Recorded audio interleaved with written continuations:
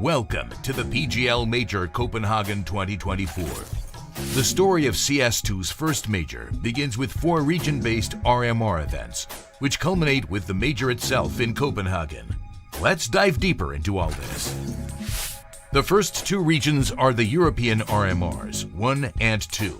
With a 16-team Swiss format each, they will decide the first teams that make it to Copenhagen. All matches are best of 1, with the exception of elimination and advancement matches, which are best of 3. The top 8 teams proceed to the major, while the next 3 teams have another chance to qualify through the LCQ, the remaining 5 teams being eliminated.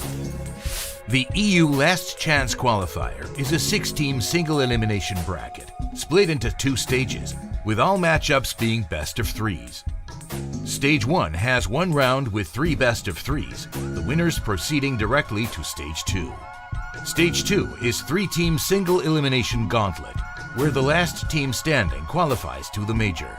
Within Stage 2, out of the remaining 3, the team with the best Buchholz score, which is based on their opponent's performance, advances to the second stage directly to Round 2, while the other 2 teams face each other in Round 1 of the second stage. In the Asia RMR, 8 teams will battle through a double elimination bracket. All matches are best of 1, while the advancement and elimination matches are best of 3. The best 2 teams from the bracket qualify to the major. North and South American teams will battle their way through a 16-team Swiss format. Elimination and advancement matches are best of 3s. All other matches are best of 1. The top 5 teams proceed to the major, while all the other teams are eliminated. The first Danish major will gather the top 24 teams across the globe. The event is split into 3 new different stages this year. The first 2, opening and elimination stages, are played in a 16-team Swiss format, while the last one, the playoffs stage, is an 8-team single elimination bracket. Final RMR standings will determine the major seeding for all participating teams. 16 will play in the opening stage, while 8 will qualify directly to the elimination stage. The opening stage will see 16 teams which will battle each other throughout 4 days to decide who will be in the top 8 and make it to the next phase. Elimination stage will gather 16 teams once again to try to grab one of the first 8 spots, which will take them to the Royal Arena, the battleground for the playoffs. There we will witness the greatness of the best 8 teams in the tournament, which will fight to decide which one of them will leave its mark in this chapter of Counter-Strike's long history, becoming the winners of the first CS2 major.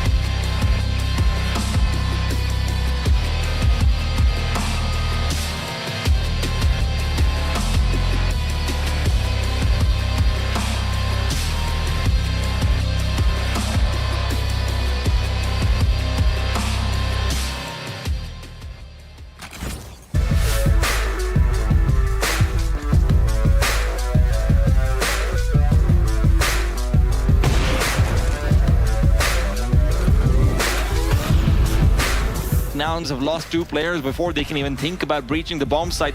George is low, and now this is where Sarato needs to get involved, but even there, Fallen keeps it going. Very nice stuff from him.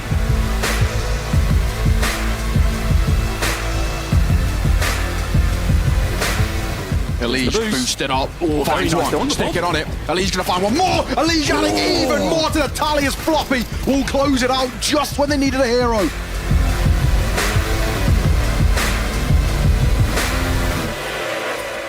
Exit's gonna blow open the smoke and it's gonna be 2 free kills. You think so, but Cryptic is so fast with the tech line. Cryptic inside Donut has got back up, swings out wide.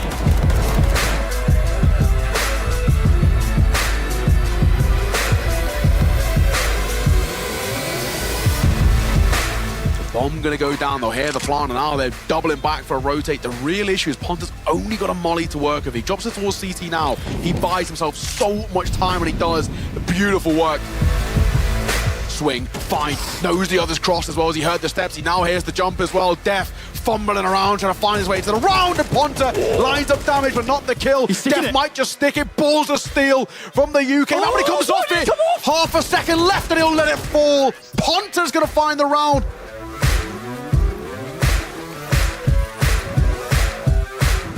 Swish is going to be able to come out on top, and with that finds Turtle inside the mid, also finds Mattios in the process also.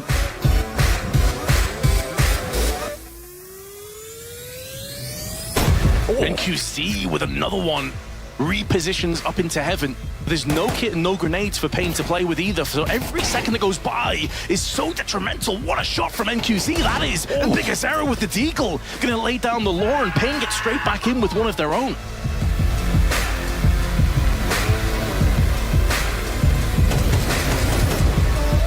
That's a perfect swing on through. 2 kills will be enough. Sonic has to come up clutch, 1 versus 3. Time is low, has to stick to the plant, and Nathan just walks on through, doesn't even allow the bomb to go down.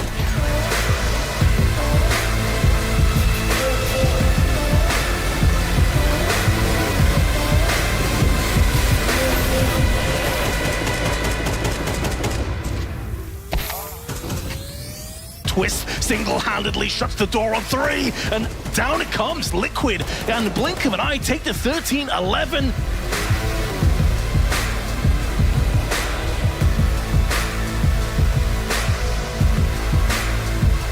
Decent D catches off bang on that lurk, puts it back into the 2-on-2. Time is going to be an issue. Breach just walking into the open. There needs to be a trade, and there can't be. Decency finds both.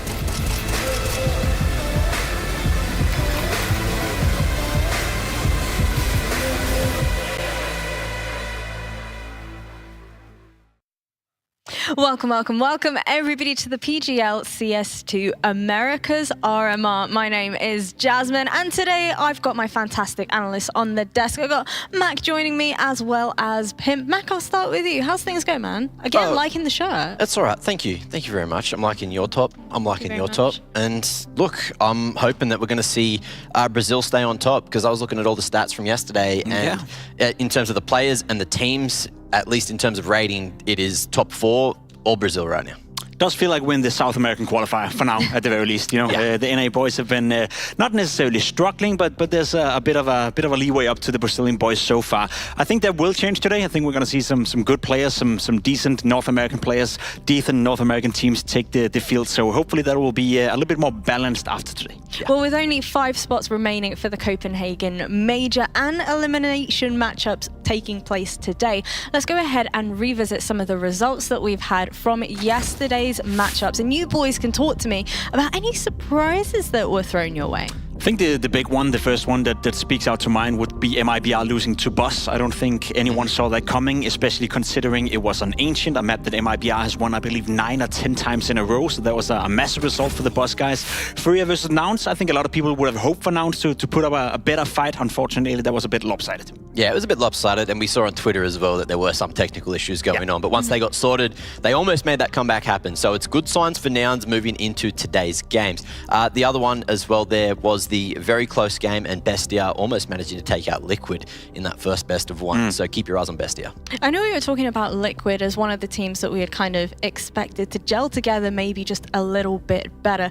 But coming into this now, Pimp, I know you've mentioned this is very much the South American qualifier. Do Liquid have it in them to make it to the major? We're about to find out today. I think they're going up against FURIA, and I think that's a massive game for both teams, obviously. If Liquid can't beat FURIA, then we're in a scenario where they almost lost to BESTIA yesterday, and they lose to FURIA, and then we're in this weird-ass situation where Liquid may not be guaranteed making it to the major. And as I said yesterday, they are the teams with the biggest budgets. They are the teams with by far the best playing material on the server. So it would be a massive, massive disappointment if they were not to make it. But let's see. It's going to be a great game against FURIA today, for sure. For me, it's also still best of one territory, right? FURIA came out of the gates looking really good. They did start to struggle to close out that game on Inferno. So I feel like it's just definitely going to boil down to what map pool they end up playing that best of one on. Well, we're going to be having a mixture of best of ones as well as best of threes, but we also have an A stream and a B stream. So let's go ahead and check out the schedule for our B stream, because boys, I really want to pick apart the fact that we've got this BESTIA versus Wildcard matchup. It's going to be a best of three, an elimination match,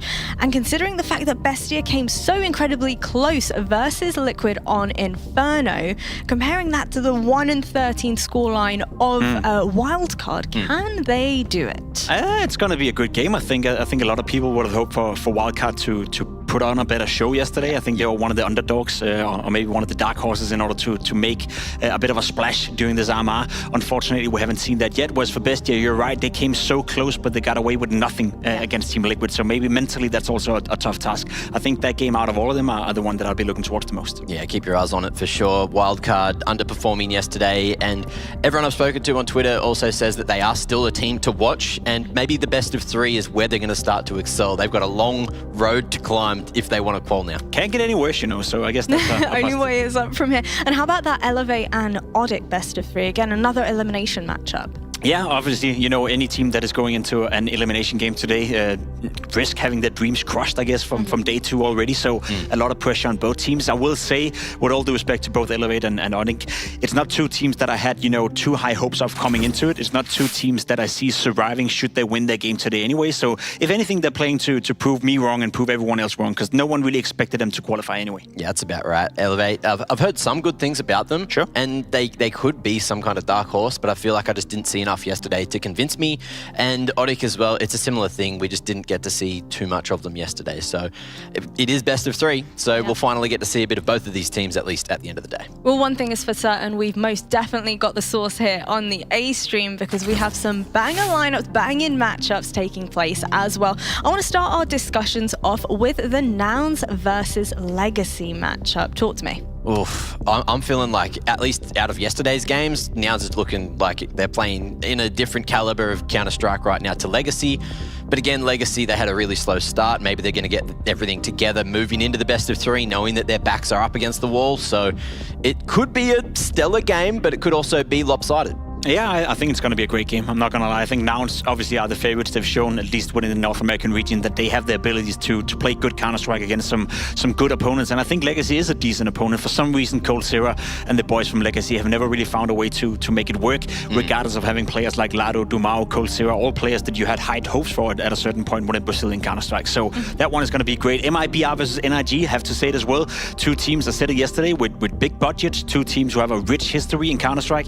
Two teams who would love to be part of the upcoming major in Copenhagen, but one of them will leave O2 and will already be eliminated from today. For NIG, it's been a very disappointing start for my money to the whole roster, to the whole journey. Whereas for MIBR, they came in looking all right, and then all of a sudden they're losing Ancient to Bosch yesterday, which makes me question whether or not they showed up for this tournament. So those two games, elimination games right there, are going to be super interesting. Almost no one actually showed up for NRG yesterday. Every single player is in like the bottom tier of the stats right now. OC with an 0.46 rating, then he's not even the lowest, but he'd be the player I'd be looking at to carry that team right now. Well, for that FURIA and Liquid matchup as well, one thing that I found really interesting is that Twist did an interview with HLTV following their victory versus BESTIA and stated that over here, playing in the Americas region once again after 3 years. A best of one means absolutely everything, and that in itself is certainly going to be a huge adaptation maybe for some of the players coming into this. It is, but it's also experienced players in both teams who's tried it before. They've been part of many RMRs before. They've tried to qualify for the majors many times before, so they know what it's like. I know the pressure is on, and I know a best of one is not a best of three for obvious reasons, but it is, at the end of the day, a game, and you got to win that game in order to secure yourself a good shot at making it to the major. Yeah. Also, a lot of history in between these two teams. You have Fallen, who obviously was part of Team Liquid. You had Liquid inquiring for Quesarado. They wanted him to join their team. Quesarado said, no, I'm going to stay with FURIA. I'm going to try to make this team great again. Ever since he made that decision, they've been worse and worse and worse and worse. So it is two teams right now that has a lot of internal history. Well, we're absolutely going to be kicking off all of the action here on the A stream with our first matchup of Complexity versus Boss. Boys, obviously Boss having won over MIBR yesterday on Ancient. That's certainly going to be an incredible feat for them heading into today. They not only won that, they also won the hearts of the nation, of course. Yeah. They've got more than just Counter-Strike to play for, of course, and today they're really going to be tested. It is another best of one, so there is a chance that there could be an upset, and I need to call it an upset because Complexity are one of, if not the strongest team in this competition right now, and it's just going to be extremely difficult. I'd expect it to be going to an Ancient again because Boss are really comfortable on that map, but Complexity, they have so many reps on it. It's going to be weird. Yeah, for my money, it's a bit of a freebie for Boss. I think yesterday they impressed us enough, to get into this position that going up against Complexity, realistically speaking, yes, the players will tell us that we want to win that game and they're going in with the ambition to win the game. But from the outside perspective, if they lose, it's all right. They were not supposed to be in this position. As we saw yesterday when they beat MIBR, that was a great performance. I think the fashion they did it in, they kept themselves very level-headed, very cool, won a lot of close rounds as well. There was plenty of 2v2s, 3v3s that went the way of Boss, where you saw that there was an internal communication and internal understanding in between the players. So for my money, they've already exceeded the expectations so far at the tournament, and no one can realistically expect them to beat Complexity. So they're going in with no pressure at all. Now, for the Complexity side of things, having struggled at Katowice and then also struggled at Elisa Masters as well, talk to me about the contributions of a player like Elige in a team like Complexity. I mean, for my money, one of the best signings in 2023. Obviously getting into Complexity and acquiring a player of his caliber into this team did them very, very well. As we spoke about, Complexity have already had a lot of, potential, but they needed a winning mentality. They needed a player who knew what it was like to win trophies, knew what it was like to push his teammates, and Elige will be that player for you.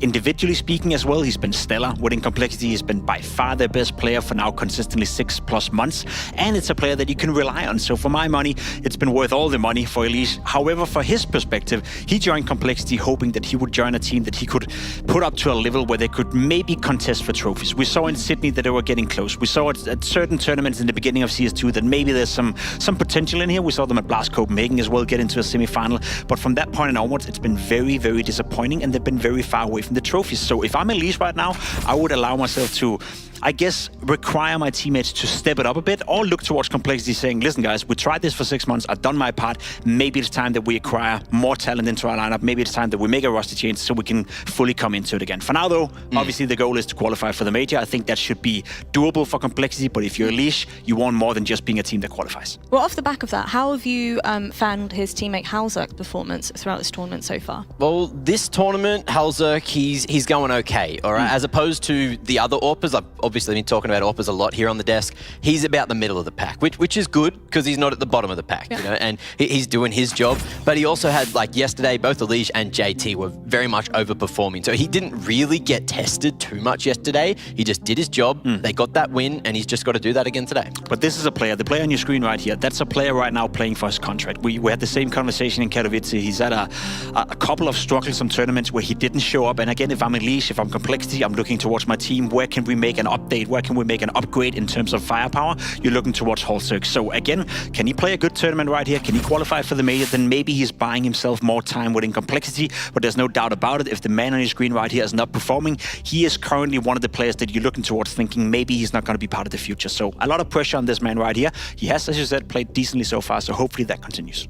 Where do you think his real struggle has been, though, watching him so far, taking a look at his performances? I'd just say it's CS2. The shift in the game being an AWPer in CS2 and having to adapt was really, really difficult for the first, however couple of months. And the game having Pika's advantage, you can't just hold lines. You have to be a bit of a mobile AWPer, and if you're not a mobile AWPer, which is also quite difficult since the AWP change X amount of years ago, then it just isn't going to work as well as you'd expect. However, look, going up against, if we want to talk Boss for a minute as well, we had Pwn alone yesterday. He didn't top stat by any means, but he was hitting some flashy plays. He was feeling himself. And if we see Boss coming out feeling themselves at all and getting that confidence going, ruining the mental of complexity, I feel like that's the angle where we might see an upset, because it's a best of one and there's not a lot of time to recompose yourself. And that's exactly my point, right? I think there's an argument to be made that Pwn alone is on the level of Wildcard, maybe even better right now in terms of the shape and the form that he's coming into this tournament. And again, if you're complexity, it's a given that you qualify for the major. It's a given that you should contest for maybe even making the playoff in Copenhagen. And if you're AWP player, the most influential role within the team, the guy carrying the biggest weapon in the game, the most expensive role to play out as well, is not necessarily better than Pwn alone he's going up against, which is let's call them a semi-amateur team, a team that is coming into this tournament with, the ambition to make it hard for some of these top dogs. Then that's a point of conversation where Wildcard and Complexity will have to address it at some point. Now, I'd really like to discuss where the stomping ground for this best of one matchup is going to be. Obviously, both of these teams coming off the back of a win on Ancient yesterday. It's a bit of a middle ground for the two of them. Do you think we'll end up landing on Ancient again? I feel like it kind of feels like it should be Ancient. They both have a pretty solid vertigo, but I'd argue that they're both feeling more comfortable on Ancient. Maybe that's where Complexity will want to go. Maybe they'll ban Ancient and force it onto another map, even though some of their other maps in the pool have been a little bit shaky. But the fact that you've got Ancient looking like it's the most balanced map in the pool right now for best of ones, it just feels like the go-to place to be. It's crazy how popular that map is right now. It's kind of taking over for Inferno, who used to be the middle pack of the map for everyone. Everyone loved to play Inferno. Everyone wanted to play it.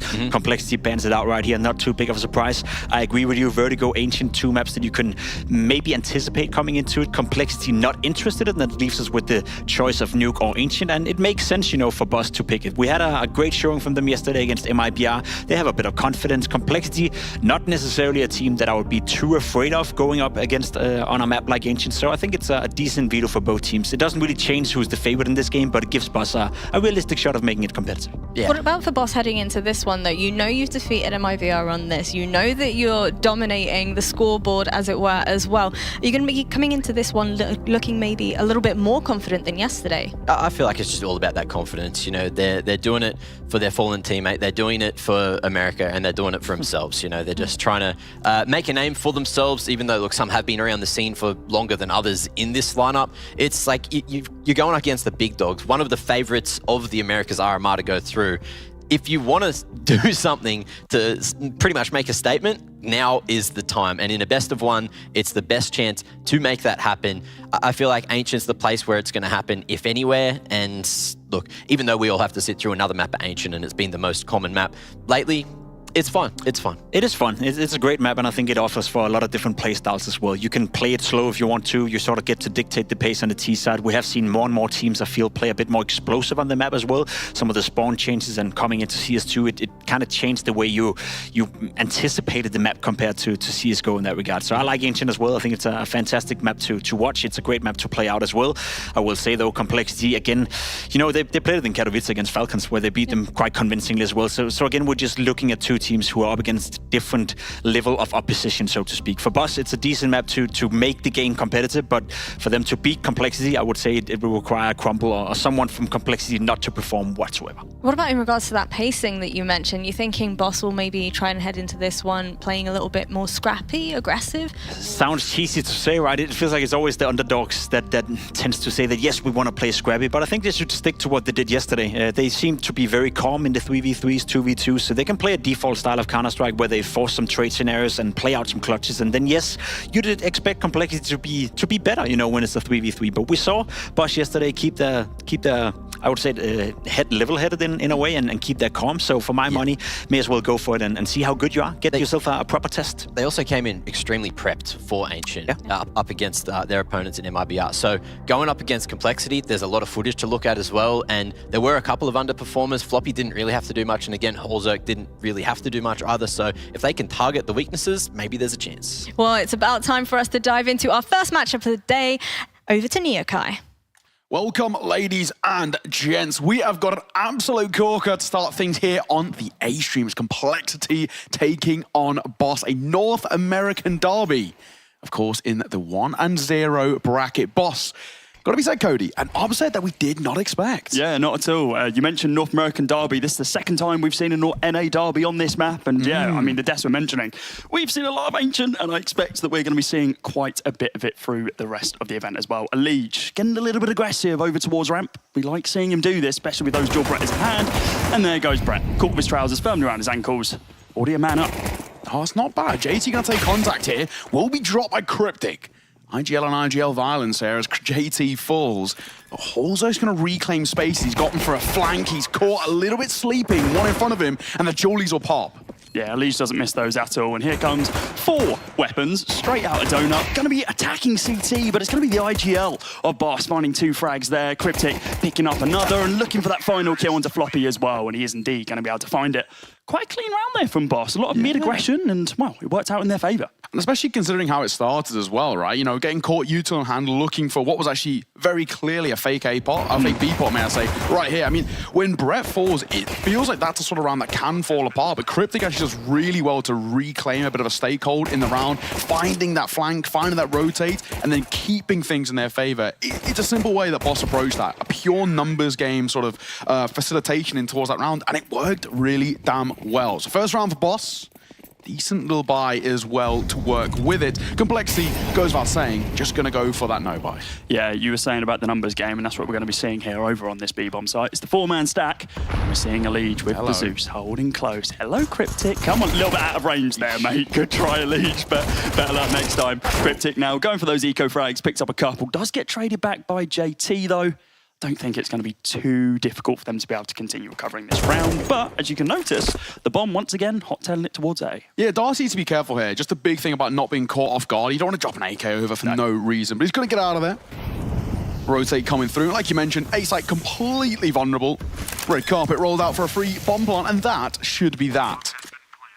Only question is maybe anything on the tail end. I think if you're JT here, especially with that Mac 10, the kill bonus alone probably warrants the look for more frags, look for a bit of a hunt. But there goes that. Yeah, will be scooped up, but Darty going to try and hold rotations. How's taking a bit of damage? You don't want to overextend there. The priority now for Boss is just keep an hold of whatever guns they've got. Don't overphase, because you don't really care about these pistols. Incredibly important point to note as well. Grim has recovered the Zeus, so there you go. Still going to be in play. You're talking about recovering weapons. The most important one found. It's going to be a second round here for Boss.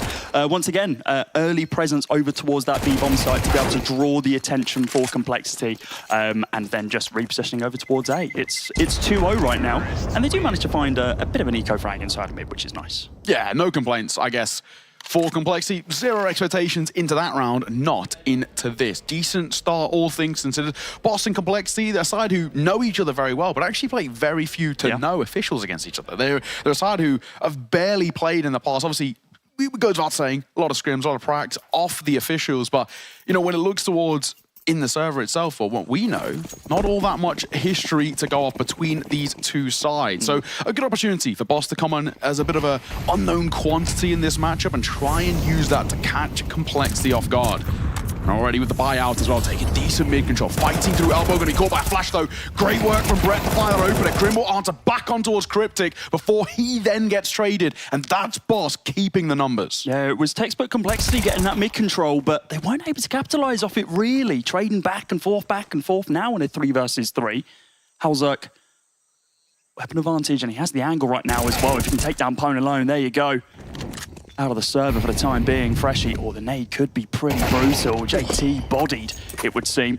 Plenty of time on the clock to be able to change this up if they want to, but with Darty getting taken down over towards mid, it's a tall order of Freshie to be able to get this one. But with Halzerk on 11 HP and a Galil in hand, there is a universe that he can make this happen. He knows where both are. He saw and heard the flash from CT and heard that rotation through Donut. This is feasible.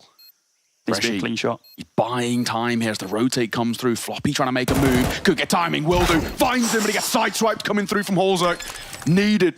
Stepping up in a big way. 3 kills to his name. A scrappy round, and Complexity, they are being made to work for these rounds early doors. Will just get it on the skin of their teeth, though. Yeah, it was a strong performance there from Boss. Commiserations, of course, not being able to convert that 3-0. However, Complexity swinging themselves back into this game. It wasn't the best T side from Boss yesterday when they played up against MIBR, so it's good to see them coming out of the gate quite strong here. Complexity themselves as well. They struggled on that CT side. So. Yeah.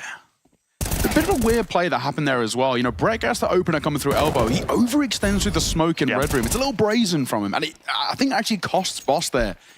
Pumping the brakes a tad probably would have forced Complexity into a little bit of an over-rotate, or at least dumping some of that early util. Speaking of a face though, Brett again for an entry. Grim gonna get caught. Constantly finding himself sideswiped, and again, another one going the way of Boss. Cryptic answers on towards Elige. 2 huge kills early doors. In a matter of moments, Boss have got a 2-man advantage. Yeah, we're not unfamiliar to see Complexity save in these sort of situations where they've just been outclassed in the very, very early round. It looks like they are still going to try and have a stake in this one. Hulzuk repositioning himself over towards Donut just to be able to gain a little bit more of that mid-control, if possible. JT's looking to get Aggie though as he goes down rank. Smoke phase, looks to kill Freshy, but looks like Freshy had that advantage there. Taps onto the head of JT. And now with the B-bomb site completely clear, they are going to respect their opponents with the mollies about to clear out the site. With a minute on the clock, the bomb on opponent line's back. Should be another round here for Boss. Yeah, I mean, Brent so far has been, Brett, man, is relentless when it comes towards this aggression, right? Time and time again, taking the fight to Complexity. And this is something we saw yesterday. Complexity, on their T side especially, didn't take any mid control. Only once in the entire half did they even try and fight mid through elbow. So we're seeing these kind of clashing of approaches to the game, I guess you could call it, right? Complexity are more than happy on the T side to show little to no mid aggression, where vice versa, the Boss so far fighting all the way through. A lovely pincer maneuver as well. That guy coming off shelf, really nice work, giving Brett all the support that he needed, and of course, working wonderfully. That known quantity element that you were talking about earlier, the fact that Complexity and Boss, they probably played each other kind of offline a little bit instead of on the officials, where honestly it matters.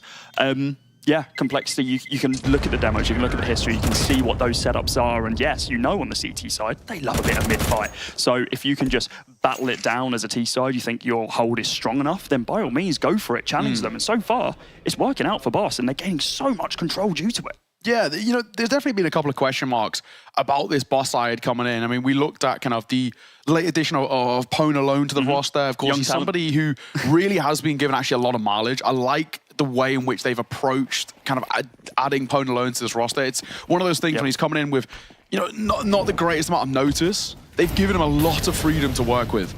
He's been so influential to the success recently of Boss. They've had a little bit of a rough run of form recently in terms of the qualifiers, but then again, some of the teams they've been up against, M80 and Liquid and the Dowls one, so we can give them the benefit of the doubt. Complexity going for a mid stack here. 4 playing out through elbow. Brett might not realize how dangerous around that corner is if he looks to peer. Thankfully for them, they're going to double back towards A. Smoking towards Donut. Only one gets out in front of it. Oh, they're going to push it as well. Really playing with fire here. It is one of the save weapons. Hulzuk here could go massive. Grim going to be playing human flashbang. He swings the corner, actually finds one. Hulzuk knows that he's going to be on the corner as well. Looking for that next one to follow it up. Brett, very low, deep down to 17 HP. But he's still going to be alive and kicking with that AK in hand. Darty now calming all of this. The B-bomb site is completely clear. Yeah, Darty has got so much information. The biggest thing for Darty now is not to overextend. Get the site, secure it, but don't give away a free fight here. The worry is he can hear this round the corner, Floppy on the swing. Will find him, Darty, great work, and that now should be the round starting to swing back in favor of Boss. Little bit rough around the edges, it goes without saying. But I think they should be able to do so. Pone alone going to just slowly maneuver his way forward. There is a world in which they got a timing up through shelf. Brett. Yeah, that's a great angle. Oh, he turned away. Nah, he's the insurance policy. There he is. Popping for one and falls away. Simple. That should be the round now. The only question is, do you hunt? Do you say, okay, we know he's got an AK. Do we want to give them that kind of, I guess, small luxury? I mean, it's an AK. I suppose it comes down to whether or not Hulzuk really values it. Looks like he kind of does, looking for these rotates, maybe to be able to, well, just catch them off guard. But he's not going to go for this one. There is a kit, there is util, if he really wanted to, if he's feeling it. But also, it's a little bit early doors for him to be going for those hero plays. He's going to have to save himself, though. This is the real kind of awkward thing at the tail end. He needs to be careful on the exits. He should be fine, but there's a world in which he would have had to fight for it. He might still get the opportunity It's a step, spots one, finds him, Pony falls. So, you know, we can talk about small silver linings here, financial woes to Boss to a degree, but this is a side right now, Boss 4-1 up, they've built up a pretty stable economy by most metrics. I don't think it's really anything on a dampener note over towards Boss. They're looking very good, but they are going to call for a pause. Don't mind, there's good opportunity as well for Axe, the coach, to have a little conversation with the lads. And I think Complexity are going to be more than happy to have a bit of a break as well. It's not been the dream start. These gun rounds looking a little shaky. Yeah, certainly not the start that we expected. I mean, Boss, of course, bit of an upset yesterday, as we alluded to, against MIBR, ending that 10-game winning streak on Ancient. I mean, going into this match, MIBR were like, hey, we can do this one. This is our ground. But Boss just said, no. This is us to play around with. It was actually kind of at the hands of the fragging IGL in the form of Cryptic. Both sides seeing that yesterday. We had Cryptic dropping a 1.21, and then we see the IGL for Complexity as well. JT dropping some pretty damn heavy rounds as well against, honestly, a little bit weaker opposition in Elevate. But either way, good to see that they're leading from the front on the frag element as well. Yeah, only man we want to see get a little bit more active today. It's not exactly his fault yesterday, it's Floppy. Floppy actually, he got the real short straw on the CT side. They just never came to it. You know, he had so minimal. Destalee's going to pounce for two. Brett and Cryptic punished in through elbow. And that's going to change the narrative a little bit. Now Boss, for the first time on these gun rounds, are actually forced to play from a man disadvantage. Now we look towards the IGL to bail them out of this one. Yeah, very aggressive there from Complexity inside of mid. Something we've come to expect from them. However, first time in this game that it has actually worked out in their favour, and Boss haven't been able to convert and gain that man advantage inside of mid. Still going to continue holding that presence, as we see Floppy as well posted up over on that B-bomb site, waiting for the swing. With plenty of time on the clock, Boss can just run this down and make Complexity think, where on earth are our opponents?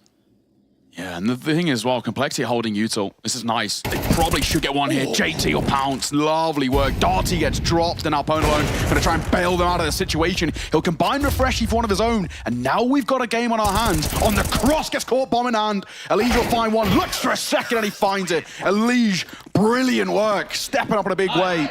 That's 4 kills to his name. Complexity needed that badly. Yeah, the ace keeps eluding him. Yesterday he got loads of 4Ks, now he's getting 4Ks. Come on, man, one more kill, I believe in you. But yeah, look at that. The nade came in, expunging the smoke. 5 HP and he takes down the AK. Oh, sorry, the AWPer, opponent alone, of course. It's the second round of the ball for Complexity. Now starting to, if they can chain this one together, that CT side economy is going to start building. It was a struggle they had yesterday. Very puggy in some of those early rounds. Yeah, no, exactly. Do you know what? This is one of the really interesting things about Ancient. It has actually become a real kind of pugger's paradise these days. I think, you know, I say the new changes. They're not very new anymore. I think it's like 8 months ago when they moved those spawns a little bit. AWP shot misses. Horzek. Known quantity now going to fall off that mid-shelf position. Doubling back towards Red Room. Oh, nade will once again break that smoke. And Brett, I think now is getting a little too audacious for my liking. He constantly doing that same thing. We need a little change up. I like the idea around plugging in towards mid, but he's being caught. Complexity, they're adapting on the fly and really well. JT loved holding Jag yesterday. Looks like he's going to be in this position once again. Smoke soon to fade as well. Crosshair placement is perfect. Of course, we've got the X-ray. He doesn't right now. Could just swing on this corner, but such a barrage of bullets from this Boss side if he is going to go aggressive. They'll hear that as well. So they know there's one playing up close. Maybe it's on purpose, because he reloaded twice there. It's more a question about how he wants to play it. I don't really think, I think this is a smart play. He knows that the buy is going to be a little bit haphazardly over towards Boss. Take a step away. He knows at range he's got the right idea, and he has the support from site too. It's fine. Time ticking, 35 seconds. They're looking to pop B. Yeah, not much U2 available, but what they have, they're going to use tactically. Flash going to come in here from Pone alone. Bullseye not going to be connected on it. Able to take down Cryptic. JT not going to fall off the angle. Relying on his teammates to be able to pick up any other stragglers. It's not happening just as of yet. Hulzerk still just posted here. And with only 15 seconds remaining on the clock now, they really need to explode on this bomb site if they want to have a say. Freshy, smoke goes down to be able to block off that short angle. They need to swing through. Hulzerk whips a shot. And there goes Freshy as well at the hands of Floppy, who's already having a lot more of an impact than he did yesterday. Yeah, absolutely. It's really good to see. And I guess, you know, like we said, the biggest thing is he's actually getting a little bit of action on the CT side. He really, unfortunately, just barely got tested. He's playing that kind of brutal thing that you see every now and again where you just force him to constant rotate. I'm glad he's getting a bit of action out early doors. And now you can start to see already Boss getting tested. It was a relatively comfortable start by most metrics, where we saw those opening 2 gun rounds look quite good, and they started to build a little bit of a repertoire on the T side, and now things are starting to be a little bit more even. Like I said, Complexity, one of those sides who really can adapt on the fly. They did it yesterday, started a little rough, and then they come through. Elige having all of these steps, gonna be tested, caught by the nade, could be caught, pants around his ankles, will get one, but traded out by the Glock. That's an AK scooped up, the bomb should go down here, which already to silver lining as Cryptic finds one more. Yeah, this is really messy. JT needs to make sure that he comes up large here, finding 2 in the form of Cryptic and Pone alone. Now just Brett remaining in a 1 versus 2. AK in hand, 23 bullets. Oh my lord, he's let him pass. He's crossed the 1. He looks for the 2nd in the form of Floppy behind Big Box as well. Just got to play time now. If you want to be able to secure this one, 15 bullets in the clip. 1 bullet is all going to be needed to be able to rip the head clean off his shoulders. JV on the corner, spots him out, but Floppy trades up to the AK and takes him out of the round. Defuses the bomb. 4-4, we're now at level, but that was way too close. Complexity can't be letting those rounds get that. Well, 4 Glocks and a P250, I think it was, and they made it look so much easier than it should have been. Yeah, it really was a little bit janky. I like the idea by Elige. It's a really good way of playing up close if you're playing in that kind of entrance towards A, but going for that double dip with a nade, I don't think he needs to do. Drop a Molotov, fall back, and then invite the pressure. And he knows that JT's quick on the flank, so he could have had support. You know, 2 players fighting out cave there. Without the smoke, like you mentioned, it would have been easier, but I think he's just maybe a little bit overextended, caught by that flash, and all things considered, closer than it should have been. But all that matters, I guess fundamentally, is the fact that Complexity have tied this game back up. CT side, rocking and raring. Yes, 3 rounds in a row now as well. Momentum firmly in their favor, but off the back of that very successful eco there from Boss, they do have the upgraded weapons for round 9. Flick there from Pone alone, an uncharacteristic miss from him there, as a matter of fact. Grim, gonna be able to shut him down. Darty inside of mid, picking up a leash. No more frags for you, good sir. Oh, he tries to swing the corner, spots out JT. It's a wallbang spam for both players. And Floppy tags down 1 over on that B-bomb site. Darty is so influential to these T sides, gets given a lot of room to work, and he'll pounce as well as Freshy. On the other side of the map's gonna find Grim. This will now change. It's Complexity looking to try and find their way back in. The real rough situation here is the fact that they know Darty's behind. He's trying to go for a flank through Donut, makes their life a living hell, and Darty can hold for essentially both it. Floppy gonna try and sneak his way forward. He's gonna clear it, but how effectively? Well, finds him, brings it back to 2 versus 2, but time already ticking. It's a double Donut stack as well as they're looking to invite the pressure in. They'll find one, and Brett will see up the last. That's a beautiful round from Boss. They answer back, but Complexity down by 1. Yeah, a little bit of misread on the util there from Complexity. A couple of nades stacked up, could have been absolutely brutal for Complexity, but not to be the case. Gonna be another round. Puts Boss now in the lead. Great for them to be able to come back at this point as well. Gaining, of course, the advantages of the 4 rifles off the back of their eco, which was already successful. Some could say that round that Complexity did indeed win in the 1 versus 1. Momentum even went Boss's way. Ooh, a whiffed util there. Shouldn't be too bad, but certainly not particularly helpful when you're trying to execute out on B. This is a really aggressive push down ramp from Elige and JT. Look at this. Underneath the smoke, Darty has no idea. JT, can he see the head? Can he see a shadow? Can he see anything? Darty? It's a timing play. It's a timing play. That smoke's starting to fade. Got about 5 seconds left on it. The real issue, though, he knows he can be flanked. He will be dropped by the 5-7. This now starts to look a little weird as Elige to find one more. We already saw Boss do a lot of due diligence when it came towards their pistols. And Complexity doing some of their own. Damage dealt. Molotov's not going to see off the frag, and Brett's got a timing play of his own as Halser gets caught in rotation.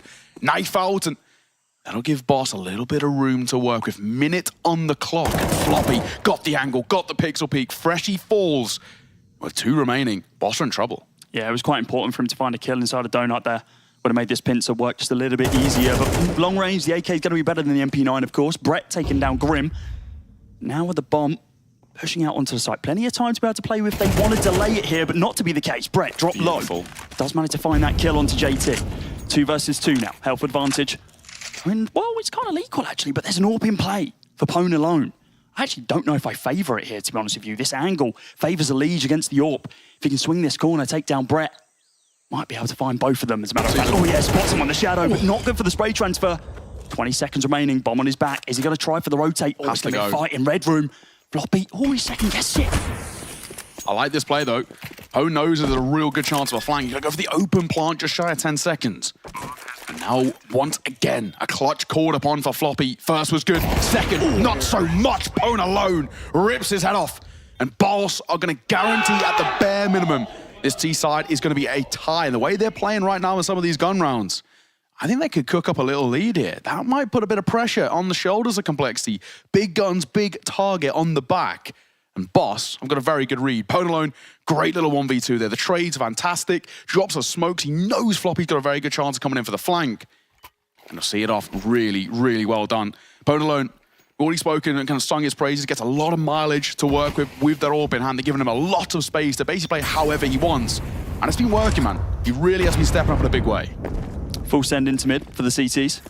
Ali's going to be holding inside the main. Does get taken down by the eco frag of Freshie and Brett.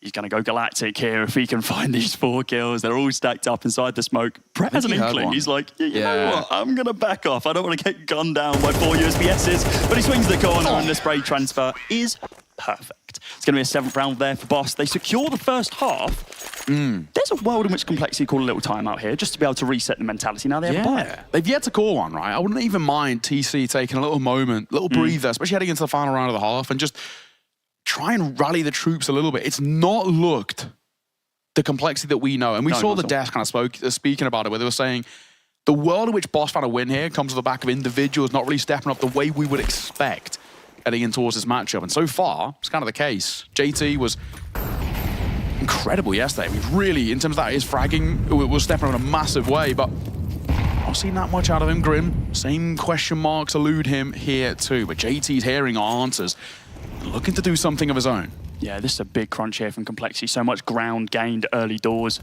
Got a minute and 30 on the clock, and Boss have got absolutely no information whatsoever. Smoked off on the double doors. Looks like, yeah, almost resetting the round here with these mid smokes. I like this. This is good. Elise, re-smoking the elbow here is great. Spamming through, expecting a Brett. Said it's going to be a cryptic that he finds. Even blind through the smoke, he's going to be able to find that frag. And a man advantage going towards the way of Complexity. And how Cryptic has the call from the grave, right? It's a really awkward situation they find themselves in, where they've got no information about what this CT side setup's looking like. And they might not expect the aggression of JT. A hot flash absolutely leaded. And of course, even if they go for that, Floppy's the insurance policy. Round the corner. There he goes. Floppy got pounce as he gets one. But Brett and Pone alone answer back. In behind, Freshie gonna find, damage, but not the kill. He should have seen that, but it was labored. Yeah, completely. And now Boss, while they have the bomb site, they don't have the advantage of the extra player. Elise dropped incredibly low though. Brett could go absolutely massive here with this AK if he wishes. Look at the lurk. Look at the push through the smoke as well. It looks like over towards short, but Brett looking to counteract that as soon as possible. Smoke's fading on every single angle, embodied by Halzerk. Now it's just the Yorper and Pone alone. Bomb gets tapped at least once. Still going to be holding it, waiting for these shots. Swings the corner, 5-7 in hand. Going to be able to take down one. Looking to find one. It's Grim as well, but he's not going to be able to find it. And Grim, open plant, easy defuse for him. My God, left with bated breath there as Pone alone break it down to 1v1. 5-7 at close range, 1 tap headshot potential. Pretty good. That was a little bit closer than Complexity would like. And you can kind of see so far, looking a little bit more stressed, I think, that we know Complexity. Normally quite cool, calm, collected in a lot of these situations, but it feels like there's a little bit of pressure on this side at the moment. Of course, don't have a lead heading in towards the T side. T side at times has looked a little inconsistent for Complexity. However, the anecdote and the kind of the asterisk to that is the fact that the caliber of competition this side face on Ancient considerably better than kind of the comparison of Boss at the moment on that international stage. But Boss doing great work. That one on your screen, best haircut in the scene. As we said, Halzerk, everyone talks about his mullet, but Darty, my king. What did you say it was yesterday? Business in the front in the back? Yeah, no, he's a bit of business in the front, party in the back, mate.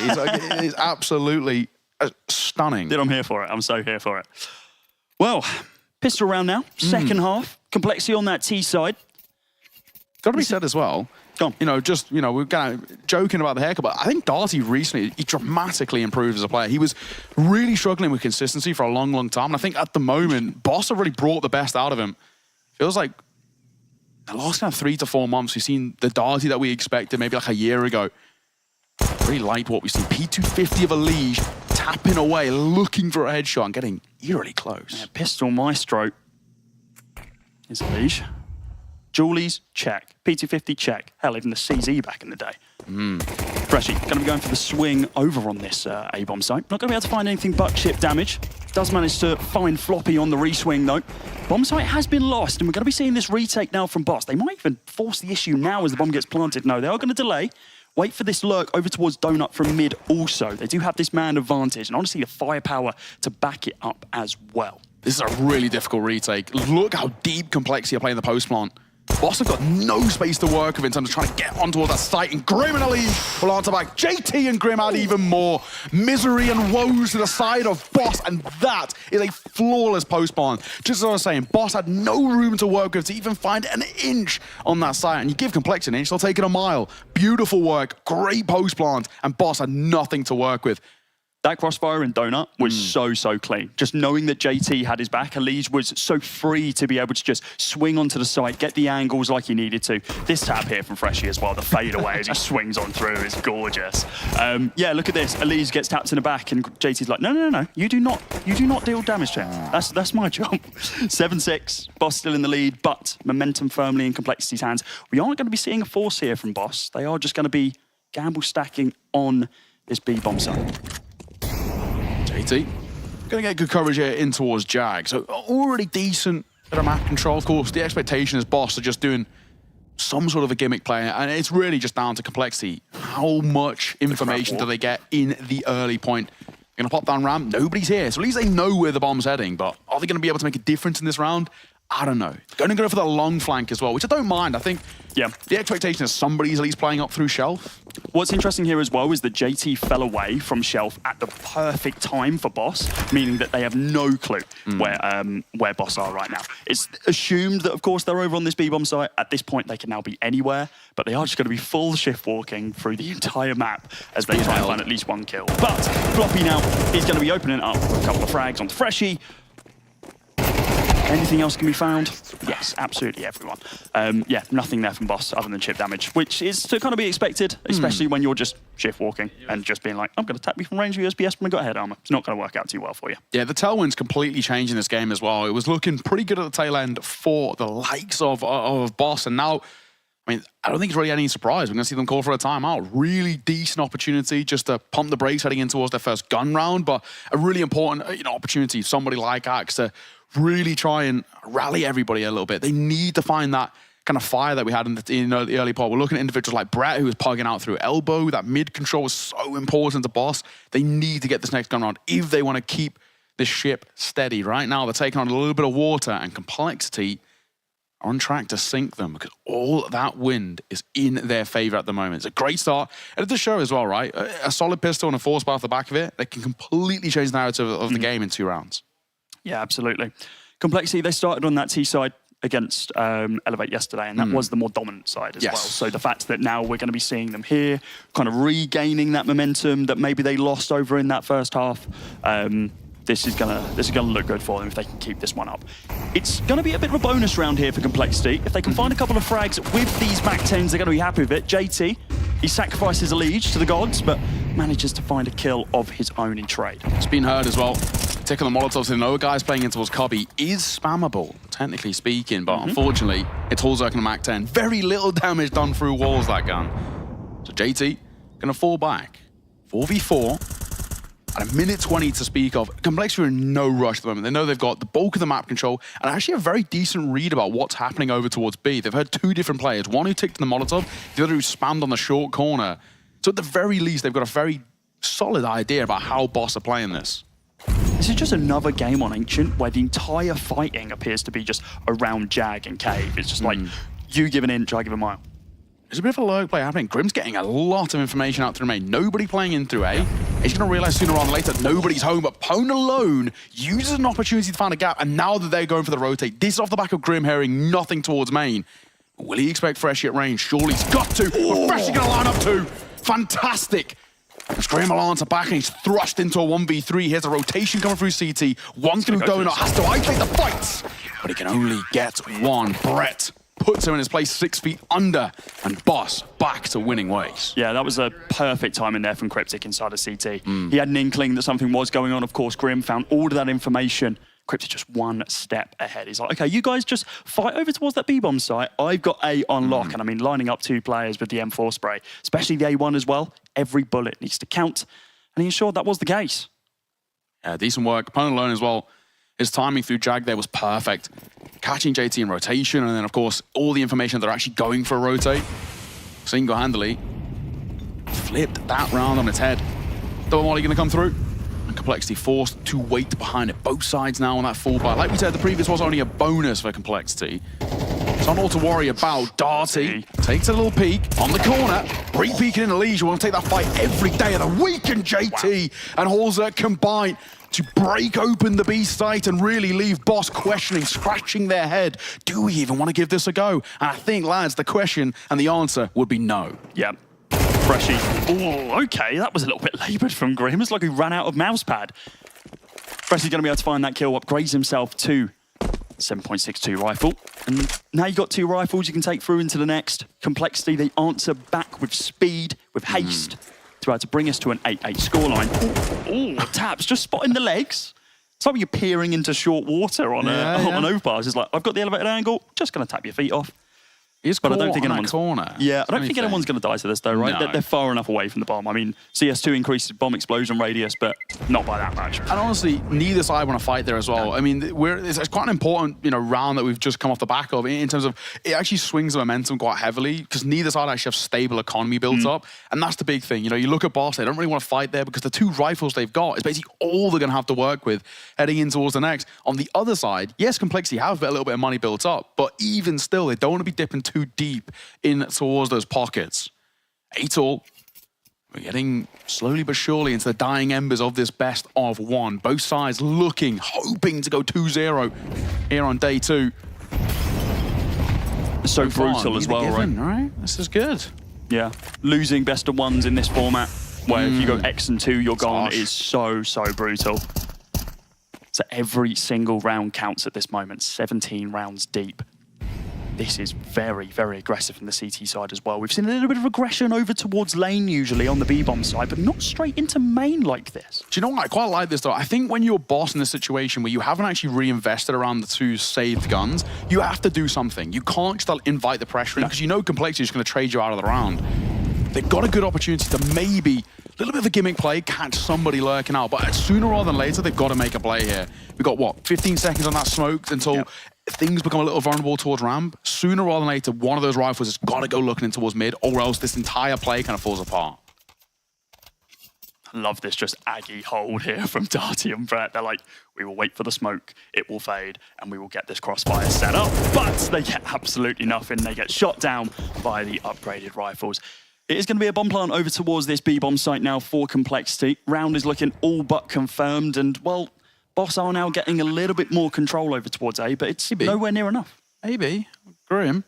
He's got the right idea. Oh, so what's 1? Oh, this could be a little janky. This could be a rifle picked up. He will go 1 for 1. But look who's there. Captain Fantastic. JT will get one of his own. The trades looking good. Boss. Cryptic for a double. If this was 10 seconds earlier, yeah, exactly. He knife out, sprints down lane, and just tries to get over towards that B-bomb site. But yeah. This is the big thing. I like those plays, right, where you're going for something a little bit audacious, but I feel like at some point you've got to just essentially flip a coin and think, right, we've got to give this a go. Even, we can buy into next round anyway, so we're not exactly under a lot of financial pressure regardless. So give something a go after. Yeah, like you said, if they had gone 5-10 seconds earlier and realized, okay, no one's towards main, trade out Grim in through elbow, then we can actually wrap shelf and put a lot of pressure on. We've got guns to work with. And then an the AK universe, drop. they get it right. Exactly. So it's a nice idea. I think with Brett and Darty there, you can't blame them. Yeah, exactly. Unarmored, fleshy, right, with USPSs, there's no chance. So, Complexity clawing back a lead. And a very important time. Bit of damage done by Cryptic at tail end. We take those all the way. For me, I really feel like Cryptic is a criminally underrated fragging RGL. Guy puts up serious numbers, but his calls have been ecstatic for this team. Hello, Freshie. Talk about confidence, we'll get 1, but he can't make it a second. Floppy answers back, but my God, barely alive. The fadeaway shot from JT does damage. No kill just yet, and that'll give Cryptic Jag control. Feels like a desperation play here from Boss, like just trying to just get in the face of Complexity instead of letting the round play out and allow Complexity to gain as much control as possible. Well, they do it in the first 15 seconds and let it happen. Look at this sneak here from Elige, Ever, the lurking player, as he's posted up now inside a red room. Hasn't checked behind him, has no inkling to do so. Just trying to collapse on that B bomb site. Once the rest of his team are in position to be able to execute out. Timing Beautiful. here. Elige, yeah, going to be able to find Brett as Ponalone picks up JT in the process. Still look like they want to commit here. It's actually going to be a 3-on-3 fight through this B site. One rotating away. That's Ponalone going for a different angle. He might even wrap through in towards long. That could work in his favor. He knows Elige was playing out through red room. And that smoke starting to dissipate as well as Elige going to double back. This is a timing play of the ages. 30 seconds to work with. Bomb planted by Floppy. 2 in through cave as Ponalone holds to the flank. And Elige, I don't think he wants to stick around too long. We'll just get out of dodge. Post plant as time starts to tick. 2 kits to work with. But no smokes. That's the big ask. Boss have got a Molotov, which they're going to try and use to isolate fights here, but Elige will dodge it for the most part. This is starting to become quite awkward. Fights have got to be taken. Boss not got a lot of time to work with. Swing in the corner. Floppy for one. Looks to double it down as well as Cryptic will cross, but they're going to find the kill. Floppy locking to on to back in the clutch situations. There's only one man for the job. And Ponalone going to get his kill and fall away. Man alive. Fine margins again. Boss are pushing Complexity the distance. But Cody, all that matters now is that Complexity are finding the rounds. Yeah, double digits at this point as well. 3 rounds away from closing this one out. And Boss, I mean, saving the AWP here, it's important, but what's more important? Getting around so you don't lose the game, I'd say that. But yeah, I mean, it was an amazing attempt there from Boss, considering the limited util that they had. It was only the flashbang that they could commit on, and that was in Ponalone's hands. He was holding the angle for Elige as well. The timing didn't work out in his favor, really. Floppy a little bit white, but nothing crazy. It's lucky to escape with his life, actually, Ponalone, getting hit through the wall. Boss now going to be taking their 3rd timeout here, just to be able to reset the mental a little bit, work out exactly what they need to be doing into this next round. They do have a bye, it looks like. Yeah, with the loss bonus, they should. One of those things, there's actually a bit of a conversation to be had here about how you want to go for your investments. You could squeeze together a buy. Ponalone could drop one over. There may be at least one forced down into an MP9 if they want a full better util, and that's the thing that worries me. Do you take the risk, or do you actually buy in towards the neck where you can still actually claw on a 13-11 win?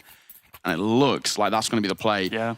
A lot of the South American teams actually like to force here, and it can come back to bite them. We saw it happen yesterday with Bestia. I like the Boss, they're just going to slow things down. A lot of onus on Ponalone, though, to do something. This AWP, got to get a little proactive. He can be a little passive at times, so we need to see him getting in towards these fights. Flash in the corner, good find. Darty answering for one, but he will be Molotoved out as JT doubles down. We spoke about what this man can do, and he will do exactly that. Freshie and Ponalone going to combine, though. Hang on a second, it's crumbling at the seams. Ripped apart here as Ponalone will reposition. And also might not expect it. Bomb dropped in a perilous place as Ponalone just sneaks around that corner.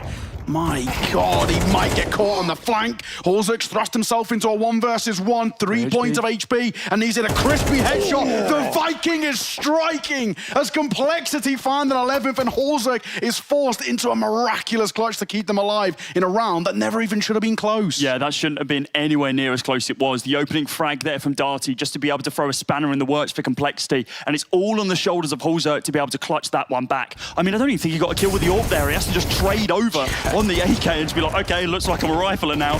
Ponalone did so much to be able to bring that as close as possible, but the whiff shot over towards short off the back of the jiggle peak, that's where it all kind of fell apart. But look at this from Holzek. Great flick to be able to take down Brett, and the final frag onto Ponalone. Close this out. Mid-control now here from Elige. That is labelled and uncharacteristic from him. He does get traded after finding that kill onto Brett, and Grim retakes his position over towards Xbox.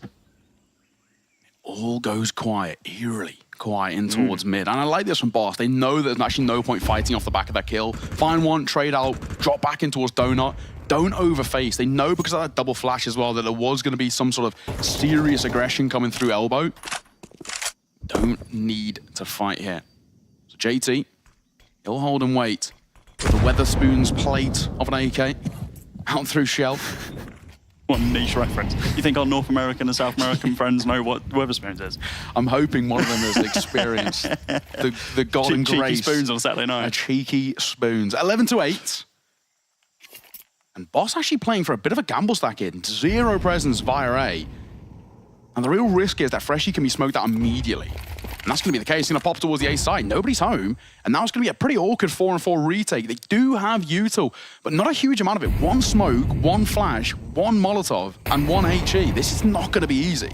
Yeah, it's going to be really difficult. Freshie usually a little more aggressive in tempo. There's a world they don't even give it a go. No, I don't think they will. I think Freshie might be the sacrificial lamb here where he gets a couple of frags. But, I mean, if they keep posting... No, they are going to go for this, it looks like. It might only just be exit frags, though.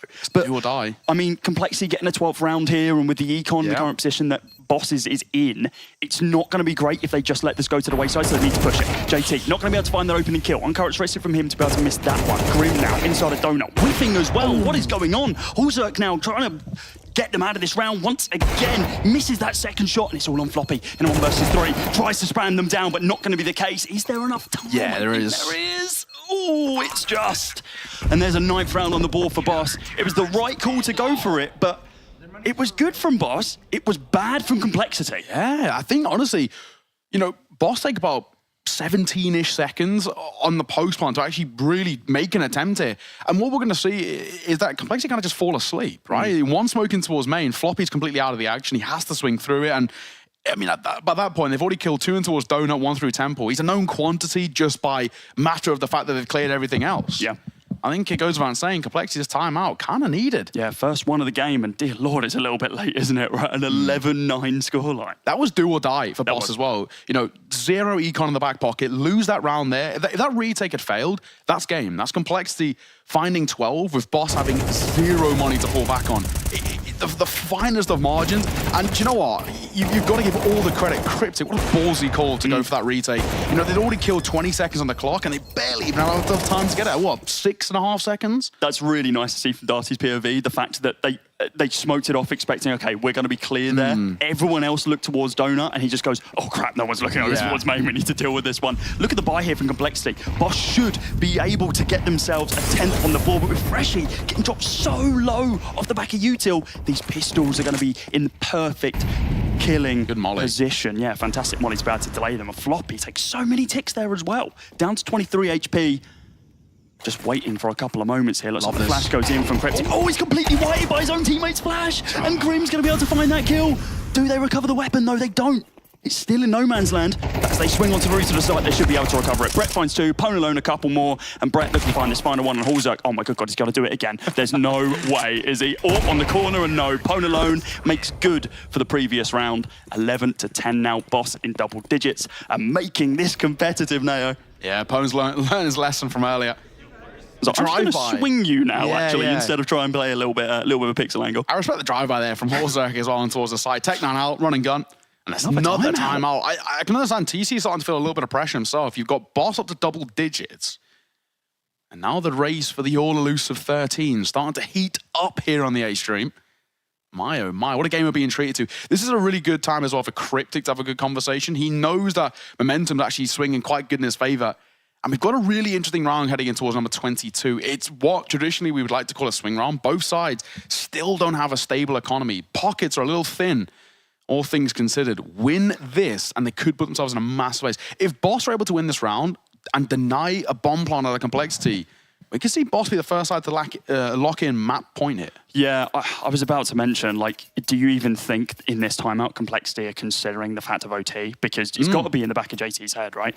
JC's TC's head even. I mean, it's probably in JT's head as well, let's be honest with you. Yeah. But these AKs across the board, oh, Galil for Floppy. It's not going to be easy for them. It was laboured inside of mid the last time we saw Elise trying to gain control. This time, the mollies go down to completely block him off, and Brett is getting aggressive. Molly's going to delay his push, but he's still in a good spot for it. Elise has an inkling that he's there, though, just tapping, see if he can find the head of somebody. But now that he's inside a cubby, I think he did, you're right. And the thing is now, because Brett's an own quantity, in his own mind, he has a question mark, do I stick around? I think the right way for him to play it would be to actually invite in a bit of pressure, support. The only problem is there's actually nobody to bring over. They're going for a double stack through mid with one in Donut, one in Red Room, and a double stack A. So there's definitely a call or an understanding here that when Complexity, when the chips are down, their default is the A site. Boss have called this well so far. This is what I was about to say. Like the fact that this is clearly research on Boss's part, where it's like, okay, historically they've been hitting B site after B site after B site. Some little lurks over towards A when they've got that man advantage. In a pure 5v5, when they're backed against the wall, they default towards that A bomb site, and that's why they've gone for this stack up with the post inside of mid as well. Just looking for the head of Cryptic. Not going to be able to find anything as of yet. The only thing is the bomb is committed in that direction of B. And now we're seeing as mid's taken, red room's smoked, and they're just going to shift walk the way forward. It's a contact play back towards the site. And now, so ballsy. When you're in red room and you're Cryptic, you know, you want to play middle of the pack type stuff when you are the caller, but I think he's got to make a decision to go and support that solo Bianca, and Freshy's going to now start to push himself. This is really good. The timing actually gets a lot of information. Flash in the corner, Brett's in a little bit of trouble. Damage trying to be dealt with in the spam, not good enough. Site taken, bomb gone down, and now we call upon the retake as Brett's going to find one through the smoke. That'll change things a little bit. Complexity have to make this post plant work. If he gets cleared, he does. Floppy holding onto the site now behind pillar, waiting for them to swing out, knows that Brett's over towards this right-hand side, and he's going to get aggressive. Time is ticking down on this bomb. Molotov goes through, and he's not going to connect on Floppy. He swings the corner, a lot of damage dealt, first person taken out of the round, and the lead on this lurk as well as he pushes all the way through mid. Only going to be chip damage though. 3 versus 1 now, as Pone alone's in a 1 versus 3, and he whiffs the shot, allowing Complexity to get this 12th round. And look at the frustration on their faces off the back of that. Oh, well, if you can read lips, I think you know what he said there. But dear Lord, yeah, it's understandable, man. It's 12-10 now. And we said as well, that was the swing round. That was make or break. Money is going to be real tight for Boss. They had, I think, 2 players on just above 2K, and the rest sitting with, I mean, barely anything. More or less empty pockets. This is not going to be a nice situation. And for Boss as well, the real thing that even hurts them more, you have no tac pauses to fall back on. So they can't even bring the likes of kind of Axe into the conversation, or Cryptic can't kind of try and rally the troops a little bit at this tail end. They are forced into a real awkward one. What have we got to work with? Triple MP9 and a double M4 to try and salvage. Save face here as well. It's not good, but they're going to go for aggression. It might just work. Darty gets active, and Darty doubles down. Floppy's going to fall, and hang on a second. We've got a game on our hands, ladies and gentlemen. Don't sleep on the dart just yet. Elige laboured finds Brett, but Darty adds more to the tally. My God, he's stepping up in a big way. Magic Man with a mullet looks for more, but he runs low on ammo as Hallzerkle answer back. He's clutched this out once before, especially on this bomb site. Also finds the first kill, finds the second kill. Is it really going to come down to a 1 versus 1? Hallzerk versus Freshy, up on the angle, and he hits it to be able to take the 13th round for Complexity. Brilliant, brilliant work from Complexity. We're going to throw it onto the desk to break down what was an incredible comeback from the boys. Incredible that it was. What a fashion in which to close things out. Hallzerk, Pimp. How do you think he's doing now? That's perfect. Perfect. A slow start to the game, but he came in clutch in the second half, having 2 monstrous clutches. Obviously, the last one right in the round, securing the game for Complexity. He had a 1v3 at a certain point in the game as well that proved to be super, super important. It wasn't a clean win for Complexity. It was a scrappy game, very much back and forth. Both played as good as they could. You know, they applied pressure at the right timing. They applied pressure when needed the most in the game. And as you said, you know, a fun game to watch, very tense game to watch. Feel a little bit sorry for Boss, feel a little bit sorry for Darty in particular, who put up a monstrous round here to the later stages of the game, all for nothing almost. For Complexity though, a nice win to get, but wasn't clean, wasn't convincing. However, they're 2-0. Yeah, I'm just looking at it from Boss's perspective. It's the one that got away. It's a game where they definitely could have won. There were just some micro moments throughout the game where they weren't necessarily making the wrong decisions. The theory of their decision-making was definitely there and solid, but it's just, look, Complexity, they have a little bit more experience, and you need to shout out Elige. And JT as well. Look, JT didn't have the strongest game overall, but towards the end, there was definitely a couple of moments where he saved the day, got those very crucial rounds on the board, and allowed Complexity to take it there. But what an upset of a last round, huh? That was one that Boss should have won every single day. They were all feeling themselves. They gave Hallzerk 4 1v1s, and unfortunately it was the straw that broke the camel's back. What did we think of the rest of Complexity Camp's performance? Because obviously at the start of the day we were saying that Elige was the one that has consistently been rising to the occasion. What about the rest of the players? Do you feel like they played their part in this?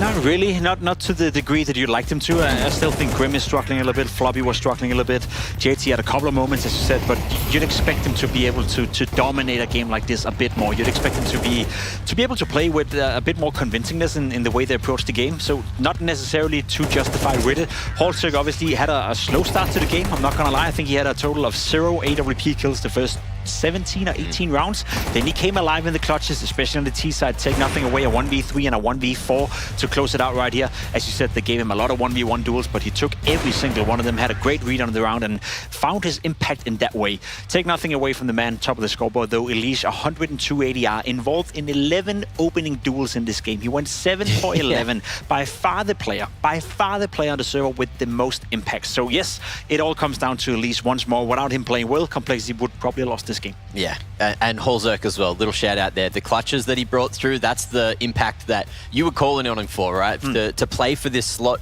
in the team, he did that today, at least in this game. And look, I don't know if going to Ancient was a bad idea for Complexity, but it allowed Boss to get comfortable, to play the game that they know and they love, and it almost got them across the line. But you mentioned impact player, and that's why he's here as well. Again, Elish just doing so much work. Even you said Floppy had a rough game, but in comparison to yesterday, he played much better today. Sure. Winning a couple of good rounds, but also just doing his job and holding like a superstar. But this is not a convincing sign that Complexity are a favourite. No, and you see it right here. Bus got off to a great start. They're up 4-1 in the game. Of course, it's Elish coming in with a monster round. I believe there was a 4 kill in this one, maybe even an ace at that point. And without him, you know, they were never getting started into the game. So it kind of gives me an uneasy feeling in the sense that, yes, for Complexity, great that they're winning the game. They are 2-0 now. They're in a prime position to qualify for the major. Elish playing well. But as we spoke about coming into the game, it does feel, for my money at the very least, that without Elish taking, I guess, the responsibility on the server, no one else is really stepping up to the occasion. You have Wildcard. He came in with 2 monstrous clutches. That's great to see. As an AWP player, he was involved in 0 opening duels throughout the entire game. So he's not taking charge. He's not doing anything to change the tide of the round at the beginning or to establish any sort of dominance or establish any sort of presence on the map. It's all on Elish. One player being involved in 11 opening duels. For him, great. He won the vast majority of them, 7 out of 11. But apart from him, who else is doing it? JT is trying, but that's not enough. So again, a bittersweet feeling for me. Obviously, a win is a win, but I'm not too convinced with the way they're playing right now. Now, what about once we start to take a look at the other side of the coin, on the side of Boss Darty in particular, Mac, I believe is one play that you want to highlight. Yes, there was a nice little play that he did. Unfortunately, Strugglesome start. Whereas for FURIA, they've had the same roster for quite some time now. They have no excuses whatsoever to be number 18 in the world when you're such a star-studded roster, at least coming out of the Brazilian region. So 2 teams who have each the problems to face right now, 2 teams with a best of 1 in front of them that would help a lot for them to win it. Obviously, in the Americas AMERICAS, you lose 2 games and you're out. So pressure is on. If you lose this best of 1, you're 1 game from being eliminated. If you win, you're 1 game away from qualifying. So a lot is at stake right here for 2 teams who have been struggling recently. I gotta say, I'm really appreciating the honesty that are coming out from the Liquid boys, though, because we mentioned it yesterday. Liquid looking an awful lot like they're playing more like individuals than as a team. And Twist's interview with HLTV, he stated that, you know, it hasn't all been sunshine and rainbows with the team. We are finding it a little bit difficult meshing our different play styles together. But the reality of the question is, how long is it going to take when you're facing off against titans like FURIA? I think Liquid right now are quite comfortable knowing that FURIA is also struggling. This is not the peak FURIA that we saw a couple of years ago, and had it been, then Liquid would have been in deep trouble. I think, as I said, both teams are struggling with each their things right now. So if I'm Liquid, I would go in feeling relatively confident. I think Liquid have the better players, they have the better player material, and FURIA haven't really shown too much of a strength as of late. So yes, as much as they're trying to rebuild and as much as we want to give Liquid time, I still think this game is more than possible for them to win. Well, I know Nafly was certainly stepping up for the side of Liquid, especially in that BESTIA matchup yesterday. But what about outside of the RMRs? He's been great. He's been great. Nafly is the highest rated player for Team Liquid the past 3 months.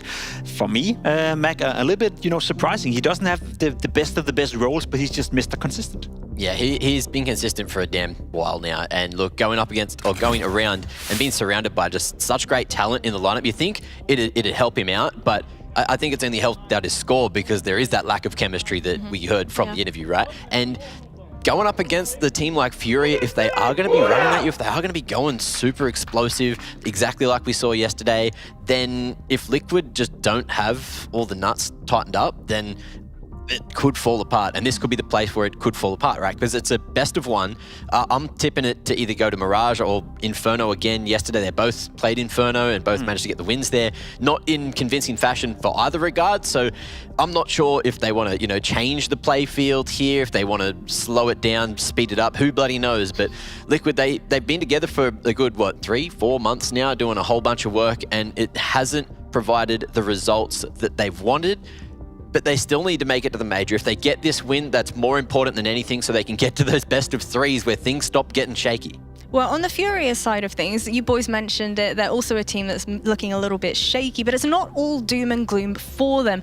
What can you tell me about Insani as a player? He's not playing this game, unfortunately. He's still within MIBR. I think what we wanted to speak about was Quesarado, obviously coming into it, and he's the one staple, you know, and that's the one player that you look towards for FURIA, where you know that's quality. You know why Liquid wanted Quesarado. You know why they were out, you know, looking and asking, you maybe want to join our team, you want to join our American Super Team, because he's a world-class player. He's been that for quite some time. However, it does feel like he's the only one stepping up to the occasion at the moment. Just like we had the conversation with Elish and Complexity, it all comes down to him, how he's faring, how he's playing. I'm starting to feel the same thing with Quesarado. He used to have his right-hand man in Yuri. He's dropped off a little bit, still a great player, but they're not the same duo they used to be, where it would be those two against the world. It does feel like Quesarado is feeling alone a lot, I'd put. Yeah, at least yesterday Yuri did have a solid performance, sort of dragging him through that game eventually, doing a lot of that early work. But let's start talking about maps, because I'm actually really interested into where this one's going. Okay, it looks like we are getting rid of Vertigo, getting rid of Nuke. See if that Mirage slides through, or if they are going to be going back to Inferno. Mirage. Yeah, it makes an awful lot of sense. Two teams who love to play Mirage, two teams who love this open play style, two teams who love to take duels all over the place, and two teams who love to play fast-paced Counter-Strike. We know Cadian from Heroic, the proactive style of always moving around, always being on the move, especially on the CT side, going up against FURIA's relentless aggression, especially Art, who's going to be involved in 29 opening kills in 13 rounds. You know, that's just the way he's playing Mirage. So we know what we're going to get when we go into Mirage. This could also be one of the last times, if we don't see more Mirage during the Americas RMRs, might be one of the last time we see these instant window smokes, because the spawns are going to be locked. So, you know, enjoy it while it lasts. Any predictions for me real quick before we head into the game? Oh, I think Fury take it. I think Liquid look a little bit too lost at the moment. Close, messy game. Liquid is going to win 13-11. All right, without further ado, let's go ahead and head into Mirage.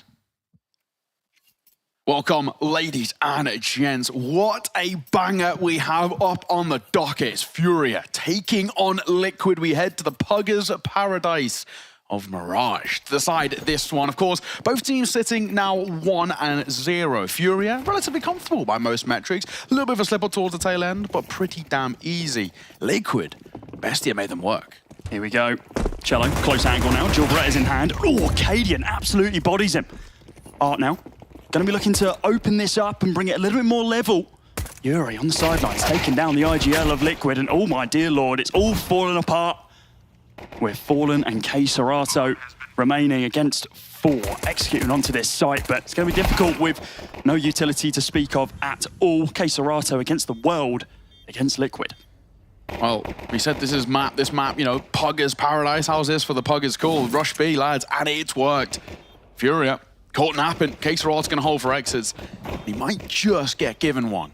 Julies are sticking around for at least a little bit of a fight, but it goes without saying, very good start. And I think for Liquid, this is what they need, right? A side who, obviously, with their rebuild, with their changes, a lot of expectations, a lot of hopes for this side to really do good work for the North American scene. But that comes with its own pressures. It comes with all of this on their shoulders. And we saw yesterday against Bestia, it did at some points really come back to bite them. They didn't look as good as we sort of expected. We saw recently what Liquid have been doing. You saw I Am Buchholz, for example, where things started a little shaky, you know, lost to Nouns on Mirage, in fact, 13-3. Nouns able to take them down. However, lower bracket run of perfection, and they did qualify overall. So they're a side who we know have been heating up gradually as this team has started to find some comfort around each other. Yeah, they just need to make sure that they're, well, as warm as possible coming into these best of ones. I mean, Twist said it yesterday that against Bestia, yeah, they just shot pretty hard, and that's what it came down to. And the best of ones, they are brutal. Only one more left for both of these teams. One will go up to the 2-0 bracket, the other down to the 0-2. Cello there, quick little trade onto your Kinder. Maybe able to recover that AK as well. This double scout setup here from Art and Fallen. rolling back the ears a little bit as they try and find some frags, but Twist, easy little trade back there. And again, it looks like the B-bomb site, all liquids to play with. One of the big question marks coming towards this series is Yikindo. Had a bit of a rough game yesterday, I think, by most metrics. Wasn't the greatest. Yeah, only 10 frags. Yeah, 3 and 10 he went on T side as well, which for somebody of kind of Yikindo's stature, somebody who actually gets given a lot of space and mileage on those T sides, that was a little bit concerning to see. So if we can get Yikindo a little bit more proactive in towards this game, I think there's a world in which he starts to feel considerably more comfortable about Liquid. Furia, they went for a force, didn't quite work in their favor. A consolation kill onto Yeki, but aside from that, nothing really to take away from it. But the good thing, I guess, being is upgraded to an AK. That's a silver lining. They've still got 2 more alive around it as well. So they can kind of squeeze together at least something feasible in towards round number 3. But it still is a very good start for Liquid, 2-0. Yeah. A rarity, it seems like now, as well in a lot of the games we've been watching. A team actually going 2-0 and not just losing off the back of winning the pistol. Yeah, look, Twist was even confused. Oh, wow, okay, we won around. Nice, fantastic, 2-0. Yeah, this is going to really help them out building up that T-side economy. But with an AK in play, who knows? We've seen the hero AK work well for Brazilian teams in the past. Yeah, big question marks as well now about how they want to play it. I think you could maybe double it up with the Scout and use that as a little bit of a combination play here. It's 3 safe weapons, right, with the MP9 available as well for Keserato. So they're probably just going to spread these across the map, have Art and Yuri try and rip some heads off with those pistols. And actually an upgraded one for Yuri as well, the Deagle. See what he can make of it. And the first time that we've seen this game so far, posted up towards A, and Cello, hello. A little sneaky inside of apartments. I like this, getting proactive. Right way to try and utilize his AK-47. There's no point having it passive and sitting back on towards sight. Cello can do some damage, and he will. Cadian gets clipped. And that'll at least give a bit of room for Furia to work with, alleviate some of the pressures of this round, where Liquid have the opportunity to start to snowball a tad. Double smokes can come through, 1 on top stairs, 1 out through air of jungle, and Yuri's getting mighty close to the angle. They will cross, bomb will go down. Liquid set themselves up in a post plant, but the numbers don't favor them. How do they fight off the pressures of Fury getting back in towards the site? This is the proactive engagements that we need to be seeing Yikindo playing. On the edge of this smoke, seeing what he can find, but instead it is just going to be Twist jumping on up, taking Yuri out of the round. Art now inside of CT with the backup there from Fallen, who finds his first frag off the back of that Scout. Line up here for Yikindo, and it was laboured, now just skulls. Brazil on Brazil in this round as he goes for the swing and taken down by the IGL of Furia. Bomb defused, and it was the AK saved from the previous doing work. Yeah, not bad at all. Cello starting really well, pushing through apartments. And the big thing as well is that Cello not only getting that kill there, it's such an information gain, right? Yeah. Nobody through under, nobody else out in terms of support for Cadian. If nobody's gone for that trade, now we've got very good coverage. And of course, the other thing is he has no information up cat, so he knows that actually there's no kind of flank maneuver coming to get him. It's a really, really decent play. And like we said, that's how you kind of utilize these save weapons. They've got to get active. They've got to get in towards the fight nice and early. A lot of credit has to be given towards Art as well. That retake was also not only called well, but played well by him individually. Really decent work with another salvaged AK of his own. So, Furia bounce back. They answer in their favor.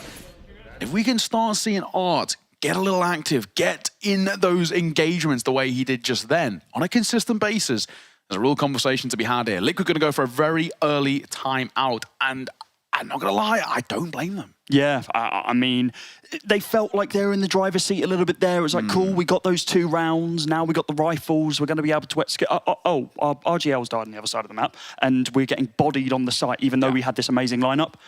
Yeah, just take a beat for a brief moment there, Liquid. You don't want this to completely cycle out of your hands. Do you know, there's another big question mark coming into this game. It's the AWPers on both sides. Cadian's in a little bit of a rough form since joining Liquid in terms of, not in terms of the results, but we say mechanically, in terms of some of the individual performances. Double AWP setup is what Furia are going to wield, though. Try and combat that of Cadian. Fallen as well. Also had his question marks. Recent dip off in terms of what we'd expect out of the Professor. Cello supporting with that double AWP, something that he has wielded in the past before, back on MIBR when he had some IGL duties. Let's see. First sort of 25 seconds. No real information gained here. Liquid not really wanting to be too active in towards mid, slowly creeping their way forward, and Cadian's going to get a lot of info early here. Up through Con, going to be tested in a second, just over towards stairs, a rifle lurks and waits, and it's none other than the beast himself, Keserato. On the other side of the map, That fly lance on towards Cello, and a cat smoke will come down to give them coverage on the cross. Yuri needs to out of him. Had a great game yesterday. Only good for one. Gets dropped by KD, and we question what he can do today. And that's a very important kill to give them coverage of that side. Yeah, look where the rest of FURIA are, though. They're posted up over towards A. The fact that they're positioning towards Palace as well, it's a save. There's no reason for them to continue committing on this one. Yeah, the other orb's going to be recovered as well. Cello, Yuri falling, of course, and it being picked up. Interesting, this might just be to rip it out of the hands of FURIA instead of actually playing it, because double up set up on the T side, I mean, hey, don't let me stop you, but not great. I'll hate it if they double up T side. I'm not a fan of teams doing that. It is just a safe play. It's thrown out the window there. Nice, so you can see it waiting in apartments. And then nobody's going to be even remotely close to collecting it. The silver lining, though, in what is the, I guess, dark sky you could say here, is that at least Fallen has one orb to work with. At least there's something. But another round going the way of Liquid. Another B-pop, very successful as well. It's so fundamentally simple, right? They just fall off the back of one single trade and a window and a short smoke. That alone is a sight. Now we need to see what we get out of FURIA. The one round they won came off great B apps aggression. Do they then try and double it down, or are they scared that Liquid are going to maybe be aware of it?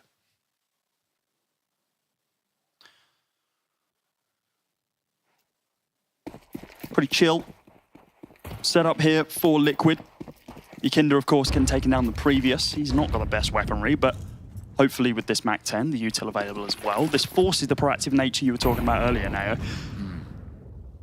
He is going to be the first face inside of apartment, but delayed by the Molotov. Oh, looking to get aggressive down T ramp. I like this. This is really good. Double stacking so they can play trades. And this is a world in which Nafly can get caught here. He might not expect this. Granted, Brazilian teams are known for their aggression, so he's sort of a kid, he's sort of aware, and he will get one. Oh, gonna fall, and so's Cello.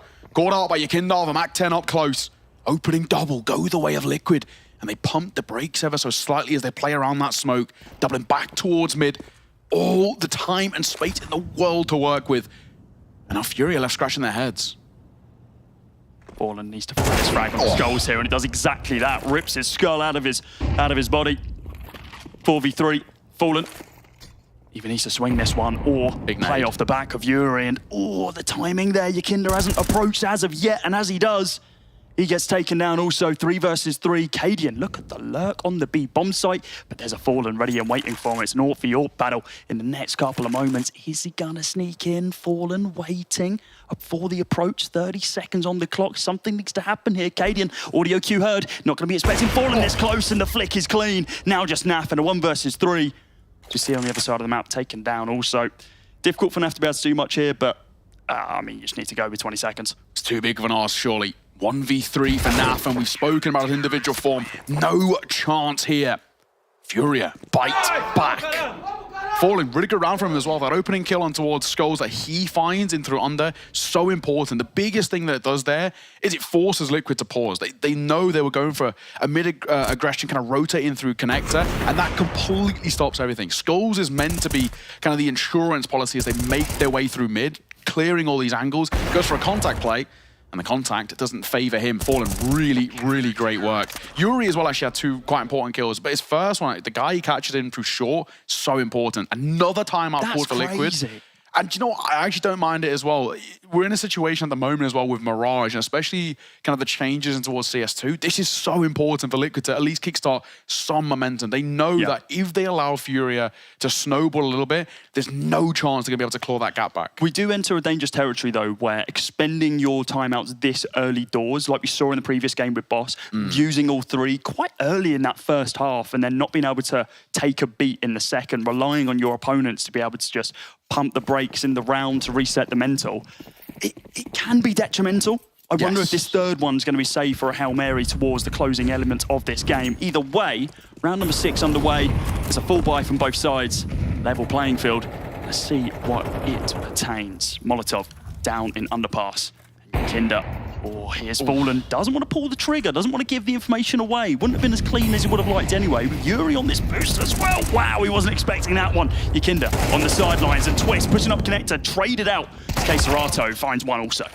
Really good response, Cello. Doubling back in for a bit of support himself. Mike did a crack at it as Serato will find Skulls.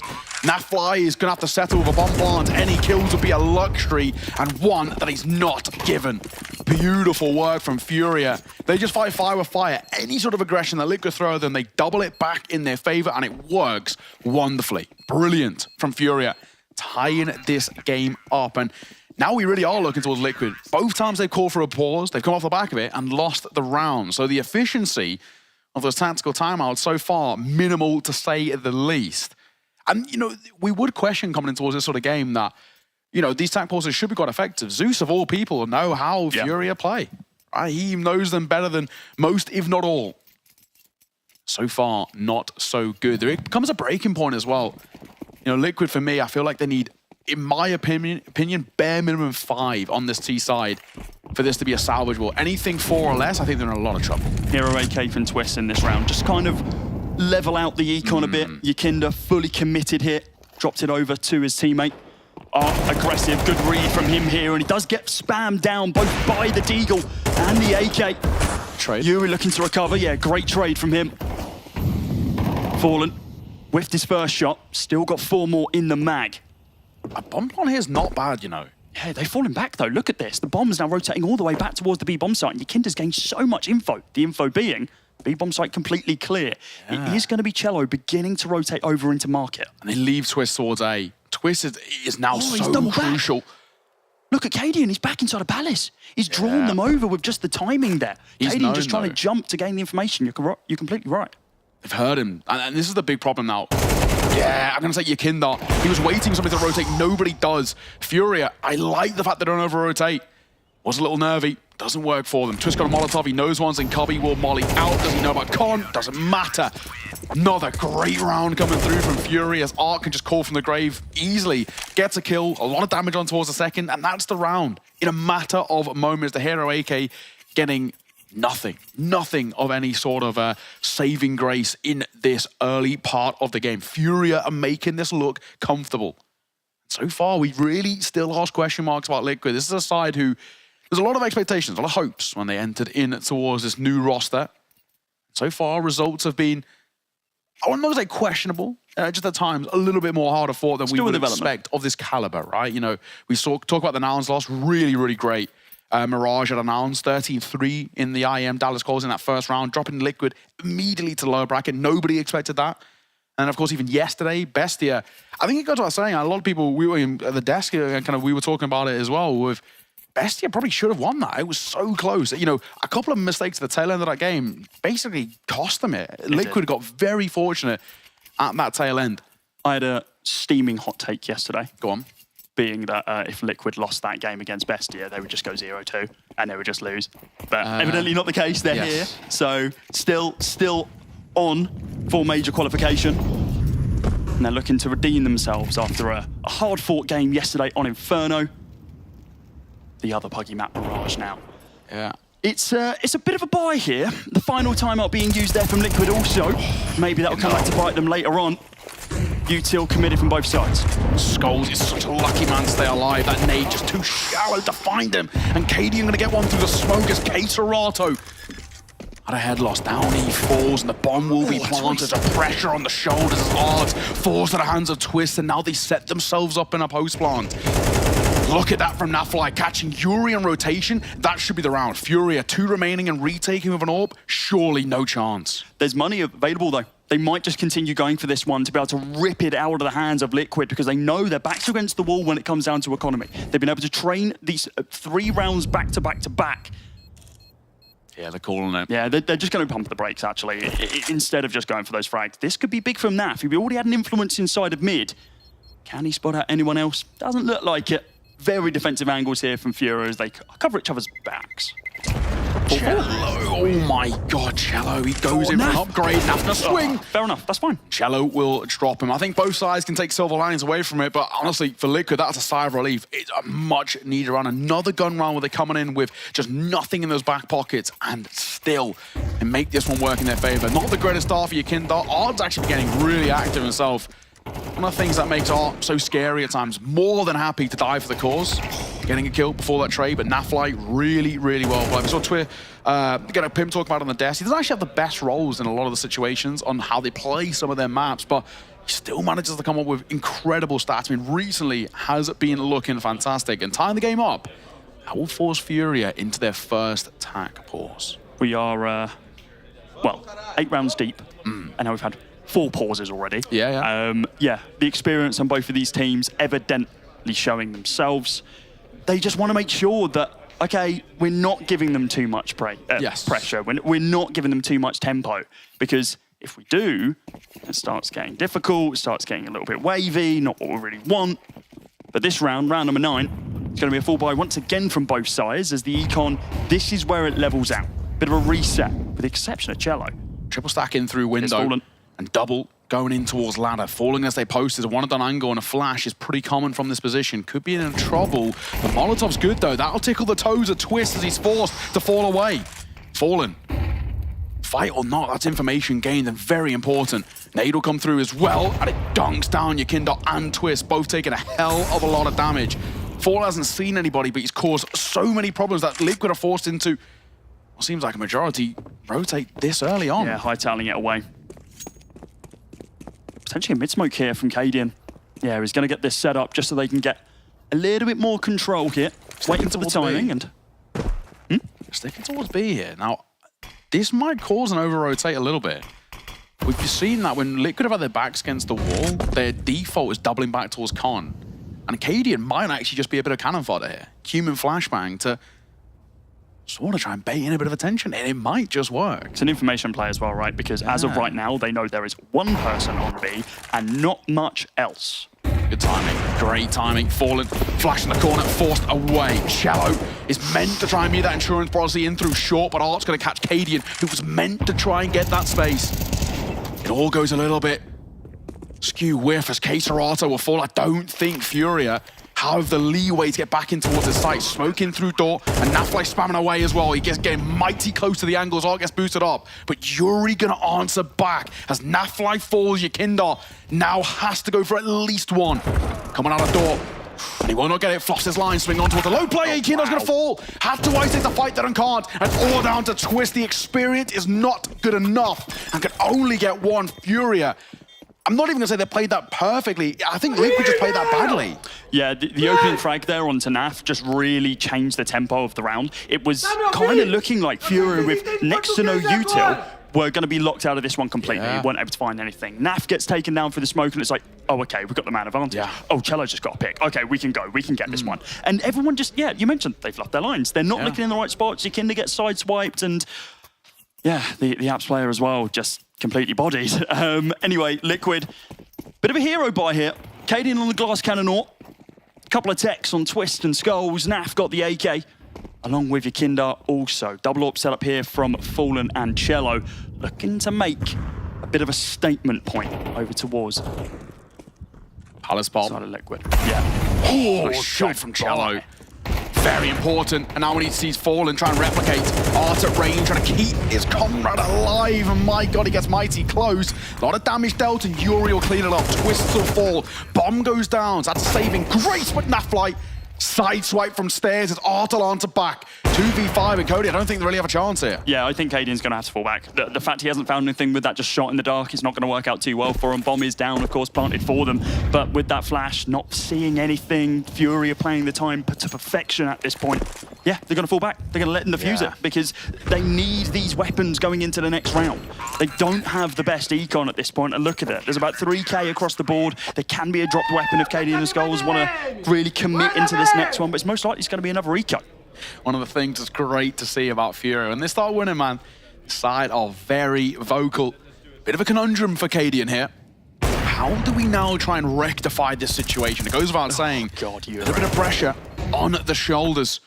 We do have to ask questions. I said bare minimum for me feels like 5 for Liquid.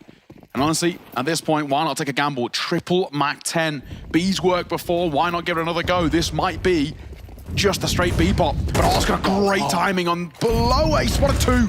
Cello in trouble. No scope, not quite connecting. He could be under a lot of pressure, but he will get one. Skulls at the very least gets a trade, but Cello to find anything there is magic. From the secondary, Orpa and Yuri gonna try and elevate this side in through market. It all goes quiet as the bomb goes down, and Arc from above finding one from the heavens as Skulls gets caught.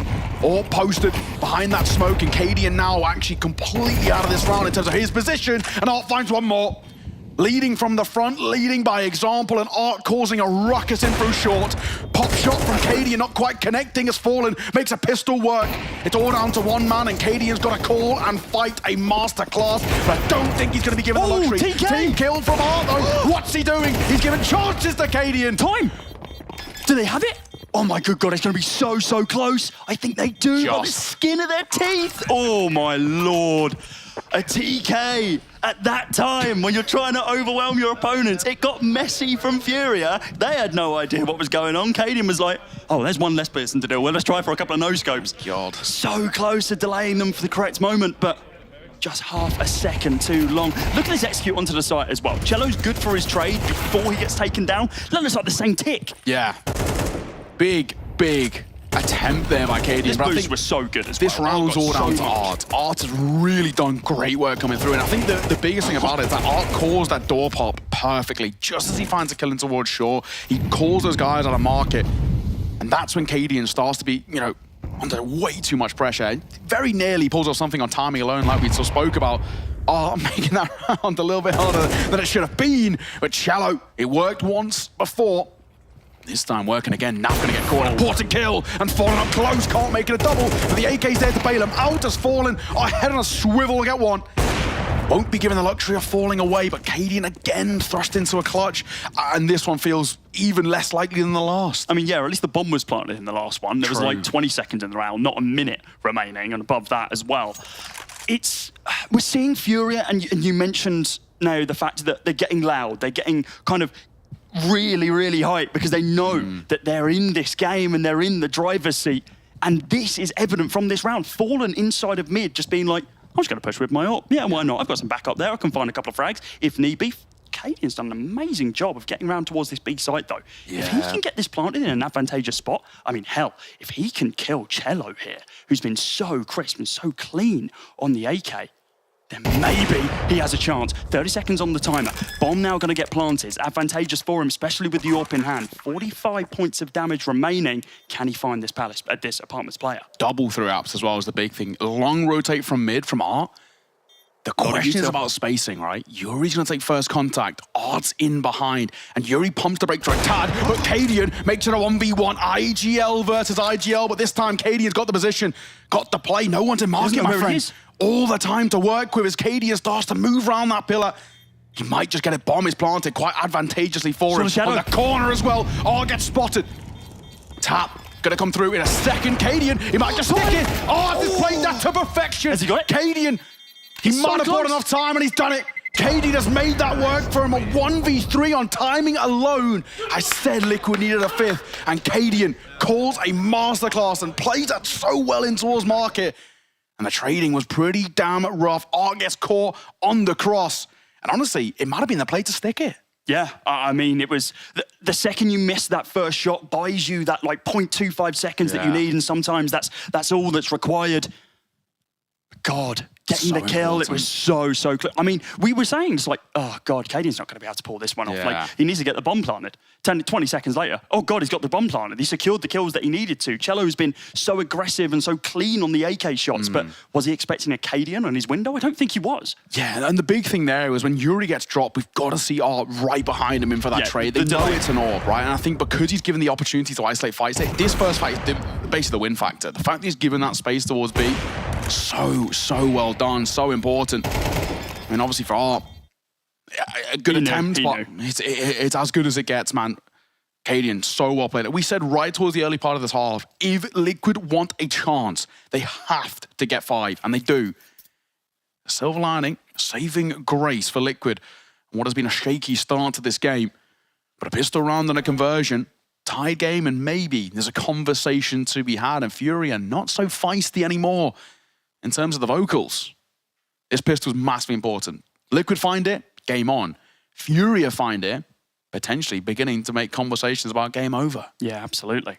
Liquid, finding that round just to be able to bring up the hopes a little bit. It was back to back to back again for FURIA. It was only broken up. They chained 3 rounds together, Liquid pull one out. They pull 3 rounds together, Liquid pull one out. And now we swap sides, and now we're in the pistol, and Liquid on this CT side. But Twist with the dual breaders in hand. We know how clean and crisp he can be with those pistols.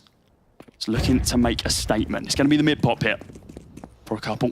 Gain that information that, hey, there's nobody here right now. Cello foot on the swing, but it's the dual brothers, the fire rate, the high mag coming out on top with Skulls picking up one on R also. Here they come out onto the bomb site. Cadian blind, still finding the frag.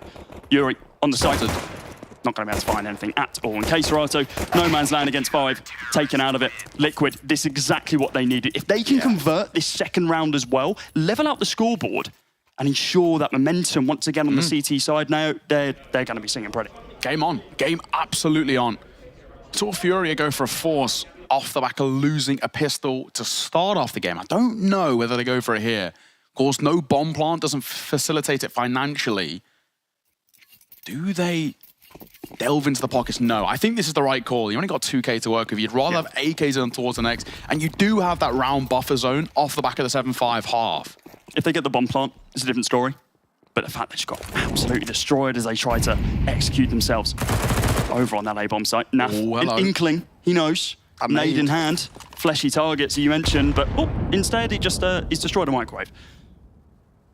Yeah, the big thing here, like you said, is just denying any bomb plant. That's the main thing. Naf on the little pixel peak there of the van at range. Twists and Naf going to combine. Eco frags in the pocket. Julie's pulled out, and it will be Skulls to clean it up. And clean was that round. Barely any damage really taken. Now, one man in particular I want to focus on in towards the CT side of Liquid is Skulls. Plays a lot of those high impact roles out through A. Somebody who, for me, really, really solid CT rifler. Someone who I think really can step up in his own. He's very self-sufficient. And I think the way Liquid's set up in a lot of these kind of Mirage plays, he is actually quite crucial to their success. So to that point, actually, so looking at Skulls right now and kind of just putting a focus on him, he hasn't had too much of an impact far as of yet. It's a very quiet game. Only 3 frags to his name across the first half and coming into the second also. Is this historic for Skulls? Does he come alive more on that CT side? He's not given as much space, I think, as he'd probably want. On Pain, he was given a lot of space to work with on those kind of T sides. He was given probably a little bit more mileage, you like to say. But I think in the system that currently Liquid rock with, he doesn't get given, and maybe all the space he'd want to, but you can kind of understand it when you look at the team they got around him. You know, if you're looking at which individuals you're going to be wanting to take those early fights, your Kindle does a lot of the entry work. We see also Nafly in those lurk positions getting a lot of space too. That might be the last time you see an instant window smoke. Yeah, true. That's what we're talking about it with the changes to spawns. Of course, for those who are a little bit new to what's happening in the Americas RMR, we are using the previous patch before the spawn changes came through. There was a vote, and the players voted to stick on towards the previous. Notably, Liquid didn't. Yeah, Twist was saying he wanted to just get ready for it, right? Which for me shows confidence in the long term. You know, he's in his mind. He's like, I want to be ready for the next big tournament. I'm ready for the major. Exactly. So confidence in this team, and you got to respect it. Now, Art given a lot of space here in towards mid. One spot in towards stairs. This could be awkward. Still alive, just about evading bullets like Neo from the Matrix as Cadian going to get up close and Skull's going to fall away. Triple stack towards jungle here as the smoke comes down. And now no one's in towards Con. Twist is playing this perfectly. He's going to get all of these audio cues here without any sort of fight. The only real onus here is what Skulls can do out through jungle. Something magical needed from him. He's going to be caught from behind, but the flash will bail him out. Skull's a lucky man to still be alive, as just as he was about to die, Cadian pops a flash and Skulls will pop up for 2. Brilliant work. We asked what this man can do on CT side. He's left Art and Serato on an island, and Serato all to do, so little HP to work with. Skulls and Yakindar combine beautifully, and that is how you hold A. Someone's looking down from above on this kid, because dear Lord, he dodged bullet after bullet, util after util. He had a silent first half, and we touched on the beginning of that round. Started that round with 3 kills across the game, a 22 ADR. He's pumped that right up with the 4K. And what that means for Skulls as well, you know, a win here of FURIA would be so big for him. We're on an international stage, a qualification for, you know, the biggest tournament of the year thus far, and he's doing it against basically what, let's not lie here, probably his heroes, right? Fallen, the Professor. There's 39 individual players across the 11 teams at the RMR who have never played at a major. Fallen's played at 14. It's the most decorated one, so it's understandable why people will look up to it. Aren't going to be able to find that opening kill onto Naf. He gets a little bit too aggy on that CT side, and now they pump the brakes. They pull it back. They think, okay, we can get under pass control. We might be able to lurk ourselves over towards T, but look at the IGL of Cadian. Here he is, waiting for someone to lurk into his crosshair. Yuri can't be expecting this one, can he? No, he cannot. Head ripped clean off his shoulders, looking for Cello as well. And caught his trousers down. Cello whiffs the first shot, and spamming the corpse. Yeah, you get out of our spawn. This is my one. Recovers the AK, and now the rotate round towards this A bomb site. The man advantage. This is looking scary for Liquid. I'm worried that Skulls might overface it. This is Aggie. There's rifles around this corner. Gotta get that kill. He fluffs his lines. Caterotto crouch peeking around the corner. That's huge. They've got time to back up. Yeah, FURIA don't need to commit towards this. The only issue is they're going back to B, and look at what we see through apartments. Your Kindle's gone aggro. No, they're actually just going to leave Art. This is good. Back up there as well from Fallen. Yeah, they've got to send somebody out, to, poke and prod, right? See what they can find towards the A site. And, of course, they'll find nothing. That's the big question mark here. We're creeping inside of the 30-second mark. Not a lot of time to work with. And Liquid, I think it's safe to say the second that bomb goes down, you just call for a save. I think they've called for the save now, honestly with you. The fact that they're not encroaching any further into mid or over towards T-spawn, and they are just posted up inside of apartments. The direct opposite side of the map. Guys, you need to punch in the digits. You've only got a couple. There we go. Okay. Please, dear Fallen. God, give me a bloody fright, man. You only had like 2 seconds left to be able to get that planted down. Yeah, nice clean round here from FURIA. The flank there from Cadian could have been a little bit better. Getting caught with the Molotov in hand, taken down by Cello. If he doesn't do that and just relies on the AK, then finding one more kill brings it a little more level. Maybe they can retake over on that A-bomb site in this situation, but evidently not the case. The big thing as well is Naf gets caught so early in towards that round. Yeah. I like the proactivity from Naf, but he's actually getting caught a lot here. And I think that same with Skulls, right? A lot of that goes down to, I want to say, the preparation of FURIA coming in towards it. I think it feels like Gary's really seen what the sort of defaults are for this Liquid side, especially when things get a little shaky. Naf trying to be the man to make the difference. And more often than not, he is for Liquid, right? We saw Des highlighting his stats recently. He has been incredible as of late, time and time again. Been bailing Liquid out of dicey situations, but so far so quiet. Really having a less of a game than we'd expect out of him. That's it. Yeah, relatively shut down there. That was a big mistake there. Cadian, I think he just didn't really realize how close they were playing. And that maybe might be a play on the econ as well. Maybe expecting, okay, I've dropped one of the guns coming through. But they're actually, spread out across the map. He didn't expect they just kind of a pack play, which I think FURIA have done that excellently. When you're in these situations where you're basically vying off the back of 1 or 2 rifles, playing as a pack, playing for trades, and just kind of recycling that AK is the way to go about it. Art's up close, smoke gets broken, thankfully doesn't get spotted behind him, but still sticking around for a fight. He will just avoid the damage for now, but at its moment there, it could have been a little rough. Yeah, Cadian, a lot of mid-control, but gave it up. Started hearing steps, was like, oh, okay, none of that. Liquid are playing such a passive A, right? We've seen, I think Skulls is sort of, maybe we can say learned his lesson, right? Yeah, but at the same time, it gives FURIA a lot of space to work with. Nobody fighting in through Palace, nobody even testing towards ramp. This mid-crunch, I mean, they've got window control, they've got connect control, now they've got cat control as well. They're looking, hunting to see if this is a slow play from FURIA, but it's not. They execute on A. And they've left Skulls towards B. The traditional kind of ACT anchor. Now playing B alone. Cadian needs to go massive. The double stacking, like you said, we're expecting big things like Cadian. There is a flank on timing. Naf's getting in behind. He doesn't want to pull the plug too early. Cadian missed shot, needs to connect some of these. It's mightily important. Gap out of the smoke from Twist, but nobody facing for him just yet. As Caterotto tries to take a fight and take damage, both dealt. They will get the side bomb gonna go down as well. As Cello finds the first one towards Twists, Yuri will add to your Kindle. We said there's a timing play from Naf, and it has to be bountiful. As Naf waits on timing, here's the reload of Yuri, and Yuri spots nobody on the swing. Naf gets 1, gets 2 as well. Naf's pulling off something here. A 2 versus 2 as Cadian and Naf need a combination play against Caterotto and Fallen. The best rifle and the best AWP from both sides looking to vie it out. 2 versus 2 as time starts to tick. And a Molotov in towards back triple going to make a fight out of this. Now Fly spots nothing in towards the smoke and they've got to go now. Nothing spotted. Caterato pounces. Down goes Nav and down go Liquid Furia. Fine 9. Yeah, Katie not hitting a single shot there.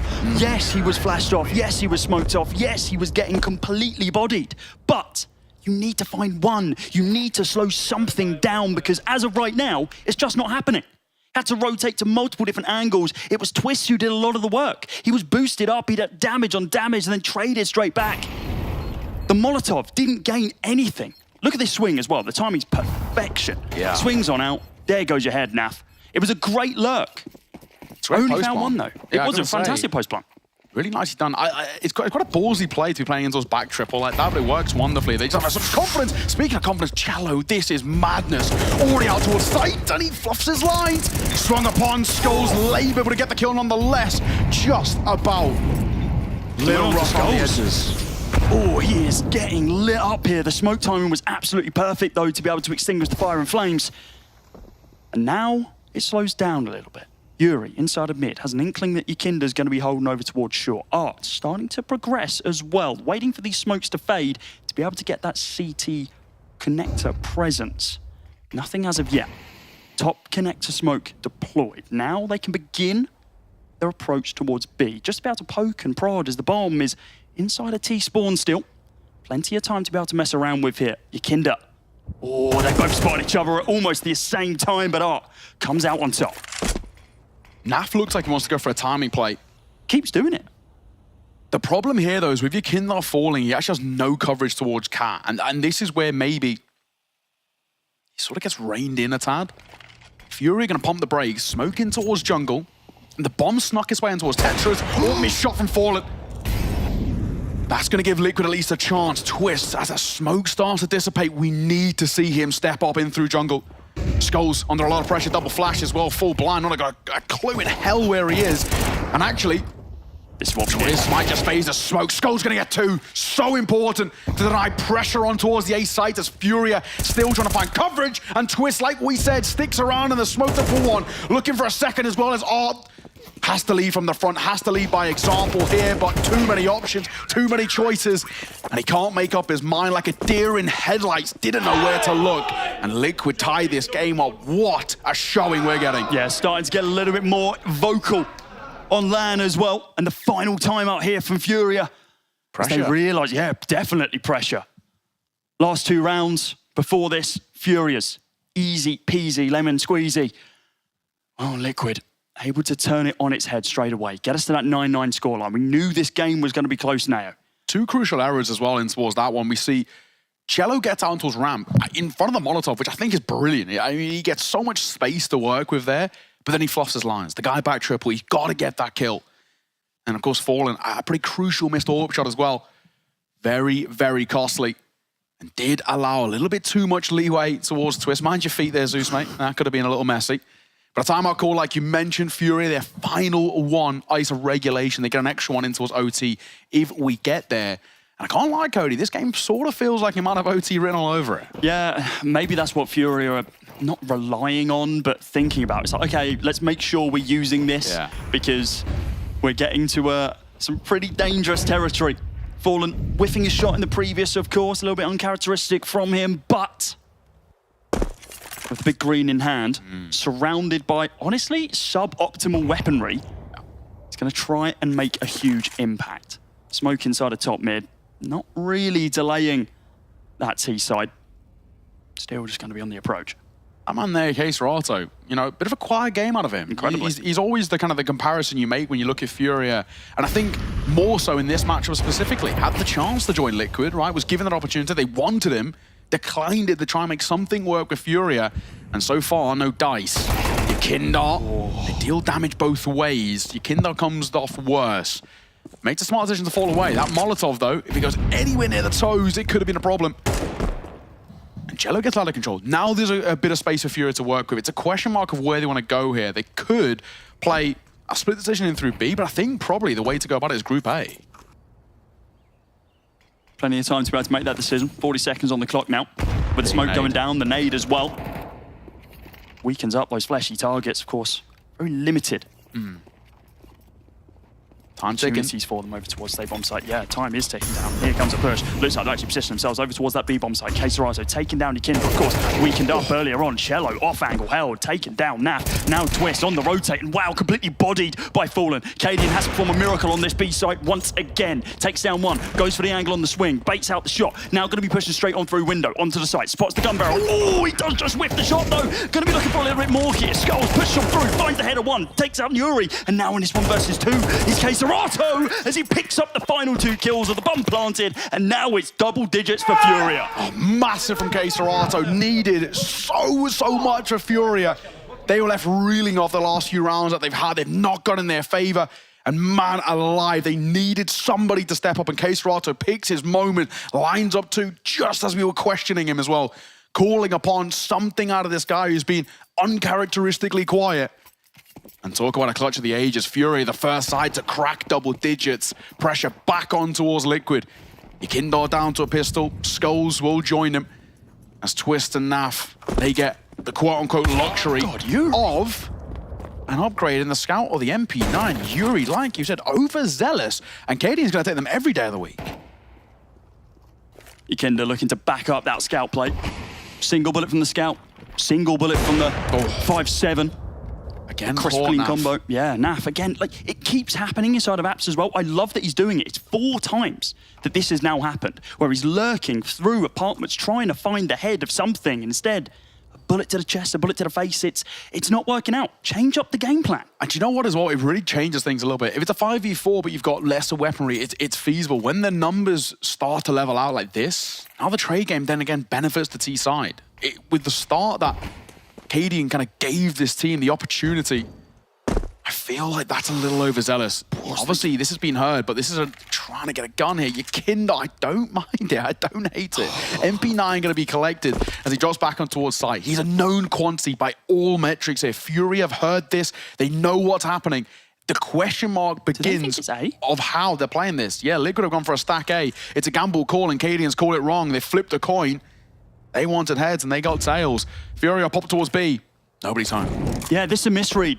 The fact that Naf keeps getting taken down over towards apps, and then it's like, oh, Furia, cool, we're going to rotate around towards that A-bomb site instead. This time they commit to it after finding that man advantage. B is their playground, and with the bomb down, they're posting up for exits at this point. They're going to allow Furia the opportunity to get an 11th round. 2 rounds away from closing this one out. 2 rounds away from going 2-0, and 1 step closer to the very first Counter-Strike 2 major in Copenhagen. Of course, you know, Cadian has to call for just a save here. I mean, realistically speaking, the finances are feeble for Liquid. Back pocket's pretty damn thin. That wallet full of dust.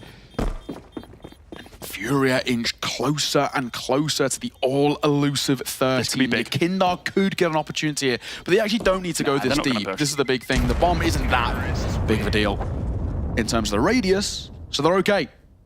1 very important kill, and actually a very nice call. I think Art causes the pause there perfectly. It's quite common we see where you'll find that opening killing through apartments, and you'll try and reclaim that space that has just been lost. But actually, Art calls that really well. Finds a kill and then doesn't overface. Just takes a step away. Really good from Furia, has to be said. 11-9, 2 rounds ahead, 2 rounds away. And the number that matters most to us, 13. Furia then going 2-0 here in the series, and going to start to step up the tempo, getting in towards the fight. These pistols could be under pressure. 5-7 desperately trying to do something. As Skulls gets 1, Ikinda will answer as well. As Cello will fall, and of course it all started with Cadian's orb shot rattling off for 1. Twist, Scout, tag. Not quite the kill, but Cadian will confirm, leaving Queserato isolated on an island. Yes, you're given the sight, but the coverage of it is not exactly bountiful. It was a 1 versus 2 that Queserato was able to clutch out, but it was an AK in hands last time. Now with just the lonely Galil and no flashes, no smokes, no nothing available, and a lurking Nafly once again through Palace. This could look all but over, especially when he faces Cadian, but he rips his head clean off. 2 angles to be able to clear, but the 5-7 simply just too good. Trying to find the bomb, trying to find the weapons. Do they have kits? Yeah, they're fine, that's okay. Liquid now, they're up to double digits as well. A great retaliation, and considering the buy in that round was, well, nothing. It was the 5-7s around the save weapons from previous. It was basically a double eco off the back of the hero AWP from Cadian. Yes. It's, yeah, it was a little bit rocky, but they managed to convert it, which is incredibly important for the tempo and for Liquid's bank account, because look, it's bolstered tons now.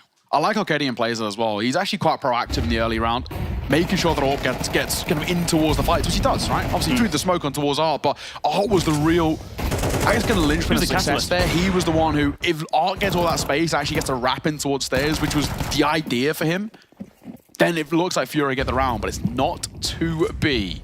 Both sides have a buy to work with in towards this. Neither side has long-term economy built up. So a very important swing round. We like to call these swing and a find by Fallen.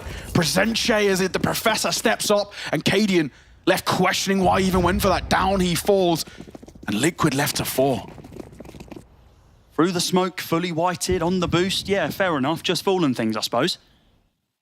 After finding that pick inside of mid, forces Liquid to reevaluate their positions. Set up inside a connector, push up short, gain that mid control in case the collapse happens from Furia. Instead, it's the execute now from T-Sport.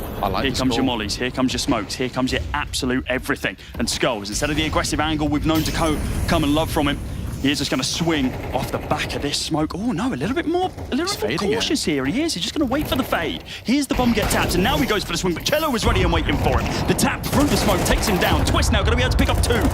And Cello fall to the wayside. Now with the bomb planted, a 3 versus 3. AK's in the hands, and Yuri. Oh, hello. You're taking a leaf out of Naf's book.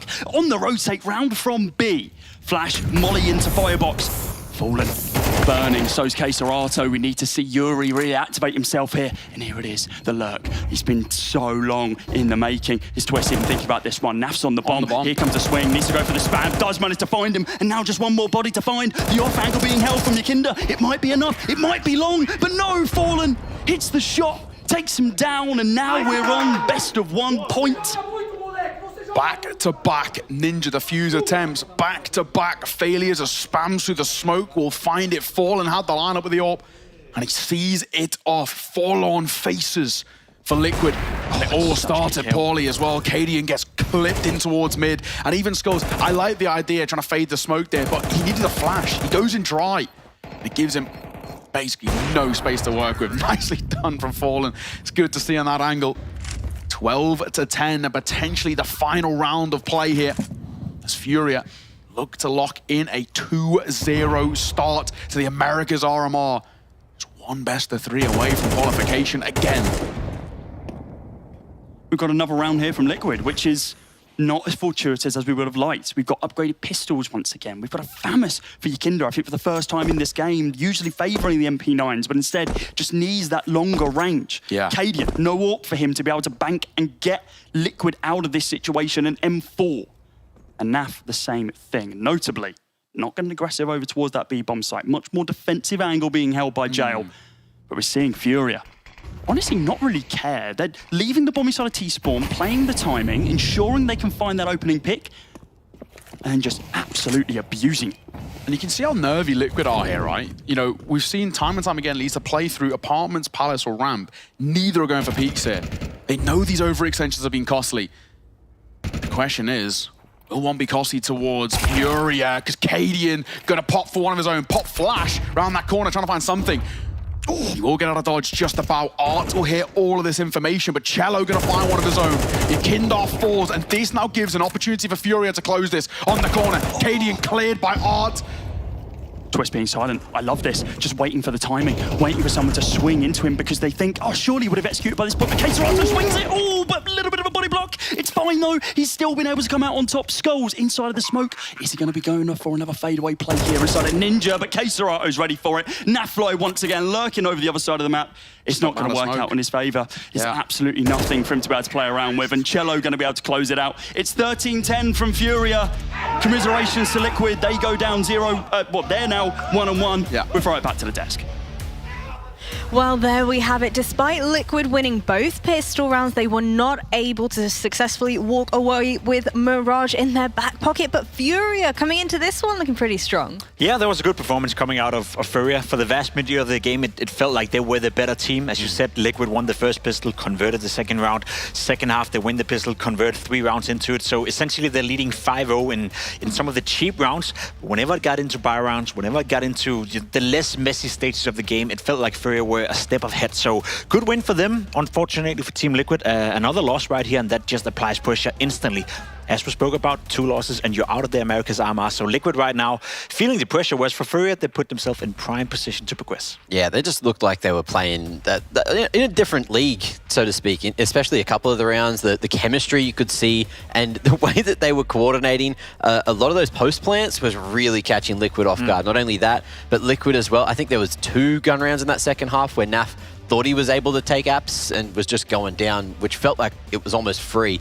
And he had a couple of really good rounds when he was alive, right? But the problem is he wasn't playing that B site up to the standard where you know that he should be able to. And then Yakinda as well was looking lost once Naf was gone. And I feel like that was a huge problem. That's one of the worrying symptoms for me at the very least. We spoke about it yesterday as well. It does feel like the Liquid players all feel they have to make the difference, right? It's not a team effort. It's not players in synergy. It's not players setting each other up. It's more so Nafly feeling the pressure of, I have to make a move in order to win the round. Cadian thinking, I have to make the move in order to win the round. Twist feeling, I have to make the move in order to win the round. There were so many moments like that. So many moments like that where individual players, you know, that you can't call it a mistake. It's just when you continue to do it round after round after round, then it's relatively easy for FURIA to sit back, wait for that mistake, and then pound on it, which they did. So again, credit to FURIA. I think they played the better Counter-Strike game right here. Had they won a pistol round converted, I don't think we would be speaking about a close game. I would even argue in the retakes, in the clutches, FURIA won the vast majority of those as well. So overall, very fair enough that they end up winning the game. A couple of the players had great showings. Art had a fantastic start to the game. I think he was 12-4 at a certain point in the game. Yeah. He finished 15-15, so typical Art, he slows down, but he found impact early on as well. So a lot of positives for FURIA and for Team Liquid. As you said, some of the same symptoms as we saw yesterday. So for my money, I'm honestly worried they're not going to make the major. Oh, sorry, you go. No, go ahead. No, you go. No, you go. No, you go. Right, well, from my perspective at least, it just felt as though Liquid in that first half, over on their T side, they were struggling quite a bit, especially when it came down to those gunfights. But then CT side, they looked to be warming up a little bit across the board for them. Is there any particular reason for why you think they might have been struggling a lot more on their T side? I'm not 100% sure. It felt like FURIA just knew exactly what they wanted to do, and no matter where they were going, Liquid wasn't able to go toe-to-toe with them. And in that second half as well, like, I need to say, Yuri has been having a stellar tournament so far. And in terms of this one, like 2 best of ones, he's been performing not only top fragging in that first game, but almost top fragging in this game if Cello didn't snatch that away at the last moments. But in terms of impact, you saw as well the amount of times where FURIA just had that man advantage in the post plant, had full control, and Liquid just was not able to read half of the things that FURIA were throwing at them this game. And I feel like that's a bit of an issue. And Liquid need to figure that out quick, smart, because they've only got one more chance to stay in the RMR. And look at this round history, right? At no point did Liquid manage to win 2 rounds in a row in any buy scenario. They win the pistol, convert, sure. Second half, they win the pistol, convert, sure. At no point on the CT side did they win 2 rounds in a row buying up against opponents. At no point on the T side were they able to string any rounds together. So in terms of building momentum, in terms of taking away money, in terms of taking away control from FURIA, at no point did Liquid possess the ability in order to string 2 rounds together. If you can't do that in a best of one, you will end up losing regardless of you winning both pistols. And that was the essence of the game right here. Yeah, Cello, not only loud on the screen right now, man, was doing a lot of yelling, especially in the early rounds, trying to send a message. Liquid were also getting loud towards the end when they started to find a couple of those rounds, but unfortunately it just felt like it didn't happen early enough. It looked like, you know, going out early with the pistol. Off the back of that, FURIA just had the pole position, and I feel like it was just, yeah, I can't put my finger on exactly what is going wrong for Liquid, but it's something. It's definitely something, and there's a couple of underperformers, there's a couple of players that just don't feel like they're performing to the standard that we know that they should have and historically have had, but they're just not there right now, and I don't know what it is. I don't know what it is. 2 years ago, right, you'd label Yakinda as probably the best in his position. You label Yakinda as probably one of the hottest prospects within international Counter-Strike. I think he could have gone pretty much everywhere. He ended up going to Team Liquid. Fair enough, that was a gamble in his career. Then he went into this whole, I'm going to in-game lead now for half a year. That was a bad decision, obviously. Now he's back to becoming a player again, where we hope to see the best for Yakinda. Now, it's very easy for me to be rough on him. He had, I think he was 8-16 in this game, and he has been struggling a little bit. And for my money, you know, I don't like to point fingers at certain players saying you're underperforming, but when you have the ability and when you've shown us a year and a half ago that you were the best in the world in your specific role, and now you're struggling, now you can't even be up to par with a struggling FURIA, you're struggling in NA, you're struggling qualifying through NA qualifiers. You went from being the best in the world in your role to now struggling against lower tier opposition. So for my money, that's a point of conversation that we need to have at some point. Either you find a way of activating your Kinder so he can get back to his old best, otherwise you have to find a way to play without him, because right now he's not contributing in the way that he's supposed to. Well, the next matchup, boys, is going to be an elimination game. It's going to be MIBR versus NRG. Very briefly, how do we think this one is going to go? See you later, NRG. Bye. Bye-bye. That's it? That's Swift 2-0? Yeah. From what we've seen, there hasn't been a lot to see. You know, yesterday, nothing, and even leading up into this, they got knocked out. They are replacing, who was the team? Rocket? They're replacing Rocket coming into this tournament, and it felt like they just weren't prepared yesterday. So maybe the best of three can save them, but MIBR, I feel like they're just a better team. It's kind of crazy because you look at the player material and you'd say NRG all day, you know, they should be able to at least make it competitive, but you're right, I haven't seen anything from them so far, so unless they surprise us, it's going to be a quick game for MIBR. Well, on that note, folks, we will be back very shortly after this break where one of these two teams will be going home. Is it going to be MIBR or is it going to be NRG? Level up your gaming space with metal posters from Displates. Hang your Displates in seconds. Swap them whenever you like. Get official art from your favorite games on a uniquely designed metal canvas and choose from thousands of posters. Join over 3 million collectors now. Your wall upgrade is here. Shop now at displate.com. Players are changing. Countries are changing. The game has changed. Times it to perfection and simple. No! It's Olaf who's on top of the box. He's got three and he's looking for a fourth. That is incredible. And Rain, he starts away. The best tournament, the best bookmaker are the same.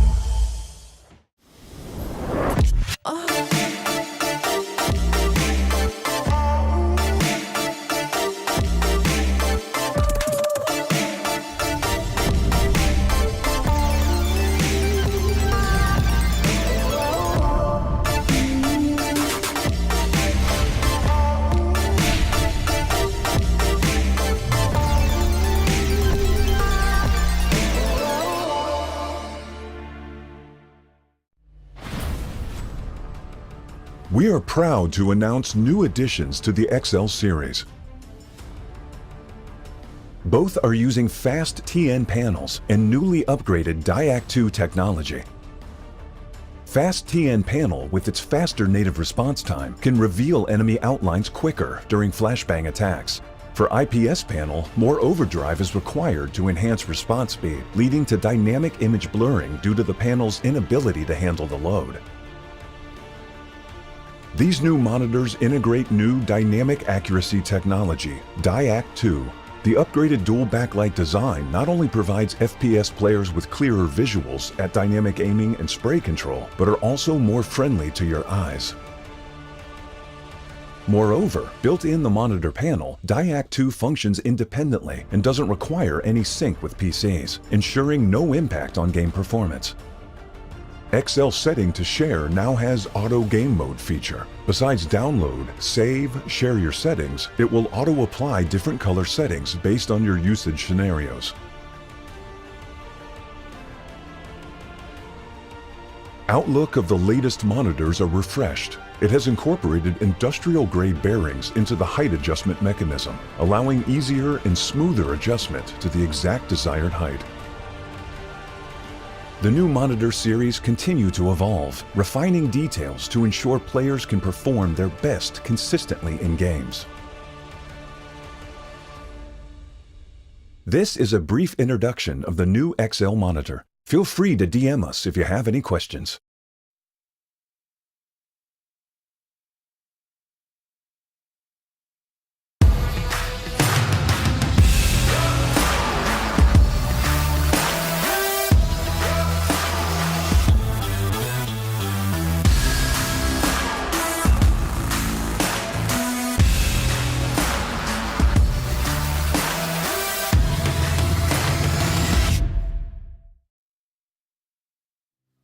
The Americas RMR fun just does not stop there, as we are about to dive into our very first elimination game here on the desk.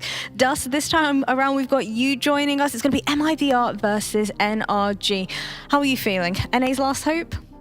I don't know about that. Let's calm down just a little bit. But what we will say is that we are done with best of ones now for the rest of the tournament. It's BO3s from here on out. As you said, it's do or die for every single team left in the tournament. But luckily, it will be best of three, so a better chance to, you know, give yourself a little bit of an opportunity to give yourself best foot forward. But yes, this is going to be a tough match coming up. Well, for NRG, having yesterday lost to Imperial over on Overpass, we mentioned it just before the break, Jacob, the fact that we've not necessarily seen too much promise coming out of them heading into this. Best case scenario for them to face versus MIBR, is there any best case scenario? Yeah, obviously best case scenario would be for them to get a win, a much needed win in that regard, but there's nothing that really points in that direction so far. As we spoke about just before coming into this segment, they weren't supposed to be here, they were replacing a team, didn't qualify in the first time around, and as a whole, this whole NIG lineup has just not come together the way you'd hope for. I think when you look at the players, when you look at some of the potential some of the players have shown early in their career, you'd argue that they should be a team at least contending to qualify for the major. They should be one of the stronger teams at the tournament, but as I said, nothing have shown that so far in terms of them gelling together as a team. So for my money, they can only surprise. I got zero expectations at all. I think not just for the major, they've just been struggling in every single qualifier lately, it seems. You know, they didn't qualify for IAM Dallas in for the close qual in itself. Let's just say they haven't qualified for anything. I think I can sum that up pretty nicely. I mean, they've played in the Dallas qualifiers, the Melbourne qualifiers, obviously the qualifier for this RMR, the Blast Premier qualifier, and they're also always losing to different teams. It's not like they have like one kryptonite that's always silencing them. They've lost to Elevate, they've lost to Party Astronauts, they've lost to Wildcard. It's just been kind of a who's who of NA has been able to topple this team. But the thing is that you mentioned, and I kind of want to reiterate, is that when you look at the roster on paper, you would expect that they would do a little bit better. I mean, you have a veteran IGL and Daps, you have a pretty talented Opera and OC. For my money, I think he's still, you know, pretty solid for the region. And Hext is a nice upcoming young rifler, like especially in that entry role. I think he actually does a pretty good job. And the eye test actually passes. When I watch their film, they have good ideas. They seem to have like generally well-defined roles and good team play, but they just can't seem to put results together for whatever reason. Yeah, I think one thing that I'd definitely like to highlight, though, is this AWP battle that we're going to end up having on the server. It's going to be Safe versus OC. Now, Pimp, I really want you to break down for me how much of this AWP's struggle is going to be down to, you know, the maps that are being picked here in the best of threes. Well, it very much depends on the maps and very much depends on what kind of playing mode these two players are showing up with. Obviously, Safe used to be a player that was in FURIA. We thought he was going to be the next big thing after Henny. He had a couple of decent tournaments and then he fell off a cliff for some reason within FURIA. Couldn't really get it done, was replaced, now went into MIBR, and as a matter of fact, as of right now, the worst performer within the team the past 3 months, to me surprising. Same could be said for OC. He had plenty of opportunities in Team Liquid to showcase that he was able to take the next step to become an elite AWP player. Not quite there yet, had to take a step down, now find himself in NRG, and to be completely honest, I think that's the level he's at, you know. Yes, he's a great player, yes, he has abilities, and yes, maybe he can take that step up at some point, but he had more than a year to show that in Team Liquid, couldn't get it done. So for my money, this whole matchup between the two ops are two players who have suffocated the same career, sort of, you know, have had the same amount of possibilities, same amount of chances, and they weren't able to grasp it. Now they have to take a step down on a less prominent team, and hopefully one of them will win today, but hopefully one of them can make it to the majors. Right. What about on the side of the IGLs across these two teams as well? What can you tell me about similarities they might have? Well, they're similar in that they're both veterans, right? I mean, you have Exit, who's 27 years old. Daps is actually 30 years old. So both of them have been around the scene for a very long time. Now, it is true Daps boasts the better resume, right? I mean, he had some successful top 4 runs at really big tournaments with NRG in the past when he used to call for them before taking a Valorant-cation and then coming back to be a coach for Team Liquid. So yeah, definitely the more tenured player in that regard. But the other big thing is that they're both willing to kind of sacrifice themselves for the better of the team. And what I mean by that is you'll see Daps and Exit, no matter what map we see get picked out, be willing to go in first and set up one of their star players. So for Daps, he's usually setting up Hext, who's kind of like their entry/secondary trader type player off the back of Dab. Sometimes it's Fang on certain maps as well. And then over on the other side, you have Exit, who really likes to set up the new young gun Insani, who comes up from the Made in Brazil Academy team. The difference being is I think that Exit is a little bit better at sometimes just finding that first frag and making things easier for his team, whereas Daps a little more reliant on his stars to kind of shine as we get into our map pick ban. And these are the exact bans we expected, so really no surprises yet, Pimp. No, I'm curious to what they're going to pick in MIBR. Obviously, Ancient would be on the cards. That's a map they love to play. They had a terrible experience playing it against Bosch yesterday. Maybe they're staying away from it. NRG picking into Inferno, that makes an awful lot of sense. That's the map they played the most the past 3 months, together with Anubis. And there we go, Anubis will be the pick of MIBR. I think that's a direct consequence of the fact they lost Ancient yesterday, because you had a good win streak going on. I think it was 7 or 8 maps in a row on the map. Then you lose to Bosch yesterday, and now you're afraid of picking it against NRG. That to me is a bit of a problem in terms of confidence. However, for some reason, NRG is allowing it to be the 3rd deciding map. So regardless, MIBR should be super happy about this veto. Yeah, I mean, the one thing I will say is it felt like MIBR hasn't been the hottest lately on Anubis. They're actually 1-4 in their last 5 games, and so that did leave me some worry about it. Granted, their losses are to teams like Spirit and Cloud9, Spirit being one of the best teams in the world, so those losses aren't maybe as weighted as if they had played against weaker opposition per se. So yeah, definitely, you know, personal comfort for them still, despite maybe some recent hiccups. But yeah, Ancient being saved to the 3rd map definitely is something that I think Made in Brazil will be happy about. It's a bit of a safety net if they do wind up needing it. I think it illustrates, you know, the perfect point for me at the very least, that the veto is NRG as a team right now just don't have anywhere else to go. Like as a team, they don't have the map pool to push it anywhere else. They allow Ancient to be the 3rd deciding map for MIBR. You said it, they play against better opponents. You're looking into the stats on Anubis as well, and the only teams that they've beaten, you know, I know the win record is looking somewhat decent for NRG, but it's teams that, with all due respect, I don't know who are within the NA scene, you know, teams and players who are amateurs. Apart from that, whenever they face a decent team, they lose, and they lose big time. So if I'm MIBR, I understand why you're picking Anubis, and it also showcases how weak and how weakened I think NRG is right now as a team and in regards to the map. Well, you know what? Things are certainly heating up on the server. It's finally time for some Inferno. Here we are. Our first best of 3, Nao. It's Inferno, our first map, and well, maybe one of the last for one of these 2 teams. MIBR and NRG, our first BO3 on the A stream. One of these teams going home. Commiserations, whoever it is. But we are kicking it off. NRG, Fang, 1 tap onto Bernardsson to be able to open us up. Definitely going to be question marks about NRG, right? I think this is a side who, obviously, given the luxury of being at this tournament, we see something out of them drop and Insani combine. Drop in the name, in the game, as he will fall to the hands of OC. Yeah, good retaliation. OC, ooh, a little bit of luck here.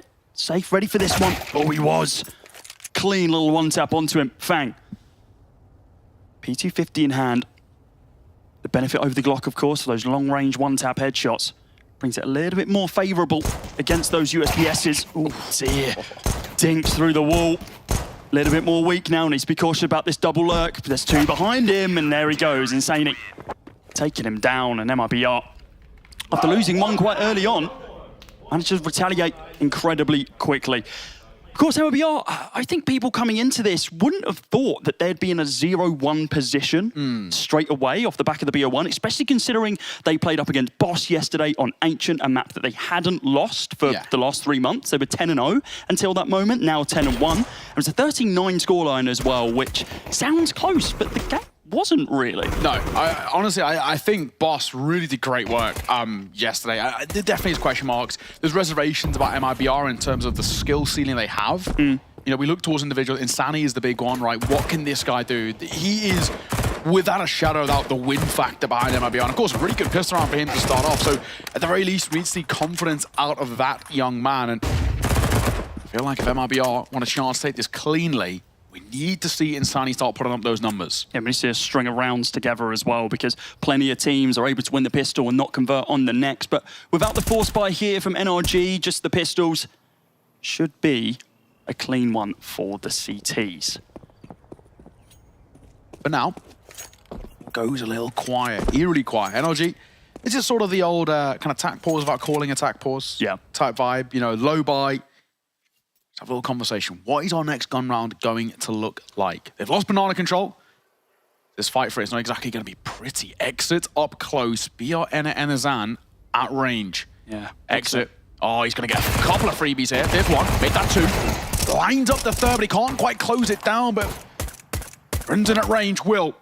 As OC falls, Fang, surely nothing in the locker. A consolation kill, Cody. We take a little silver lining, but that was, like we said, basically the old tack pause without calling a tack pause.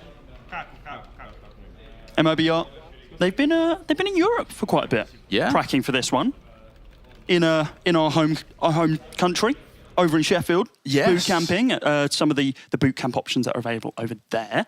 I believe Nouns were also there also. Empire HQ, they were right, yeah. Yeah. Playing against some European competition. Hasn't helped out as of yet, but of course only one game seen from MIBR. Hoping that last night they came together and they realised, okay, let's pull this one back. NRG, of course, interesting circumstances for them being here due to Rocket's withdrawal from the event. So a short turnaround time for them. There's some talent on the roster for sure. There's no question about that. But have they had enough time to get themselves in the head zone and kind of the mind space that they need to be in for, god damn, we're playing an RMR? Yeah, the expectations for NRG were quite high. You know, a grandiose announcement, players of actually some quite high caliber as well. All have had at least experience towards LAN. This pick and drop. But, oh, good molly. All things considered, has not been what we want out of them. Drop going to try and play up close here. Towards Boiler, nothing spotted. Brendan, who wants to try and peer down Bananas, and Sani will pop up here and find Hexed. First gun round, ODDIK looking good for NRG just yet. 4v4 as Drop will double back. Boiler spotted, held, spammed. Not found just yet, and Breeze gonna try and reclaim some space. OCL answer back, but the numbers kept in favor of MIBR, and that's all that matters. They're just playing the trade game. Yeah, trading back and forth always benefits that CT side. Oh, especially in this situation. Fang gonna be able to take down Drop though. Bomb on his back. Only 22 seconds now on the clock. He needs to commit to the site pretty damn quickly. Is Exit expecting this? Does just turn around at the right moment. Potentially expecting that short push, but instead comes down for Moto, and it's going to be a third round hit from MIBR. Doing something that we've seen a lot of teams struggle to do. Chaining together those first 3 rounds, even off the back of the rifle buy. It's looking good for the CTs. Not looking too challenged as of yet. No. That is the truth. 3-0. There's another question mark. I think it has to be about this veto as well. We spoke about, the dev spoke about it in the sense that that float of Ancient towards the tail end really is a risk. It's a gamble. And also, on top of it, you know, we spoke about how Anubis actually is quite a good map for MIBR, not so great for NRG. It kind of gives us this sort of stipulation coming in towards the series that Inferno feels like a win factor. If NRG want a chance in this series, they kind of have to take Inferno here, because the expectations that Anubis will be relatively plain sailing, and Ancient could be quite one-sided too. 20% win rate on Anubis, yeah. MIBR currently have, and it's a fair amount of games played as well. Certainly not home territory. MIBR, have they been able to bounce back off the back of yesterday's defeat on Ancient, breaking that 100% win rate? Still got a few maps before we need that question answered though. Bernison still posted up over towards this B-bomb site. Smoke goes down to be able to delay it. Fang does not care though, goes for the push.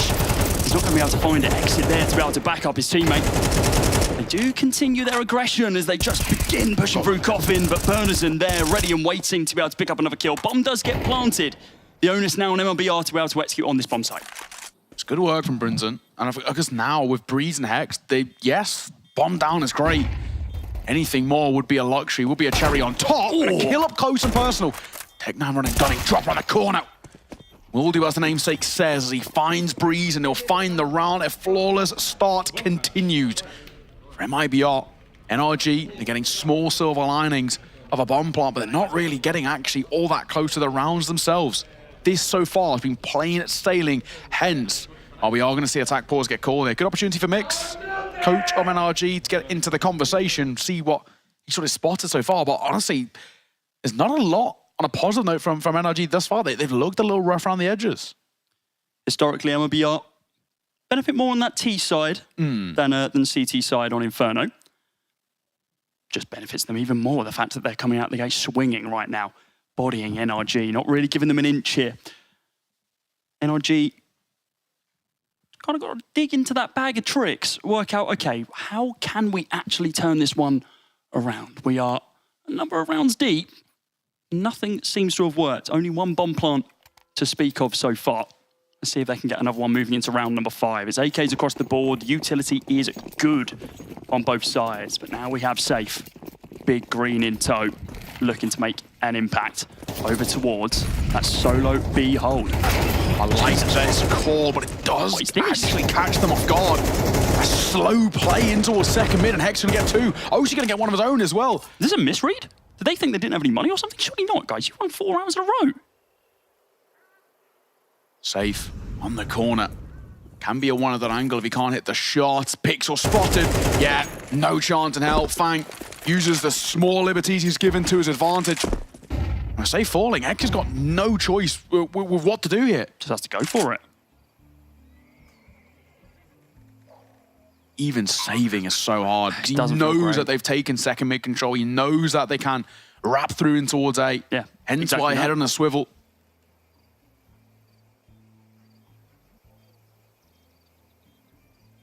All things considered, this will be the tail end. The flawless streak ends. NRG going to find there first and absolutely needed. Still yet to see and kill out a DAP spot. Is this flank play coming through? Oh, it looks like they're going to go for it. Hex is thinking about it. Clear on every angle known to man. I think they, yeah, with their position, they think he's over towards the A-bomb site. But, I mean, yeah, they're chucking util. They're trying to see the swing exit. Looks like he's going to escape with his life as they fall off a B as well. First round on the board here for NRG. All 5 players surviving. OC recovering that AWP as well. Yeah, that was a bold play from MIBR. I like that they're feeling confident that they can take those fights, but I don't know, maybe just a little bit sloppy early doors. Either way, NRG, they are going to be able to capitalise off the back of it. Get themselves off that goose egg. Yeah, we are looking towards MIBR. I think there was, expectations of this team, especially ranking-wise coming in towards the tournament, ranked 20th overall in the world, right? So we were looking at them, but it has been an underwhelming start to the year with, failures to qualify to Pro League, to Blast Showdown, to IEM Chengdu. Qualifiers have not looked good. This is basically the only qualifier they've had some success in. And if they miss out on the major, it could be a real world if you don't see MIBR at a big LAN for quite a while. Yeah, it's been a minute. Is a real big one for them. We kind of said, Insani's the big man we're looking towards. Since joining his team, he's put up a pretty substantial 1.19 rating. So we call upon him to try and bail them out. Spotted exit. Nearly getting caught in transition there, but Insani will step up. This double pump setup out towards long, working wonders. OC gets caught, and that's arguably the main man of NRG out of commission with OC down. The swing onto his bulk, unsuccessful, and drop now in trouble as he gets caught from sight. Daps will find one. Insani responds on towards Breeze. And Daps only going for the tap. He doesn't even feel comfort in the plant, which could be a real nice little addition to the pockets and something they're not given. MIBR back to winning ways. Yeah, lessons learned from the previous round. Yeah, it's all well and good getting aggressive, but your opponents have decent weapons, not a single one dying from the previous. Their econ would be good even if they did get taken down, as they did. So, play on your laurels, play on your stack. Stack up on A, stack up on B, let them get a little bit of control, as we saw here, and Insani, yeah, getting them out of a potentially an awkward situation as they get a lot of control over towards Arch, and oh god, Daps like 70 health from that nade. Really rough. Either way, MIBR on 5 already. Feels like this game's only just started. And halfway over. That's got to be said. So far, not so good for NRG. Kind of feels like I want to see at the bare minimum at this position, kind of 4 out of NRG, but even that is a big ask. For now, safe. Just going to stand on that corner as Daps is going to try and work his magic behind that molly. The rest of the side can move up towards mid. Util ready. They're on every angle, respecting their opponents as they should. Pot flash goes in, nobody home. Very defensive angles being held here from MIBR. Second round of the road that we've seen this. No mid contact being shown. Purely defending the bomb sites. The pure definition of what it is to be a CT side. 50 seconds. Yeah, not long left. Question marks about where they want to go here. Smoke out in towards Moto. The man want to double back towards B. Already saw that. It's a bit of a setup. Fang and Daps have at least worked their way up towards Car unscathed. The bomb's still sticking around towards me. Now we'll double back with 30 seconds on the clock. And they are going to leave an anchor play here of Breeze, who wraps in towards that of Bracket. He could get work. Is Safe going to play up close? This now gets messy, a missed shot as Fang will punish. Swing from the 8K of Brunson will get 1. He drops the smoke as well to try and buy him some time, but he doesn't need to overface. Breeze was meant to be an insurance policy, but he's now cost them. Numbers favor MIBR on this retake. Bomb goes down, yes, but this is not going to be easy as OC gets caught through the smoke. No chance in hell he had any clue about that possibility. And Daps and Fang, I don't think it's possible. It's a good angle here from Fang. No, Flash goes in, they're going for the swing, looking for the frag. R&D going to be able to find Burners, and Insanely though, trades it straight back. Daps, 1 versus 3. Time on his side. Doesn't really need to go for that swing straight away, but instead does. He does get his head ripped clean off his shoulder. It's a 6th round now for MIBR. Off the back of that shot on OC. Completely punched in the back of the head. Wasn't expecting the spam from CT. Basically opens up the round there from MIBR to be able to just confirm it. Get another one on the board. Econ's looking pretty good for the T side though. Big retake as well for MIBR. Those sort of rounds being won, of course. Bit of fortune, it goes without saying. Exit finding that very important kill towards OC, but numbers dwindle so quickly towards NRG. 6-1 MIBR. I've guaranteed at the bare minimum it's a tied game at the turn of the half. But the way they're playing, we expect much more out of them. And of course, it has to be, re-mentioned it. This is NRG's map pick, and it's not looking great. Aggressive into mid again, something we've seen from LBR previously. Didn't work out last time. They've managed to find 1 frag at least this time. Insanely going to go for the swing. Managed to take down Breeze and kind of resets the tempo from both sides. Insanely able to fall back. And NRG left kind of scratching their heads. What's our next play? We know there's a heavy contact over towards the A-bomb site, so let's go over to B. Surely they haven't reinforced it with a new player. Evidently they have. Util going to be available. Quite a lot as well. Smokes galore to be able to give them the best opportunity possible. CT smoke deployed just to be able to delay any form of push, and another one going to fall from the hands of Bernison. Looking to clear out the smoke in a few moments, but... Oh, the spam! Couldn't have heard anything. Bernison just had an inkling to be able to take down Daps. Now the spam continues. Nobody else home. The wrap here from mid from Insanely. It's all said and done, surely, unless OC comes up clutch, not to be the case. Yeah, 1 versus 4 now with the bomb lost in no man's land. 30 seconds on the clock. It's all well and good having the time, but you're not finding 3 more, my friend. No, not at all. Brinson will fall. Insanity as well has got the bomb in his favour, so no chance it. And time so far ticked. Fang will fall to the hands of Insanity. And that'll be MIBR finding a 7-1 scoreline on their opponent's map pick, making this look comfortable. And it goes without saying, the attack pause feels like a necessity for NRG. Their second called. Coach Mixel once again entered the conversation. But this is a ship taking on a hell of a lot of water, a lot of holes in them right now. And yeah, I mean, I really do worry for NRG. They are barely even scratching the surface right now. This is the MIBR we expected yesterday that we never got.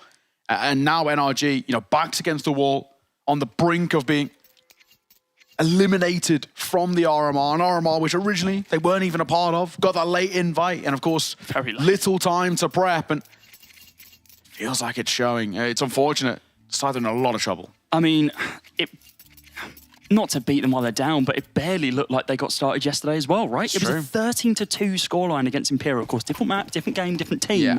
But only getting 2 rounds on your T side of Overpass, and then nothing else and losing out from there. It's certainly not great. And the way this is shaping up, it's looking like the similar story is about to develop. NRG, the only round they secured so far is when MIBR chucks themselves at them, down second mid and just full committed. Yeah, and even saw as well, kind of Mick speak about it after the game, and he was like, they just rolled us. Like, that's basically fundamentally all he could say, and that's fundamentally all we could say watching it here in the studio. OC up close, fading the smoke. Will not work in his favor. Fang gets 1.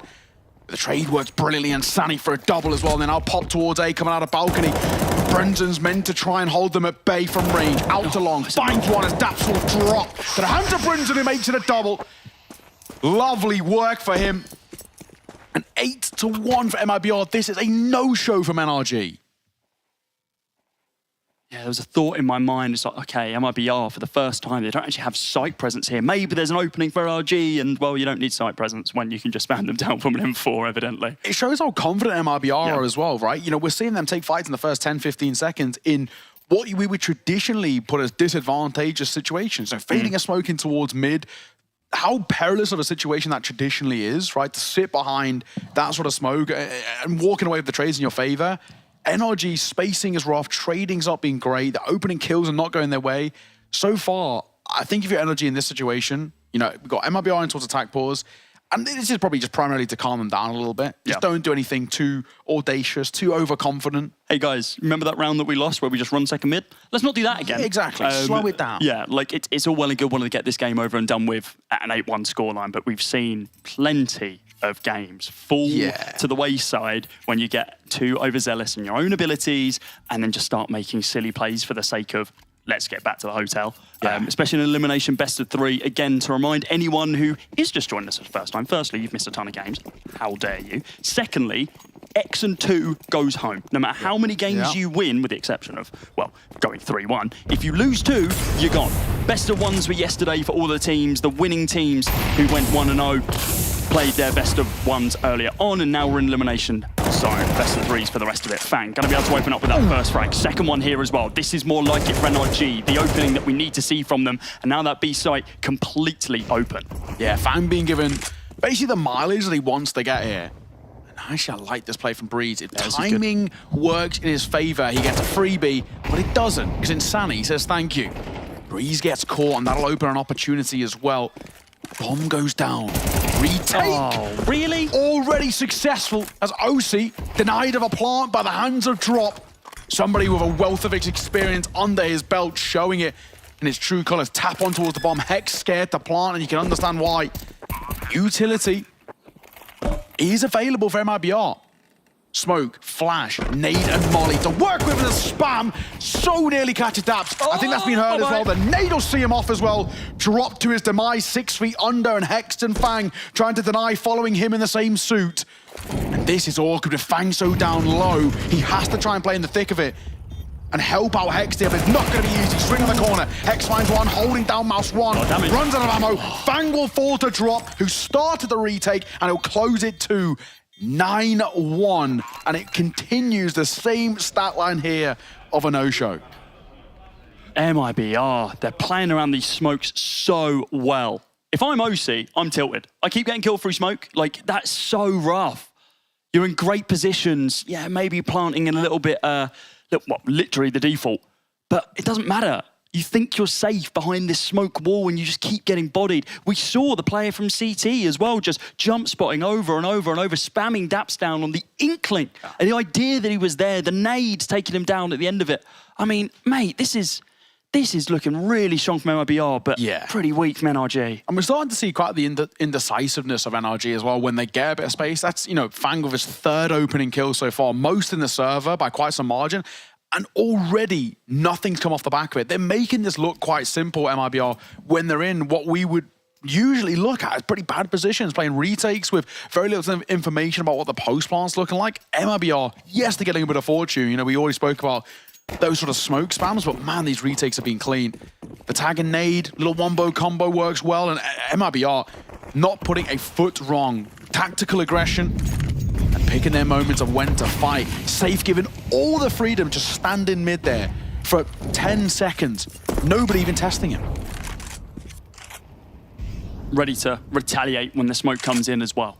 Instant player there, be like, cool, boost me over the top just in case someone tries to get a little bit aggressive. Not to be the case. Plenty of time on the clock here for NRG to play with. But we almost just need to see a Hail Mary play. It looks like a Hail Mary smoke. Ooh, was soon to be committed from Breeze. They had a weird feeling there might be someone underpass, but evidently not. Here it comes. Fang from mid, Breeze from second. Here comes your util. The push comes through. Safe, ready and waiting for them. Soon to swing out. Doesn't hit the shot. Has to fall back. Nade to fade away onto the site. Hex going to drop down a little bit low. OC, a TK. That's not what you want to be seeing at all. Drop and Safe, picking up kills of their own. Now in this 4 versus 2, caught between a rock and a hard place is the bomb of Daps right now, because Library, there's an opponent. Arch, there's an opponent. Drop does get taken down by Breeze, but is it enough? I don't think so. Orb posted on Cold Zera box. Daps gets an opportunity, fluffs his lines. Oh my God. The smallest of mistakes have the most costly of results. And MIBR double digits in this first half. Man, this is so easy for them. NRG continue this, you know, you hate to say, but a woeful performance thus far. We need a different side in towards this second half, but that felt unlosable, you know, and you're seeing so many errors come through. Daps missing that spray out towards long, OC with, you know, an unforced TK there. This is really, really Panic getting stations. unfortunate. Just panic stations, isn't it? It's, oh God, I need to get this kill on short. It's incredibly important. They get it and then just continue spraying.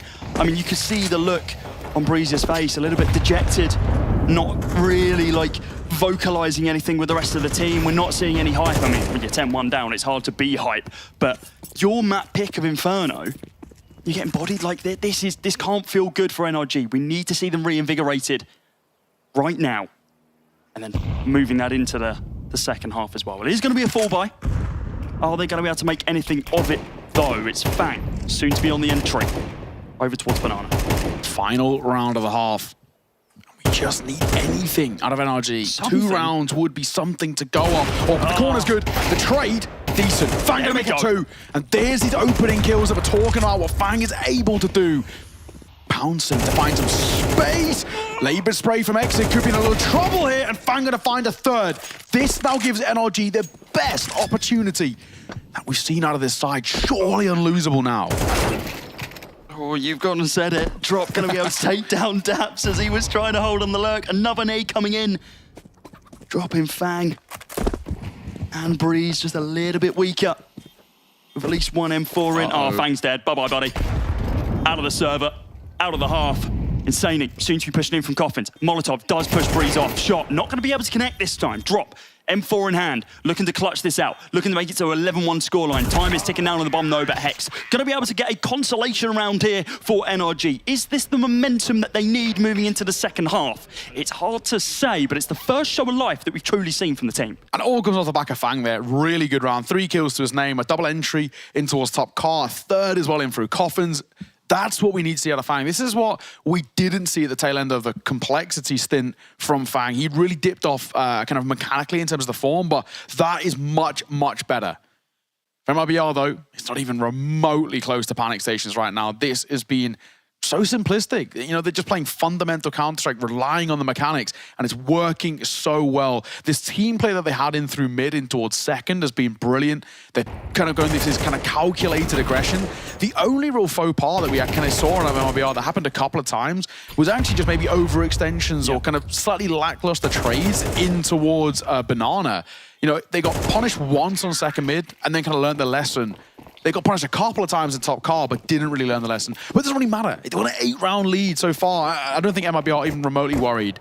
Cody, I think it goes without saying, a bomb plant and a round for MIBR here, it's probably the beginning of the end. Yeah, I think I agree with you. The fact that MIBR have this much of a lead, and yes, while they did lose that final round in the first half, I think they've got enough tempo for them to not really care about that. It was 4 rounds back-to-back before they dropped one, 6 rounds, sorry, back-to-back before they dropped their next. And they're looking to ensure they can regain that tempo, go up to 11, and with this execute, with only Fang holding it. I mean, it's who you want. The top fragger on your side, but he gets smoked off. This is so passive, and we're seeing nothing from NRG as of yet until they see the weapons over on Banana. Fang is going to get one through the smoke, though, so a bit of a taste of their own medicine.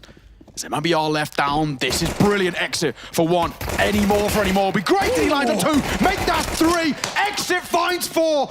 Bye-bye NRG as MIBR look to close. Fang left in an unfindable situation. Not impossible, but highly improbable. And MIBR from the clutches, from the dregs of a round that looked lost, have found a way back in. And Fang will fall. MIBR make it 11. And NRG let it slip through the fingers. Smiles all around and exits a happy man. MIBR on the road to Inferno. Yeah, look at this. I mean, they just didn't swing together. They turned a 1 versus 4 into 4 individual 1v1s. Like, swing him. Yes, the Glock has a high rate of fire at close range, but just swing the man. Swing or get swung. It's frustrating, isn't it? He absolutely bodied them. Yeah. And look, they're just buying up to AKs because they're that confident. They got the money, they got the bomb plant. Now, I think this one's over and said and done. And when it's NRG's map pick, and you're going on to the next map of Anubis, then what? MIBR have their home turf advantage. It does fundamentally feel like NRG are a bit checked out here as well. They have gone for that force. You got the decision, right? Do you play for OT with a full buy, or do you try and risk it and play it in regulation? And it looks like NRG have, they've flipped the coin. They've gone for the gamble. It's a scout for OC and a few pistols alongside it and very limited util. The scout will get a tag, so OC, something to work with. One spotter crossing back.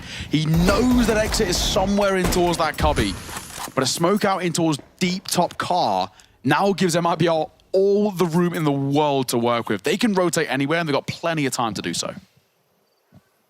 That's been the story of the entire map, it seems like. MIBR, plenty of space, do whatever they want. Get a couple of kills? Yeah, why not? Don't get kills? Nah, that's fine. Probably get the bomb plant anyway and just win it. Smoke goes down into CT. Dap's going to be able to retaliate with a smoke of his own. Can he find anything with this 5-7? As you like to point out, Leo, this thing can be lethal. Fang able to take down Bernison through the smoke, connecting onto the head. Another for Fang, man, to open things up, giving them an opportunity. But speak about an opportunity lost here as well, as Drop's going to catch one in rotation. Beautiful work as well, and that is, without a shadow of a doubt, the ace sight. And now he's looking for more fights as well. I respect it, because he'll find them. Hextall fallen, OC a missed shot. Could be punished at range by a MAC-10. Not a fight you often really akin to go that way as the bomb goes down. That should be all she wrote in this one. And now you've got the poison chalice here, Cody. Do you try and give this a go and have an attempt at a retake, which is definitely highly improbable, or then do you have a highly improbable next round with basically no money to work with? They are going to go swim with the fishes inside of Fountain over on the B-bomb site, it would seem, because they're posting up, saving this scout, recovering that MAC-10 as well from the deceased Bernison. But safe, I mean, he's confident in his own abilities, and I would be as well at this point. Only got 4 kills to his name, but he's on the hunt for at least 1 over on B. They know that they're saving this one.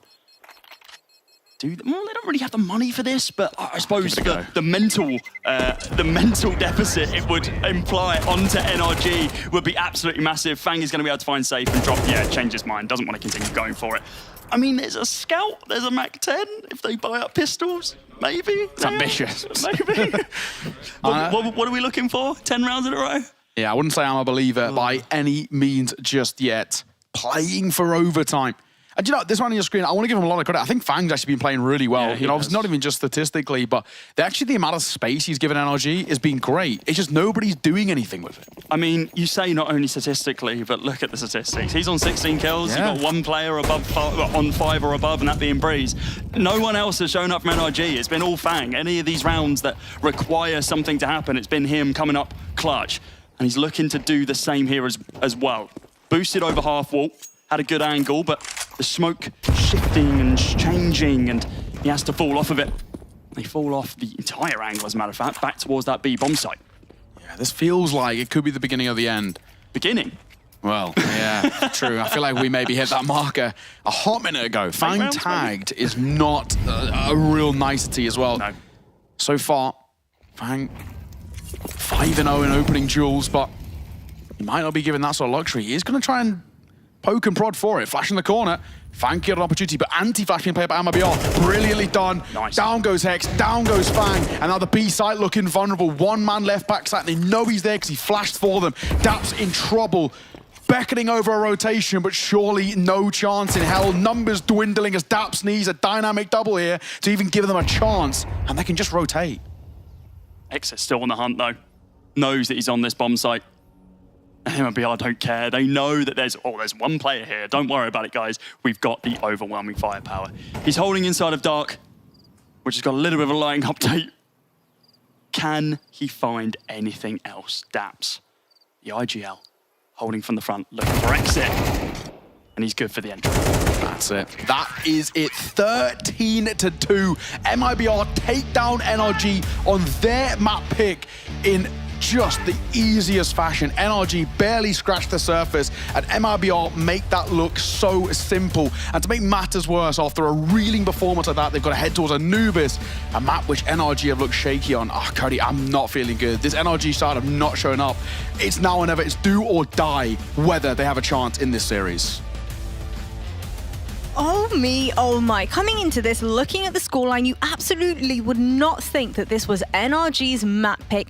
13-2, boys. Where on earth did they start to crumble and fall apart? At the very beginning, in the middle, towards the end, I feel like there was a little bit of crumbling going on there as well. I mean, let's be honest, like that was a landslide victory. Heck, of the 2 rounds that they won, one of them was gifted to them by Made Brazil just doing like a wacky mid-push. They only really won 1 legit round that entire first half. Obviously lost both pistols. I mean, I can't even list everything that went wrong because there's just so many. I mean, maybe you could add a few. It's not often that I want to use the word, but I think it was a very embarrassing performance, I'm not going to lie. It's completely unacceptable to show up at a major qualifier in this instance. I think what they showed yesterday was horrible. What they showed here in Inferno was horrible, and it looks like a team that, you know, playing like they are the placeholders of another team that probably should have been and deserved to be here more than NRG. I don't want to take anything away from MIBR. I think they played a great game of Counter-Strike. The defense was great. The individual level from some of the players. We spoke about Exit, we spoke about Insane, we spoke about Drop a little bit coming into the game. They all delivered, but I don't even know what to say. You know, NRG getting 2 rounds in this game, that's probably 1 round too many, and it speaks volume to how bad and how poor they were playing in this game. I think especially Brinzen and Sani, obviously both of those players coming in from the MIBR Academy team. Brinzen in particular certainly stepped up to the occasion, stepped up to the plate, and especially in that first half was incredibly impactful. Yeah, I mean, you really couldn't pick a player in MMBR who wasn't impactful at some point. I mean, Safe wasn't really needed on the AWP. Everyone else was kind of just holding their own with their rifles. Again, they were able to do it by playing passively. They were able to do it by sometimes getting aggressive at middle, even in weird ways that you wouldn't expect would be successful. They get it done. Their retakes on B site were fantastic. They were so good at coordinating their utility and kind of jump peeking and kind of isolating players and finding a way to win those rounds as well. So yeah, just a masterclass from Made in Brazil there. I think especially for NRG, I would quite like for us to focus on how their map control actually played out throughout this one. So if you wouldn't mind, Dust, taking me through some rounds in particular, I believe you want to. So we talked about this before the game even started, that NRG, when you look at the eye test and you watch them play the game, you can see that there are good ideas there, that they do have a decent foundation. You know, they have the basics down. They understand their roles and how to take map control and how to set themselves up. And you can kind of see there's these 2 rounds in a row. As round 6 and round 7, you can see throughout the course of these rounds, they do a good job with the utility exchange and the timing to actually poke and prod the map and get launching pads to play from. They were able to get top mid control, but then Hex is unable to get the entry at Archway. They just start kind of crumbling. The very next round, similar story, where they're able to get some top mid control, you know, force CTs to kind of scramble a little bit on the rotations, form up together at B, and then even be able to come in together and be able to actually, you know, get the bomb down and actually have some success in the sense of being able to get a plant. But it's like, even though they're getting this map control and even though they're getting those building blocks, they're unable to like actually put together the entire puzzle and actually put rounds on the board. And that's a really big problem because this has been going on for a while now for NRG. I mean, we talked about it prior to the game. They haven't been able to qualify for anything. They only got here because the other team did something naughty and basically got kicked out of the tournament. So at some point, you have to be able to take these good ideas and actually practice them properly, not just make them theory. I think this is a great example of low-level Counter-Strike to the finest. Yes, there's ideas of how to approach a map. Yes, you know how to throw your grenades and how to take map control. And I think MIBR also left a lot of the map control to NRG. I don't think they were contesting for it or fighting for it. And then we'll get into the later stages of these clips. And every single time you see a clip, every single time you see a round from NRG, the spacing of the players are next to horrible. There's no trade frag potential. There's a guy jumping in by himself, not able to be traded. There's a guy swinging out from calls. He's not contested by more than 1 player, etc., etc., etc. Round 13, I think we should watch it as well, because that's some of the worst Counter-Strike I've seen at the RMR as well. We look at a player stuck towards Banana. Fang gets super lucky getting a kill here. You think to yourself, maybe there's a potential for a retake. Fair enough. What happens? Exit left by himself on Banana. First player not checking, 1 kill. Second player, 1 kill. Third player, 1 kill. Fourth player, 1 kill. Not a single one of these players jumped in together. What are the 3 other guys doing while the first guy's jumping in? He's gifted 3 1v1 duels and taking nothing away from Exit. It was a nice sequence, nice shots, nice kills, but NRG, their spacing, it's probably the worst I've seen out of all the teams trying to qualify for the major. And that's honestly embarrassing. You're paid to play Counter-Strike. You paid a lot of money to play Counter-Strike. You have an awful lot of experience and you're playing like you never touched the game before in these instances. I don't think that's okay. I mean, I can't really agree with you more. Honestly, I think we've both kind of painted the picture of the problem that is NRG. Good ideas, poor execution across the board, and it's been this way for some time ever since this roster came together. I think adding on to what you said there, Pim, it just almost seemed as though the communication was lacking, the map awareness was lacking, the utility, every single possible thing that you could mention is just lacking. No, but and I want to dive it down. It's a team issue, right? Because you're looking towards the players, and I know OC is a great player. OC has 10 kills and 30 rounds played so far, the RMR. I know Debs is a smart mind for Counter-Strike. He's been a coach for Team Liquid. I know he knows what he's talking about. Well-spoken guy as well. He has 7 kills in 30 rounds played, right? This is a team with no confidence. We saw Fang and Complexity do some decent stuff as well. These players know how to play Counter-Strike, but as a unit playing together, they can't figure it out right now. So I don't want to point fingers at singles players saying it's your fault or his fault. It's just as a team right now, they're simply not functional at all. Well, boys, our next map is going to be Anubis, but before we chat about that one, I've got another fun game I want to play with you. I've got a lovely little display here. If you don't know what displays are, they are metal magnet mounted posters, and this one I've got is of a FAMAS. Now, quick trivia time. What is the reload time on a FAMAS? This question is for everybody that's watching at home. Feels like 19 seconds. 19 seconds. Go on, Dust. It's like 3.5 or 2.8. 0.4 or something like that. I don't know. Okay, the correct answer is 3.3 seconds. There we have it. And this FAMAS actually looks pretty swanky. No, neon as well. Have we seen much FAMAS play coming into action? No, really. No, that's a cool way of making a FAMAS, which arguably is a weapon in the game. You got the recoil pattern. Yeah, exactly. Well. It's not a sexy weapon, but I guess it kind of looks sexy right there. That's kind of cool. One of the better displays. I'm not gonna lie, it looks super sick. Would you say one of your favorites now? Actually, yeah. Okay, there we have it. We still have so many displays to show off on the broadcast as well. You can go ahead and vote for your display of the day so that we can display some different ones throughout the rest of the tournament as well. If you want to pick up some of your very own, you can go ahead and visit displate.com/PGL and use the code PGL at the checkout, because if you order up to 2 displays and use that code, you can get yourself 22% off. But if you go ahead and order 3, which I know I most definitely will be doing, you can grab yourself 33% off. I know it's pretty swanky. I can see you out the corner of my eye just like checking out the display. You can have it if you want. Here, I'll pass it on to you. But the next map is going to be Anubis, boys. It's going to be MIBR's pick. Now, obviously the momentum from the previous matchup we've just seen should absolutely be carrying on through. Is there a world in which NRG can even get 1 MIBR round? I mean, yeah, they'll definitely get rounds. I just don't see them getting a whole lot of them. I mean, they just haven't looked good on this map. They've lost 4 of their last 5 games. They're only notable wins over Wildcard. They also had a recent big loss to them too, though. Meanwhile, MIBR's still very comfortable on the map. Even if their recent results aren't the greatest, they've had better competition to play against when they were taking those losses. So I think you can kind of give them a little bit more credit. I kind of said it coming into the game. I had no expectations whatsoever to NRG. They could only allow me to surprise me, and so far they haven't done that at all. They have been non-competitive 2 maps in a row now. Opposite of NRG, this is quality. I don't think they're going to win the next map. All right, well, on that note, boys, we should go ahead, throw to a break, and the next map is going to be Anubis. Level up your gaming space with metal posters from Displate. Hang your displays in seconds. Swap them whenever you like.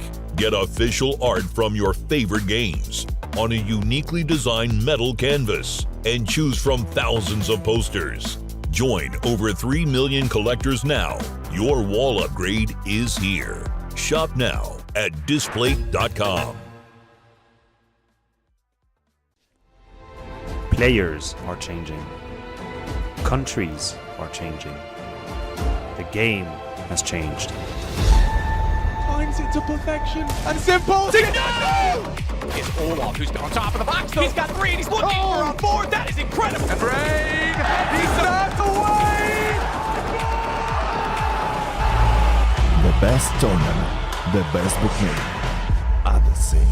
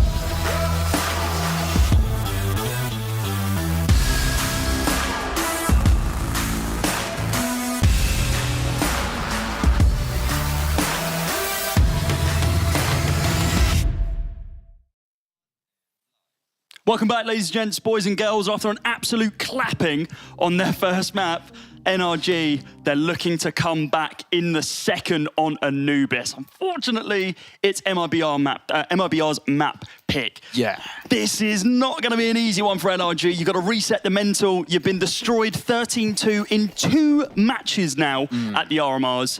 How do they do this one now? There's a real world in which this could just be one-sided again. I mean, we look towards this man on your screens now. Fang, he had a really decent map 1, but it was the only one. You know, at times you look towards NRG and it feels like OC needs a bit of support. It's Fang in this instance, who really does. And if Fang can keep up the form, and maybe somebody else like an OC can step up, there is a world where we can open the door to a conversation. But, you know, let's not beat around the bush here. This has been one-sided, and there's a real chance that it could just be more of the same. As we currently speak, across 2 maps, 4 rounds have been won by NRG. It's the 13-2 against Imperial on Overpass, and the 13-2 on Inferno against MIBR. NRG looking to take it a little bit defensive here, a little bit slow, as they post themselves up towards this A bomb site of Anubis. You got a pretty decent hold here, though, from MIBR, and with audio heard inside of the water and even more coming on out, here comes a nade from Drop. Could weaken up a couple of players. Hex is going to be able to cross on through, and now the taps begin, and while he does gush one down, it's not going to be enough for him to be able to pick up that kill. Tapping away, Exit getting mighty close damage dealt. Head touch, and Zanny looking to the ground, and hang on a second, Breeze has made this a possibility, but Excellence are back. Breeze up close, spamming away, puts it into a 1v1, and Breeze will close it out. A miracle man needed as Breeze rolls back the years, and NRG open the door to an Anubis comeback, which is so damn needed. Comeback! Is it too early to call it now? Absolutely. Oh, God.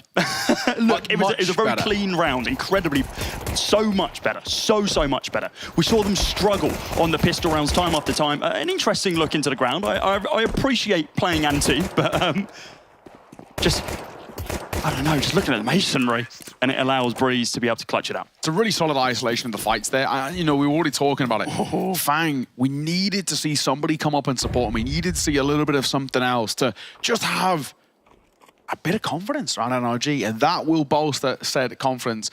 5-stack over towards the B site. They've gone for the pyramid stack here in towards Dark.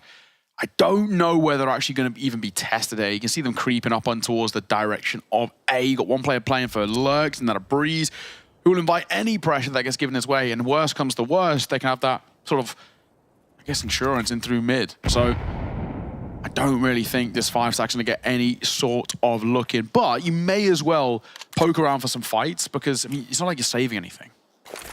Yeah, not at all. See what they can find off the back of this contact, though. They are just going to be holding themselves over on that B-bomb site. Flashes galore, smokes galore, you name it on A.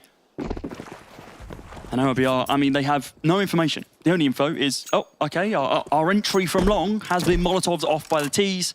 They are not budging at all. Until those digits get pumped in, they're still in the universe of they could come B. The big thing, the only kind of real gap is coming out kind of through Temple and Camera, but I think they're fine. The weird thing is now for MIBR, how do they want to go about this? Personally, I mean, obviously, not in the server, not the IJO. If I'm calling this, I would say just try and find a kill, but don't actually overextend. The biggest, counter to that is you actually don't want to give the MAC-10 the ability to chain the kill bonus. That's the big thing. You don't want to allow someone like a Daps, for example, if he gets 2 or 3 kills, that's a hell of a lot of money in the back pockets. If he gets enough kills, he can get a 3rd round AWP if they really want. Oh, it's not gone well for him, though. Drop and Bernison coming together off the USPSs to be able to find at least 1 kill. That's actually how you're meant to play it, I would say. It's basically just playing for exits. You know that you can actually just overwhelm 1 or 2 fights. Now is where they're letting the rifles rip. So, all that for nothing, really. They got a consolation kill. You can take a small kind of a sigh of relief. But we see the first full buy. This is now where, if history will repeat itself, MIBR just come back in rolling. I think this is the big test for NRG. Not in terms of kind of the mechanics or, in the server, the mental. If they win the gun round, I think they're fine. If they lose this gun round, I'm really worried they just crumble internally. It's a bit of a meme, but this is the ceiling for NRG. Can they get a 3rd round? Yeah. They do have that full buy. You are correct. Couple of Galils, but I think that's okay. No head armor on a strong majority. Well, everyone but Safe, actually. So they will one-tap exactly what they need. They need to ensure they don't just throw this one away. They come out the gate strong. Pistol was good. Ace there from Breeze. 8-0 right now. Substantially better performance already for him. Gotta be said, it's a really ballsy call from RBI. 0 A presence. Yeah. They're playing 2 in towards mid, 3 out through B. So this is definitely something where they've seen something from NRG in terms of like, do they default towards this B side? But honestly, this could be really risky. Pop flash about to come through. A camera flash going to come over, which could catch Exit. And it comes, yeah, in comes the execute, nobody home. And Exit actually, smartly, is going to play behind the smoke. He's not going to push his way through. So they're playing full 5-on-5 retake. He said smartly, insanely, thinking about just swinging it though. Popped a smoke of his own to be able to gain a little bit more of a forward position, but still just holding off, waiting for the rest of the team to rotate round from that B bomb site. Clearing through mid as well. Cautious, there might be a lurk, and as we can see, there is, but they need to pull the trigger here. If they go out onto this site, it needs to happen now, but the way they're positioning, this is a save, right? Yeah, they're falling back towards the B bomb site. They lost the site completely, and they're like, okay, fine, let's just let them have this one. NRG, they break the ceiling of 2 rounds. Do you know what? I don't hate it. I think it gives them the opportunity to kind of recover and recuperate in towards the next. And of course, on top of it, you know, small things we spoke about, like head armor, which they are definitely at the moment kind of vulnerable to, but that is down to, you know, we'll call it an interesting call, right? 0 A presence. At least traditionally, if you're going to play a little bit more of a mid-aggression, you at least leave 1 on the corner, right? Leaving him in the direction of heaven. So you can still put a bit of pressure on, still keep numbers, or at least opportunities to rotate in. But yeah, overall, NRG break a ceiling that has been quite firmly above them these last 2 maps they have played. Of course, like you mentioned, Imperial, a 13-2, they were a no-show there, and Inferno, an absolute no-show as well. And interesting enough as well, fundamentally, you would say Anubis is very akin to the likes of Inferno in terms of the way it's approached, right? Very puggy in its nature. Anubis, one of the only maps that traditionally, I guess we can maybe make the argument about being T-sided to a degree. And Inferno, for a long time, tail end to go in towards CS2 was like 52% CT-sided, so it was more or less an even standing. Pop flash out here. Nobody home. Yeah, not as of yet. Breeze has an inkling. With the util coming down, though, he's going to be good for at least 1, but traded straight back from drop. Has the opportunity to be able to continue advancing now if he wants to get more mid control. No bomb information as of yet, ever important, of course. Plenty of time for NRG to be able to honestly mess around here. What do they want to poke? What do they want to prod? Where do they want to go? Who do they want to kill? And Hex is looking for that frag over towards the A bomb site, but double smoke down from both sides to be able to delay it. Do you know what as well? Quite interesting from MIBR. Their approaches are so different between Inferno and Anubis. Oh, Hex and Dapso combine and line up 2. A safe and drop will fall to their hands. The Galil's doing God's work right now as NRG are on for a 4th. And MIBR left reeling. This has not been the start to Anubis that they were hoping for. And already we're left questioning what is going wrong. And the point I was just touching on there as well, the approach of MIBR is so different in towards Anubis as it was to Inferno. We were talking constantly about how aggressive they were in towards second mid, fighting through Banana as well. The confidence, you know, at times even lackadaisical, the way MIBR were approaching that CT side because they were just flourishing. And then now they've come in towards Anubis and they look a little tentative. Cloud9, Spirit, Bestia, Imperial, and Adal Amigos. All the teams that that MIBR have played Anubis against. The only one they've been able to beat is Bestia, and that went to an OT. Yeah. There is a very low win rate here for MIBR. This is clearly a bit of a boogeyman on a map for them. I don't know, maybe this is what NRG need. This is the invigoration. And this is some of the deaths we're talking about. And I think Pimp brought this up where it's like, that loss yesterday, I think, has sort of stunted the confidence maybe on Ancient, where they're like, okay, you know, that's not gone right. And maybe also kind of a world in which they've maybe overthought the process a little bit and thinking, what would teams expect us to pick here? Ancient. We were flawless coming in towards the tournament. We've looked pretty good at it. Yes, they was a little bit rough around the edges, but all things considered, this has been a good map for us. So the expectation from all of us was saying, surely Ancient, but then they didn't go towards it. Of course, it is floated for that 3rd and final. However, off the back of a 13-2 Inferno, I don't think we even thought we'd be entering a conversation about a 3rd and final. Yeah, we mentioned it in like round 1 or 2, where like the game was still fresh. Like, it was like, oh, okay, maybe that's where we're going to play. Maybe we see NRG win their map, and then the next map comes in. And no, not the case at all. Yeah, quite interesting that MIBR have picked this one considering what their win rate is. Makes you think that during the bit of the off-season that we've had, while they've been pugging in Europe, that they have been playing it, it's been going well. But of course, the big caveat here is that while NRG are 4 rounds up, this is the most T-sided map in the pool. Yeah, and also on the other side as well, it's probably, if I had to make a guess, something spotted in the demos up close and personal. Nice work. Brinson gonna find one as Fang will fall. Breeze answers back, but drop and safe. Double down to keep the numbers firmly in favor of MIBR. And finally, for the first time in a long time, we sit here happy as MIBR calculated CT aggression has netted them around and left Hex questioning, now what do I do? Do I save? Do I try and give this a go? He has a bit of cash in pocket, quite a lot. Yeah. Goes without saying. So in my opinion, give this a go. Any frags he finds are a real icing on the cake of what has been a little bit of a rough round. He's going to have 10k into the next round no matter what happens here, as a minimum. Fang is going to be relatively close as well. So no matter what happens for NRG, no matter what happens for Hex as well, they are going to be able to still be a force to be reckoned with coming into round number 6. Looks like he is getting a little bit antsy. Doesn't want to sit on his laurels. Wants to try and, you know, actually use that mouse. Yeah. He's getting up close here. Hex, of course, goes without saying, this round, you know, it's not impossible, but it's highly, highly improbable. 1v4 needed. A man of many talents and a man coming in towards the NRG roster with a wealth of experience with his EG stint. Swung upon and dropped. Does as the namesake says, 1 round on the board for MIBR. Is this the beginning of the start of where they find their form once again? A real sigh of relief as well for MIBR, who weren't looking too good on the offset. Much better round. Like we said, calculated aggression coming from the CT side. The supporting util was great, but mostly it was just great trading. Yeah, a lot of nice mid-presence there from Saini as well. Nothing from NRG to kind of halt his approach there. Instead, we might even be seeing it again here, where we get this 3-man commitment over towards the A-bomb site, and then, well, Fang likes to at least poke and prod inside of mid, but usually just falls off and backs up at least one of the sides. Does open up an opportunity for Saini once again to go lurking if he wants. This is a really aggressive hold from MIBR. Not something that we've seen them do as of yet.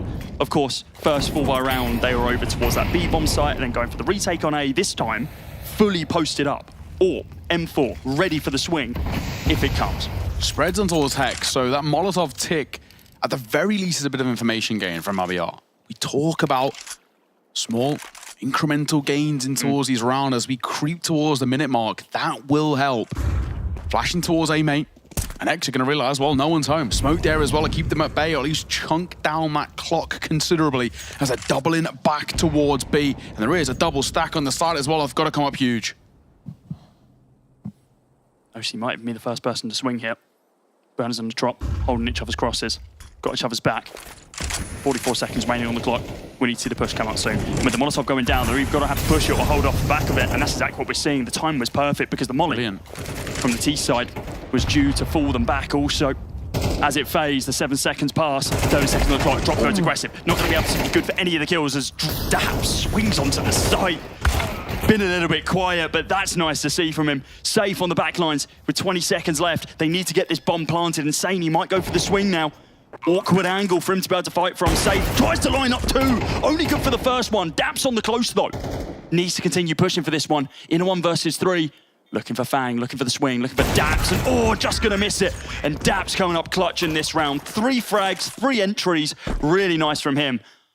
And an orb collected as well as just a silver lining on top of what was a very decent round. The icing on the cake, so to say. Can we dropped over towards OC?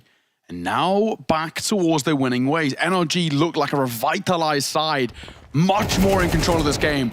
You know, to start off this round, a delectable double from Daps to really give them all the space to work with towards the B site. And the post plant's really comfy as well. MIBR has been a questionable start. We said not a great map on paper for them. And so far, Service followed the same way. There's that drop orb in the hands of OC. Nearly lining up a second, but it's Daps again for a double. Leading by example, the IGL of NRG is giving them so much space to work with as Breeze will pounce on towards Brinson.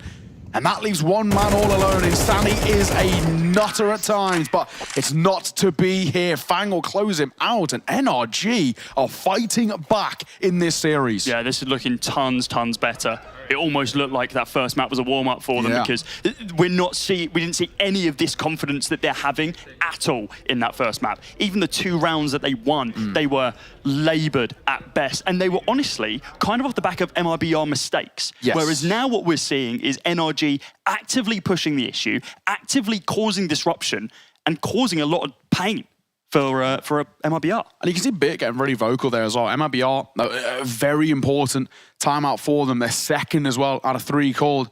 We saw NRG do a similar thing in towards map the 1/2 where they used all these TAC timeouts and nothing changed. MIBR, we question goals, can they? 6-1 though. A completely different showing. NRG looked like a reform side, a side that we're yet to see not only here at the RMR, but actually in terms of recently. You know, qualifiers have not been kind to them. It looked a little shaky. Blast from air quals, a loss to Elevate, then of course known as Timbermen, which eliminated them. They haven't exactly looked like themselves in some of these expected matchups. And hey, well now, out of the 4 on the corner, OC. Very, very nearly getting yet another opener. It is just pistols for MIBR as well, so got to do some sort of gimmick here. There's 1 MP9. That's the copium we've got from Drop. And it's tagged. Literally, it's like, okay, maybe this doesn't work out. Hand it over to someone else. But, I mean, Harry, we've seen Hail Mary rounds off the back of Deagles, upgraded pistols. There's a couple of things that could go wrong for NRG here and could go right for MIBR. But look at that. I mean, they're so spread out right now. NRG have a read on this matter. The fact that, yes, they don't have a buy at all, really. They just need to be kind of spread out, find the opening, find the first pick, and then they can capitalise off the back of it. Bomb is now going to be recovered, posting themselves more towards that A bomb site they are right now. Wonder if Safe and Bernazon just get a little bit bored and just start pushing out of lower water. The saving grace here for MIBR, double smoke, double flash. So that can at least buy a bit of time here. And the clock is starting to tick down to at least an alarming position. Well, we would say flash over towards A main though. Exa playing anti and playing up close, wants to invite in the pressure of a fight as well, but he doesn't wait for the flash. Insani at range and a flash waiting, and Exa decides to swing out in front of it. Instead, down they both fall, and what felt like an opportunity, maybe a crutch they could fall back upon, has let them down.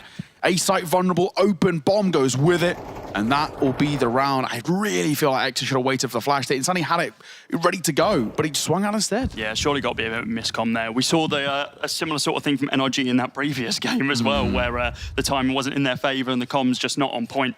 Bernazon and Drop going to be saving basically the armor here, just so they can still have a say in the next round. Safe going to be able to pick up that first kill onto Fang. That does now leave an AK inside of mid if he wants to go hunting for it, but I have a feeling NRG are going to ensure that that is safe as possible. It's hard to get, isn't it? That's the annoying thing, because he knows they're probably exiting out of water themselves, which means they're holding this. Under the leg. Go and get it a go. Get it a go. Quick. They gets it. Yeah, so, nice. Hey, I mean, we'll take anything we can get here. MIBR had a 7-1 start on towards Inferno, now find themselves 7-1 down here. And this is not being pretty. A third and final tactical time out for MIBR. Bit is stressing as he's trying to bail the boys out of what has been a disasterful start towards their map pick. And once again, we have to bring it up. We question the pick of Anubis. The Des did a very good job of highlighting how this has not been a map kind to them. Yes, we can give them a caveat of the caliber of opponents they've played against have been great. However, it still has not been a good map on paper, and so far, not a good map in the server. And they really have given NRG an opportunity. NRG, so looking a little bit more alive. There's life in the corps so far. With a 6-round lead. Econ to honestly write home about. They're in a great spot. They can be pretty content that they've secured this first half at least, but I don't think they're happy with 7. They want to go for the 8. They want to go for the 9. Hell, even maybe double digits if they can find it. Deep molly inside of mid, and oh god, insane, he eats that grenade. Does just bounce off his head though. Dap's going to get bodied there by Drop. Bernazon going to be able to pick up 1. This is more like the MIBR that we've come to know and love historically. OC, oh, just a little bit of a whiff there through the smoke. Timing not on his side this time round. Now Fang's got a timing play in through mid here. He'll shift walk his way forward, but Insani's on the corner, waiting for an opportunity as Fang peers around that corner. 2 angles to pick, 2 fights to be had as well. He surely gets traded out here on the cross as Exit makes it 2. OC will fall, and now Hex left alone. And Island to find a 1v5, and he's given no chance. Exit has played that to perfection. Man alive. When MIBR find rounds, it's off the back of one man's masterclass. It took 3 timeouts, but that's looking a lot better from MIBR. That's looking a lot more consistent with what we would expect coming into this game. And do you know what? Both of the rounds that MIBR found have actually both come off the back of NRG going too quick. Yes. They're playing, trying to get up in the face of MIBR, probably because they're very confident, but these sort of overconfident, slightly audacious peaks have actually cost them 2 rounds, which they probably shouldn't have won if things had just been quite traditional. And NRG are going to call a pause. I think probably Mix has seen this, right? Because both the 2 rounds is the same thing, fighting out through that B main position with no supporting util. They're just taking raw peaks. You can't do that against MIBR. It gives the individuals opportunities, and Insani's going to take them every day of the week. Yeah, he's not the only one to step up to the plate as well. I mean, Bernazin will take him, Drop will take him safe. I mean, hell, if you give any player on MIBR an opportunity to be able to just open up your round, they are going to do it. There's no question about it. MIBR, they are looking to claw this one back to as close as possible. It's going to be a difficult one for them to do, though. Fall by still on both sides, of course, with the amount of rounds back to back to back to back that NRG are able to commit to. Their money is still amazing, even with a full commitment on Armor and util.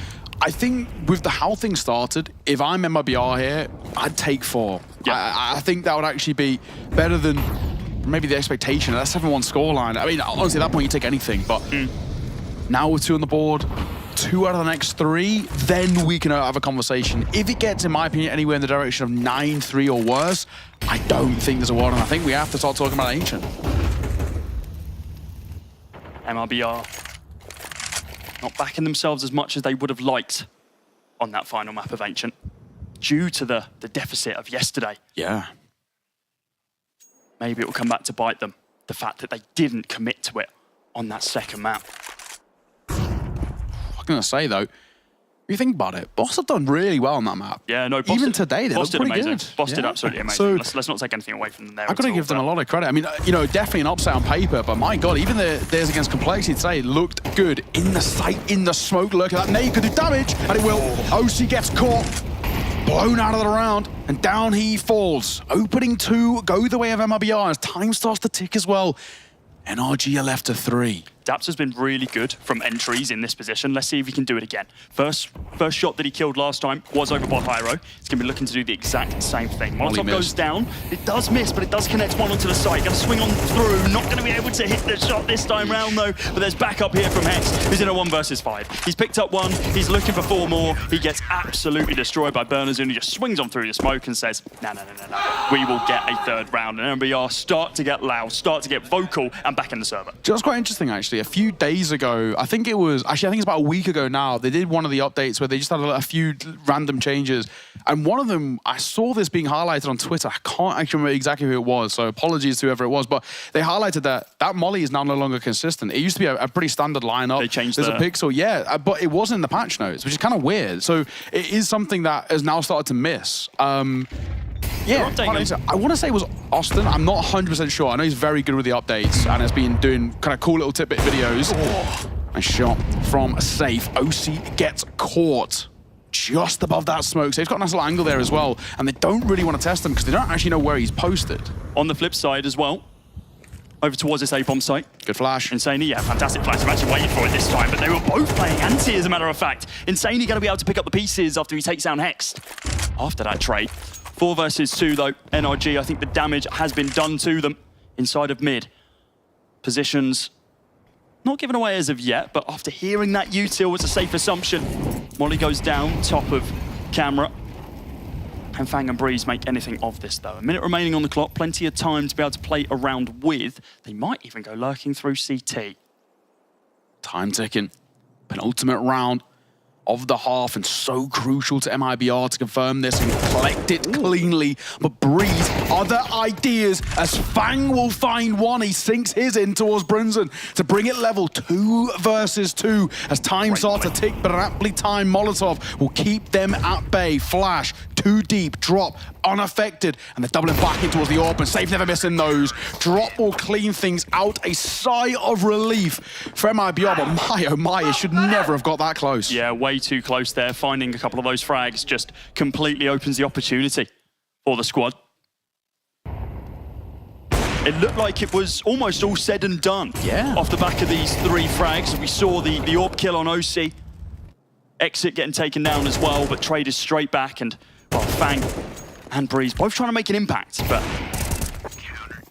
timing just not on their side. MIBR clawing this back. Now in the final round of the first half, Nao, the buy is not as good as we've seen historically for NRG, and they are just hightailing it over towards the A-bomb side. TK again! What keeps happening with NRG? Stop killing your teammates! Next, dropping Breeze gives an opportunity for MIBR to reclaim space. Double flash in the corner, the AWP's posted a fight. Insanity full blind will find one of his own as well as he lines up a second. Fang falls. And Insani keeps them at bay, and one small mistake costing NRG the opportunity of making this a one-sided half. And now OC left in a clutch of his own. Hex had 2 1v5 attempts and found nothing. And now OC got a 1v4. Lucky to not have his feet burning right there. Flame-resistant pants on.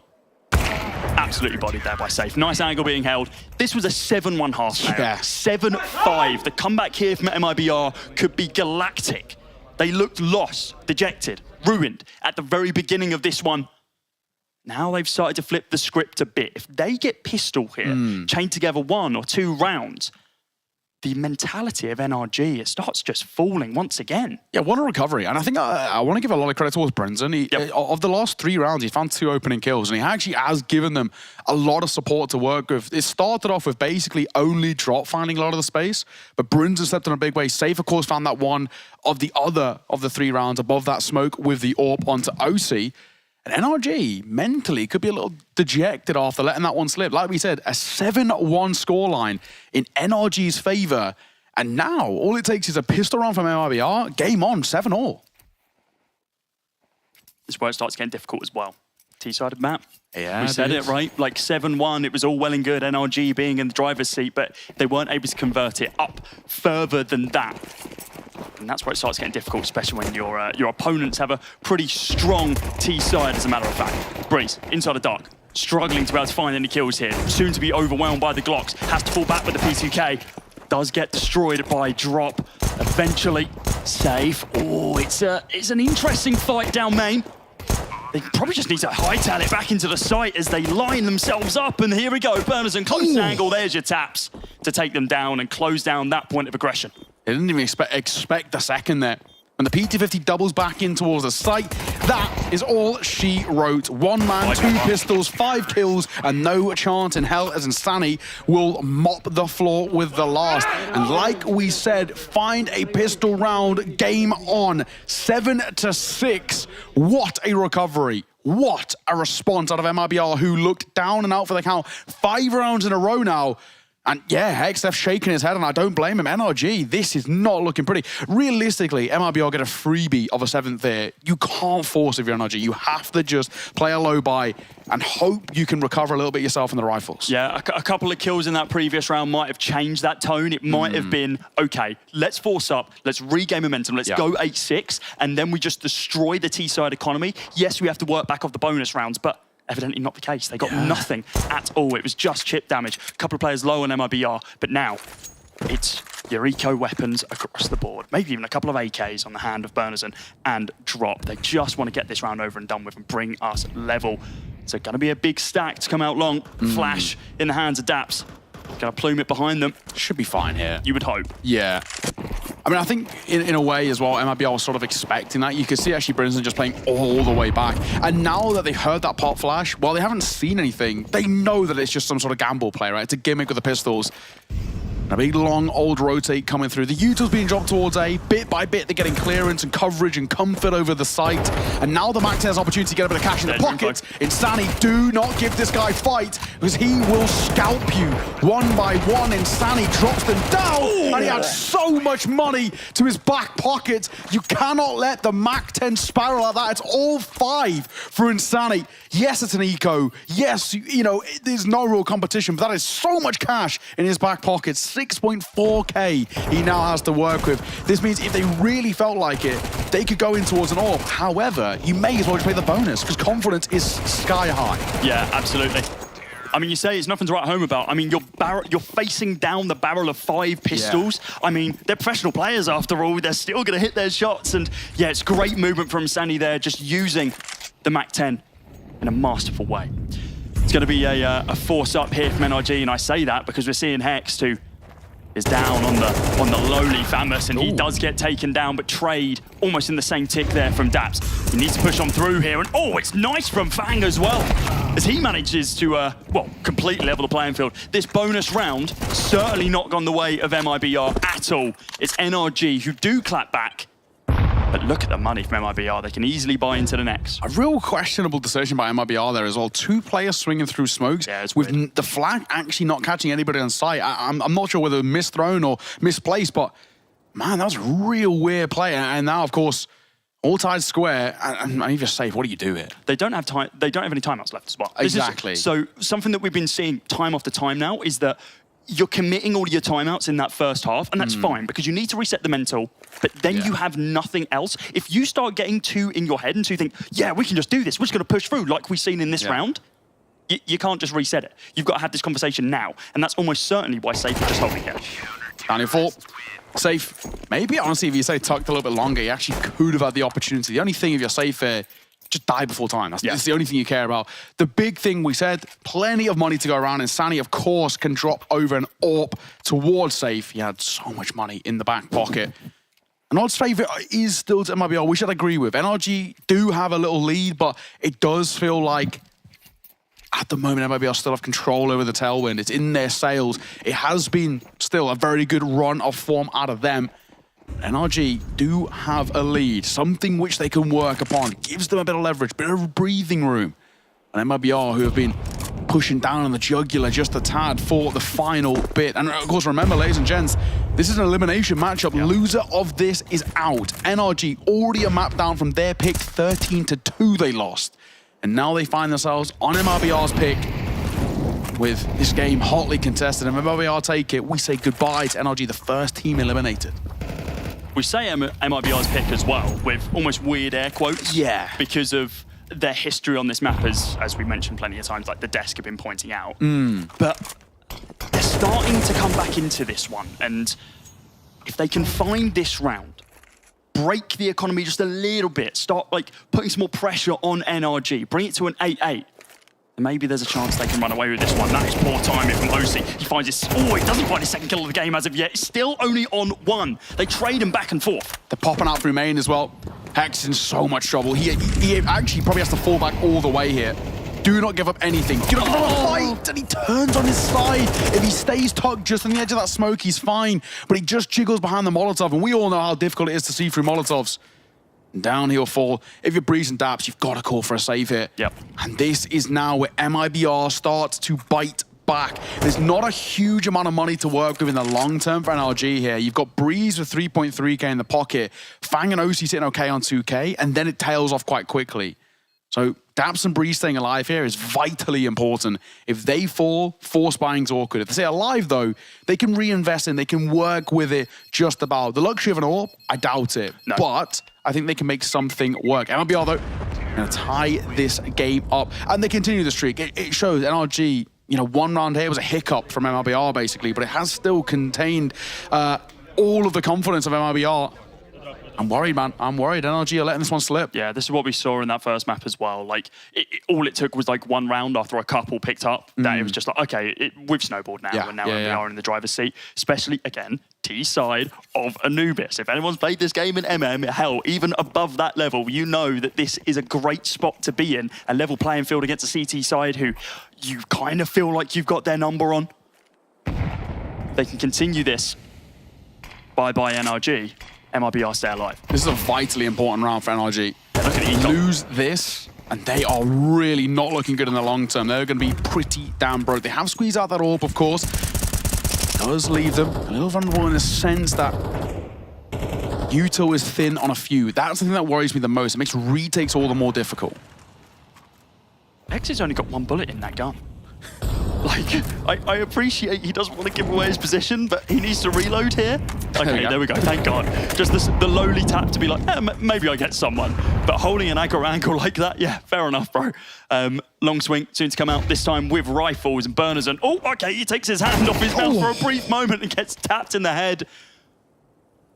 Breeze, the aggression, really good here. Bomb, oh, that is the bomb. Information given up, but Safe going to be able to find that kill onto Breeze. Incredibly important to bring it 4v4. And now they're going to start to go aggressive on the other side. I actually like this call from NRG. It could work in their favor, but Drop is aware. Holding for it round this corner. Swing on the find will be in the way of Fang. I like the aggression coming through. It's a double play as well. So even if one was to fall, they can find a trade. That'll keep the numbers in favor of NRG. And OC will step up. We said maybe they could squeeze an AWP out. They do. And OC's making it sing as he finds a double. Pistol whips. He's looking for the frag, but Exit will level it. 1v2. Hexed is low. Fang, an unknown quantity. An Exit called upon in the clutch. It's not an easy one with how low he is. It needs to find Fang first in an ideal world. Couple of bullets to the head will sort him out. Needs to be cautious about CT. Has no information to work off at all. A single flash and a full mag on his M4. Waiting for this Fang approach. Needs to try and connect the shots. And while he hits a couple, they aren't as clean as he needs. I mean, that low, it's incredibly hard for him to be able to find anything. NRG find themselves another round, and they are still alive and kicking in this one now. That's a great round from OC. Really have to highlight him in towards that one. Really well played. Great isolation. The first kill was obviously fantastic coming out of main. It's actually the way in which he maneuvers around to isolate a second. He knows he's got support through E-Box, and it works really well for him. It's really important to highlight that as well, because that is the first 2 kills this half. He got 1 kill in the first half. So now that he's actually kind of coming alive, you can see how influential it is to actually have him on the server dealing damage and putting up these incredibly important frags. And now he's just going to be pushing mid. Jesus Christ. Okay, mate, I understand. You got a couple of good kills. Do not throw the AWP away that quickly. We've seen OC. He's been a real talisman for NRG, time and time again, bailing them out, but he has been, as you mentioned, uncharacteristically quiet here today, not only in the map, in the series. Or, of course, in his hands, gives him that bolster of confidence. With 1 minute 20 to work with, looks like OC wants to peek back in for a fight, and he might be given the luxury of smoked out, but he sticks around for a duel, and I actually respect it. Yeah, this could be absolutely massive, but historically MIBR have just jumped themselves out of the mid window and down to B from this position. Instead, they are going to be lurking deeper and deeper into mid, pushing towards double doors. There's util available to be able to swing on this. OC falls off the angle. They think they've lurked around towards towards A, sorry. The setup, only seeing one, Insanely inside of mid. Could this be a mid to B swing? Are they really going to try for this? It looks like they are going to cross. Fang's going to be able to find the first kill. OC now picking up one of his own also. And it pumps the brakes once again. They have to hold back. Oh, dry peeking an AWP on that second shot. It's questionable. These are rookie errors being made by MIBR at the tail end of the game, and they're just going to keep peeking the AWP. Dry peeking like that, it's normally only going to go one way, and AWP is going to collect those kills time after time, and, you know, kind of carrying on the conversation we were talking about, you're now giving confidence to OC, who has been non-existent for the map, the series, and now allowing him back in the game. On the corner, Breeze will find Exit. NRG locked in 10 with only 1 casualty. By our metrics, that's a great round. Yeah, that's really strong from them. It's going to be difficult for MIBR to be able to, I don't want to say come back, because that's not the right turn, but like, it's clear that something isn't gelling here, because that was a full buy. They're doing these silly mistakes, like really rookie errors, swinging off the back of nothing into an AWP, completely dry peeking. Like, that's Counter-Strike 101. Don't do that. And now we've got MIBR low buy here. They've essentially got, you know, 2 buys if they're lucky before NRG have the opportunity to push this towards that Ancient. This feels like a bit of a sort of attack pause without calling the attack pause. We already mentioned they've used up them all up. That first half was looking dire, so understandably why. So They don't take too many fights in the first 20 to 30 seconds. Have a conversation between the players, of course. Can't bring the coach in, so Bit has to just sit there and wait, but really good opportunity, especially for the guys with a lot of the experience in the team. You look at individuals like Exit or Drop or Safe, right? All have played at that kind of slightly more elite caliber to try and level this one out a bit. They know how important this tail end is. They know as well that they do not have a hell of a lot of time at the tail end. Pistols going to group up. It looks like pop towards B is the play. If they find this kill on Breeze, it opens up so much. Molotov goes down. Oh yeah, chip damage. Might have been just a little bit too far away to hear the damage dealt, but with that nade, dear Lord. Okay, there goes one of your main opportunities of bursting out of dark. Safe might be calling for the boost here. It looks like he is. Okay, gives away his spot with the jump, but not going to be able to hit that one tap onto Breeze. And I think should be that survive. Yeah, that kind of calls out the round. The nade, a lot of damage, but no kills as of yet. Here comes the complete waterfall onto the site. Exit picks up one. Oh, Insane. He picks up another one, but okay. OC's there to pick up the pieces over towards CT. It's fine.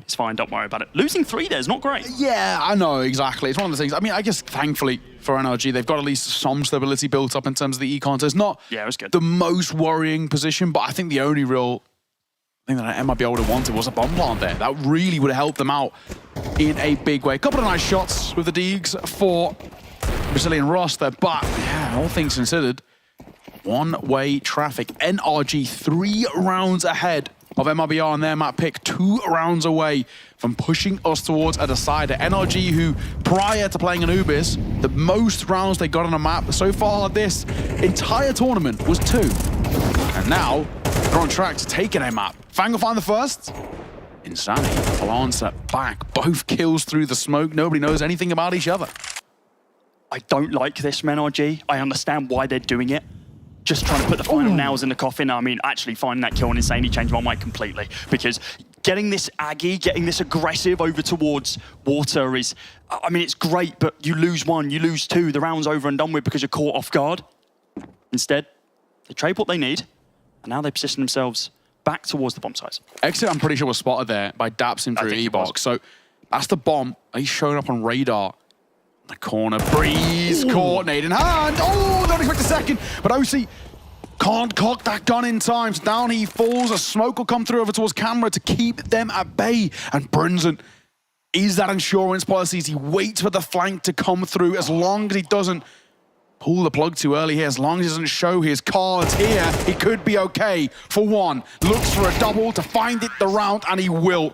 And a 9th on the board for MIBR, a sigh of relief as they stay alive in their map pick, and you can see what it means to them. They're getting loud, they're getting vocal. MIBR know that that's cracked open the door and an opportunity to take this map back in their favor. Yeah, that's the last thing Sorry, it's the first thing that MIBR wanted. It's the last thing that NRG wanted. I thought after Daps found this kill on Insanely, the round was over and done with. But yeah, it did start well. They got super aggressive and just fell back onto the bomb site, and then there was just silly mistakes. Again, they're creeping in from both sides at this point. I mean, even Breeze there as well, playing up close. My expectation is that the bomb was seen on radar, but I'm going to assume that it wasn't, because Breeze having a smoke in hand like that, exactly, was, a bit of a rookie one. Missed orb shot there. Second attack attempt at it as well. Little rough around the edges. They are popping out of main here. They're cleaning them up. Brunson's adding a couple of kills to the tally, given the ace. Bit of aimbots. Yeah, we've already had 1 ace as well with Insanity. That Mac 10 on the second round of the half. Brunson wants one of his own. Of course, both have come against pistols. So in terms of impact, in terms of overall, we're not going to eat too much into them. But hey, we take a little 4K. Yeah, 4K. I mean, 4K is fantastic. But the most important part is double digits here for MIBR. Yeah. It brings them 1 step closer. Getting the bomb planted as well is going to bolster up that econ even more, moving in to the following round.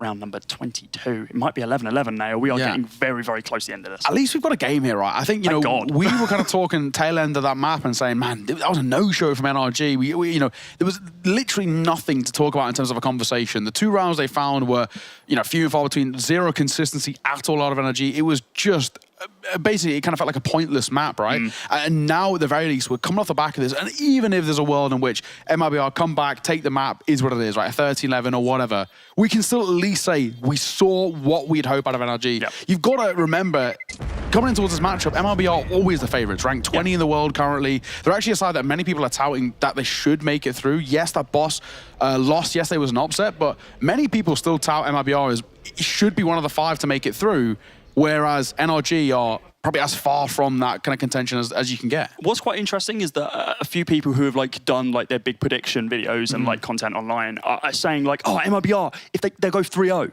and then people who aren't mentioning them just means, okay, they either go through 3-0 or they start dropping games and then that's done and dusted. So losing the BO1 in this lose 2 game, you're out format, it's certainly difficult. MIBR still got a long way to go before they're out of the danger zone. True, and this map is by no means settled, sorted, or confirmed. Drop. Oh, he looked like he was going to fade the smoke.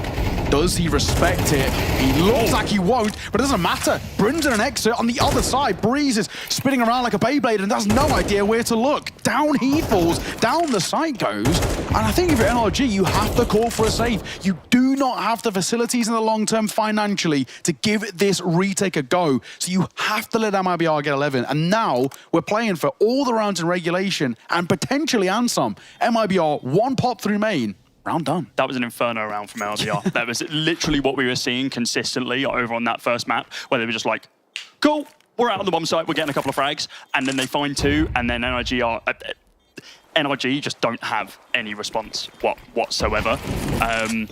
Yeah, it's going to be difficult for them.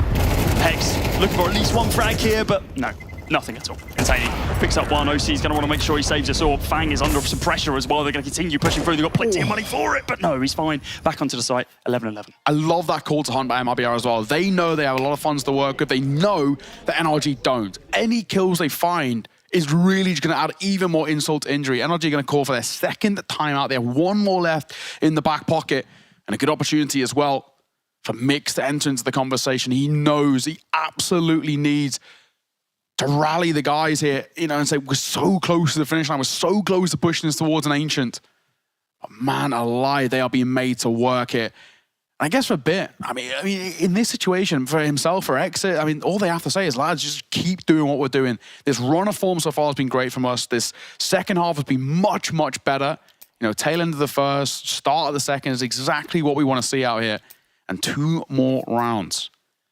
Who will get to 13, if any, or will overtime be needed? That is the question. Like we said, Matt Hunt was really good at the tail end, and it just means that NRG it feels like they have to give up a 12 here. It's not going to be an easy round to find for them. Fang and OC need to step up in a big way. And that feels really, really rough. The fact you're almost having to give up a 12 to be able to then be like, all right, cool, we win this next round or we're out of the major cycle. Yeah. That feels dire. They will have a buy in the next round no matter what happens. Breeze, oh, this could be massive. Oh, a little bit of a laboured spray from Exit. Breeze favoured an opportunity but whiffs it. The OC going to be missing shots as well. This isn't as clean as we would have liked. We need to be seeing some more consistent shots from everyone on the server. Good molly. That'll keep them at bay. In for a moment, bated breaths were left here as well as we look to see whether MIBR go for the double pump execute, and they might just do it, creeping round the corner. OC looks for another fight. OC looks to try and level the playing field and bring things back in NRG's favour.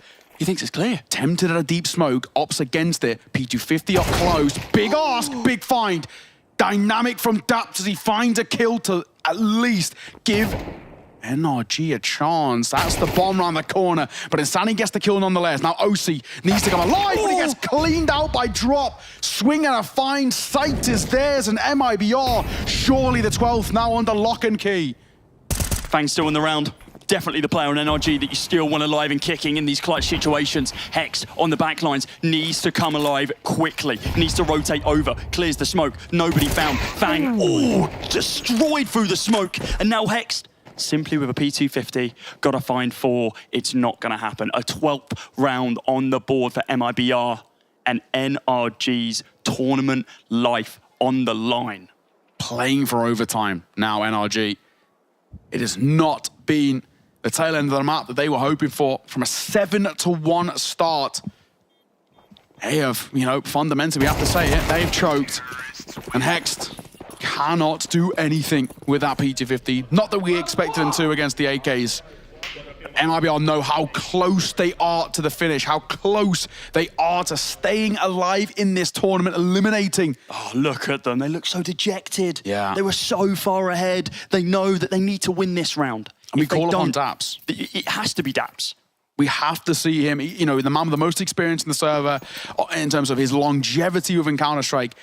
A man who's been in this situation before. He has to do something to level this playing field. Is overtime a possibility? Thankfully, they have a bye. Yeah, that's the one saving grace. Daps has got to be just trying to lift the spirits. Insanely getting dropped down to 21 HP is an opportunity. Fang tries to follow it up with the nade deep mid. Not going to be able to connect anything this time round. Exit. Oh, God, are you really going to be going for this swing? Destroyed by OC. Exactly what they needed to find. But look at it. Look at the bomb. Look at this push from drop. They're trying to position themselves more towards mid, more towards A. Hex doubled back towards site, so at least timing-wise, he's okay. It's all down to Fang here on the swing. There's one. Lined up a second as well as Brinson will fall. Overtime, I've been calling.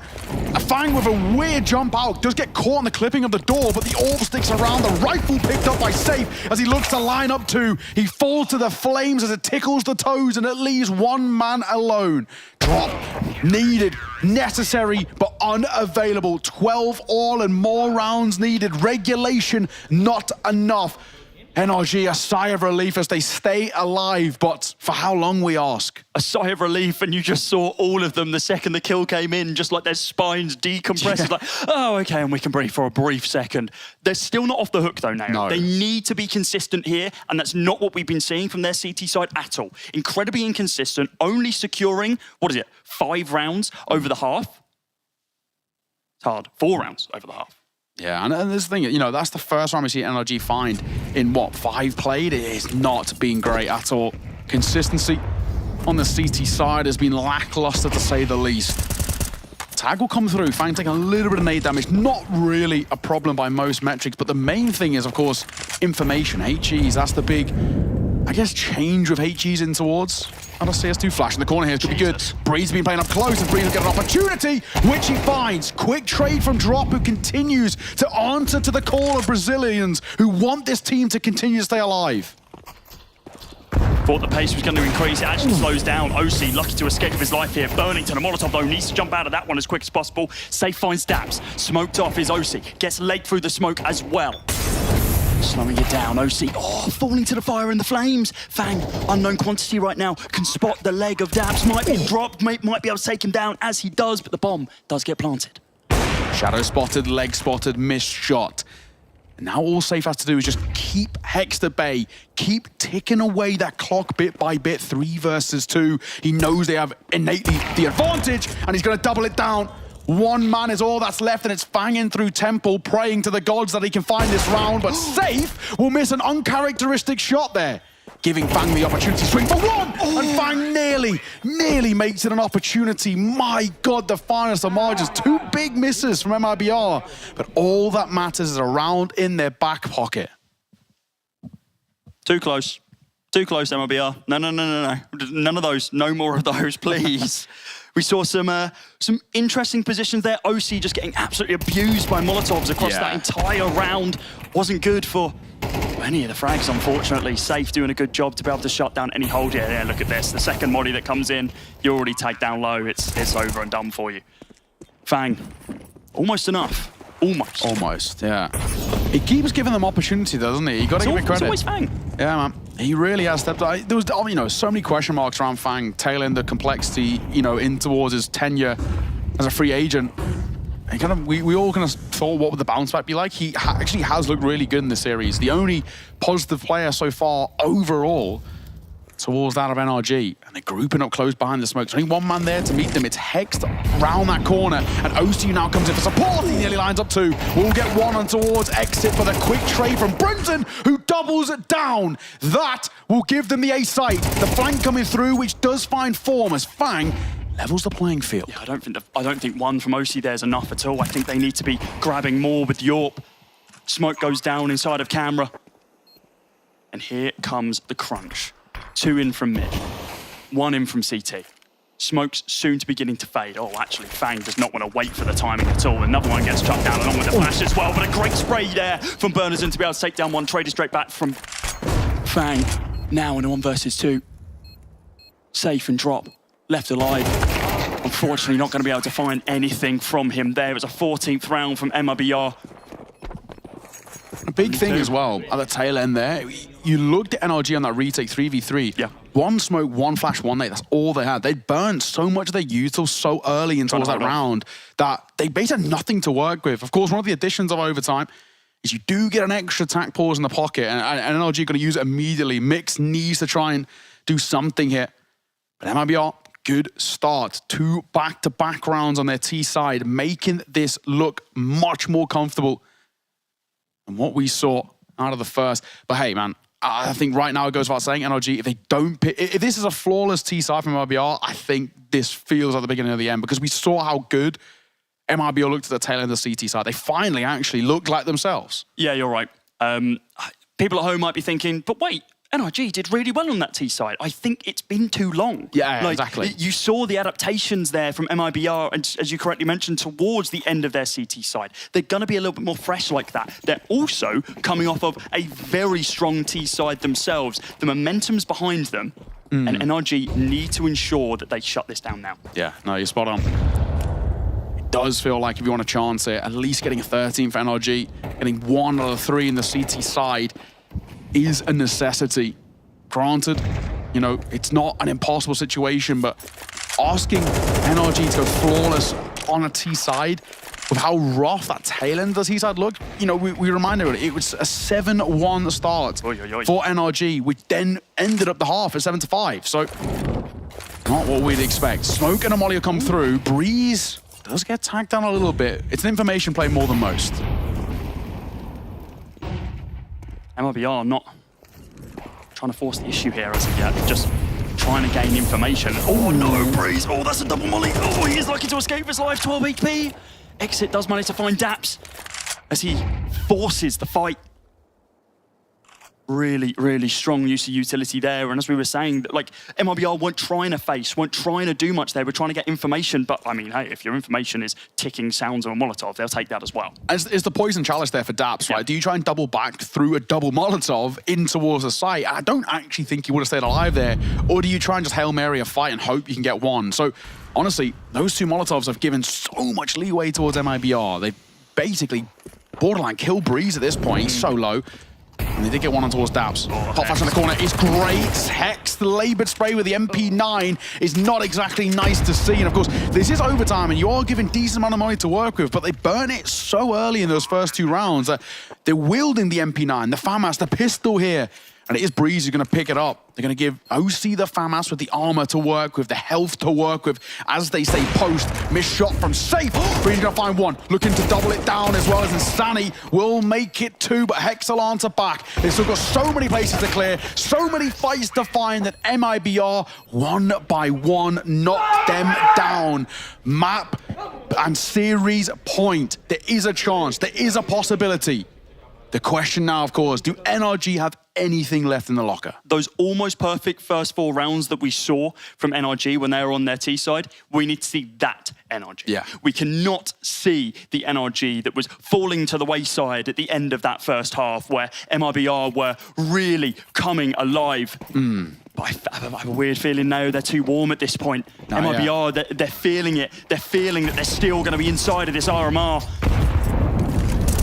Got to be said, I honestly, this is why you cannot allow teams like MIBR, FURIA, another good example as well. Do not let them snowball, man. When they get confident, when they get loud and proud, right, this is when they become, I mean, I guess if you're in the server, it's unbearable. You cannot compete with just the sheer confidence of MIBR, and I love seeing these sides get loud. I love seeing them get confident. You see what it means to them. Every round is like a victory of a map in itself.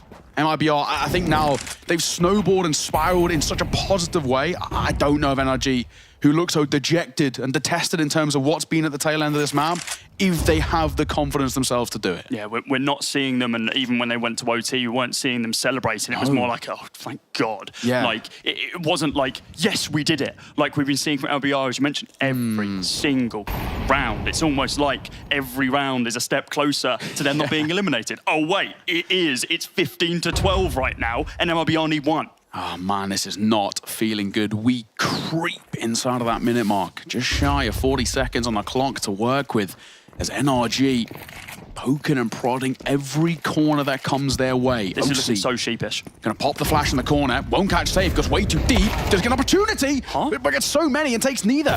Down Eagle falls, down goes Exit, and on the flank, drop will follow 6 feet under. At the very least, Insanity will answer back, but now as a known quantity, we call upon him and Brinson to try and bail them out, and might just happen. Pop flash, good. Tag, better, but Insanity's not dead.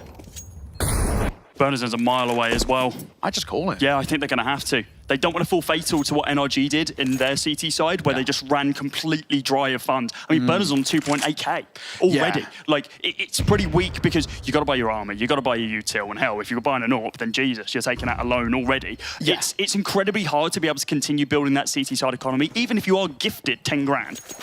I guess that, you know, a positive note to be had is that Brinson not taking any damage, doesn't need a rebuy. True. Got all his util. Yeah. And, you know, got the kit and the AWP still alive. So, hey, man, we can talk about silver linings. And I guess on the other side as well, they've got still a couple of rounds to spare. I don't think the pressure's there just yet. And if they need it, they've still got attack pause. They do still have their tap pause. They use them. Oh, look at that. Are you clairvoyant? What's going on here? Mate, how have you called that what one can I say? They call me Neo the Prophet. If you're, and you are Cody, my disciple. Yeah, nice. Thanks, mate. That's what I've fallen to. Brilliant. Really interesting last round, safe on the AWP. Yeah. Plenty of opportunities to be able to do something. Weird. Almost like tech issue weird. Do you know what? It felt for me like, I think he was maybe going off the back of an information play thinking, okay, I think they're crossing into connector and wrapping the other way. Or whether he was like, okay, I'm scared that first guy who I let cross is then going to swing me. So, I don't know. It's one of those things. We talk about trigger discipline. It sometimes works great, and it sometimes is, you know, it's a double-edged sword, right? It can come back to bite you, and it did there. But hey, like we said, not the end of the world just yet. NRG still need 2 more rounds back-to-back. It's on NRG here. It's not on MIBR. MIBR can force some issues and then just find the single round that they're looking for. It's MIBR's game to lose. That's what we're trying to say. Exactly that. Whether they will, though, we'll have to see, because they're making something here. Insanity's pushing through mid. I don't mind this play. It's going to get a lot of information, and he will get the cross. Now, this actually could leave Breeze a little isolated, because the flash, oh my God, that's beautiful. Safe with 1, a leg on towards Insanity, but he stays alive. That's all we care about. Keeping him alive is dangerous. Insanity will take absolutely everything from you. You even give him an opportunity, exit on the site to be able to take down Daps. It could be the beginning of the end. So much damage being dealt from the single hold. Safe now to be able to back it up. Soon to be here with the swing. Sprays down 1, sprays down 2. OC now in a 1 versus 2. For NRG's life on the line. The major gripping, losing out of their grasp. He needs to try and find this one. It's going to be a clutch of the ages. It wouldn't be the first one that we saw at the hands of an AWP today, but it would be the first one. They haven't seen him, right? And this is, I think, the only anecdote that could help. They haven't seen him in so long. They've actually gone for a bit of a rotate. Could be mid, guys. Oh, maybe he's could be anywhere, right? And this is the real issue. 40 seconds. But OC is so nervy of a big flank coming through, and he's right. There is one waiting, lurking. All they're waiting for here is a bomb plant. This is the big difference. OC hoping to isolate a fight, and the big one is if he can find drop. OC's come back alive in the second half and then into OT as well. Is he going to be able to clear the angle? He tries for it. He takes down drop. That's so big. But 15 seconds on the clock. You need to get your knife out. You need to run. It's the butterfly race between the two of them over towards this B-bomb site. The Molotov could be huge here from Safe if he can time it correctly. He swings on through the single tap. NRG, they're going home, and MIBR, as you can see, still alive in the major. Elation for the Brazilian side with a wonderful response. 7-1, they were down. They needed something. And man, what a way to claw it back in their favor. NRG dejected. It's not been the tournament for them, and we bid them farewells. Commiserations to the North American side. Let's see what the desk have to say. MIBR live to fight another day, but commiserations indeed go in way of NRG. They almost made it happen. They almost walked away with the victory, but MIBR played incredibly scrappy throughout that game. It almost looked as though they weren't able to take away a victory.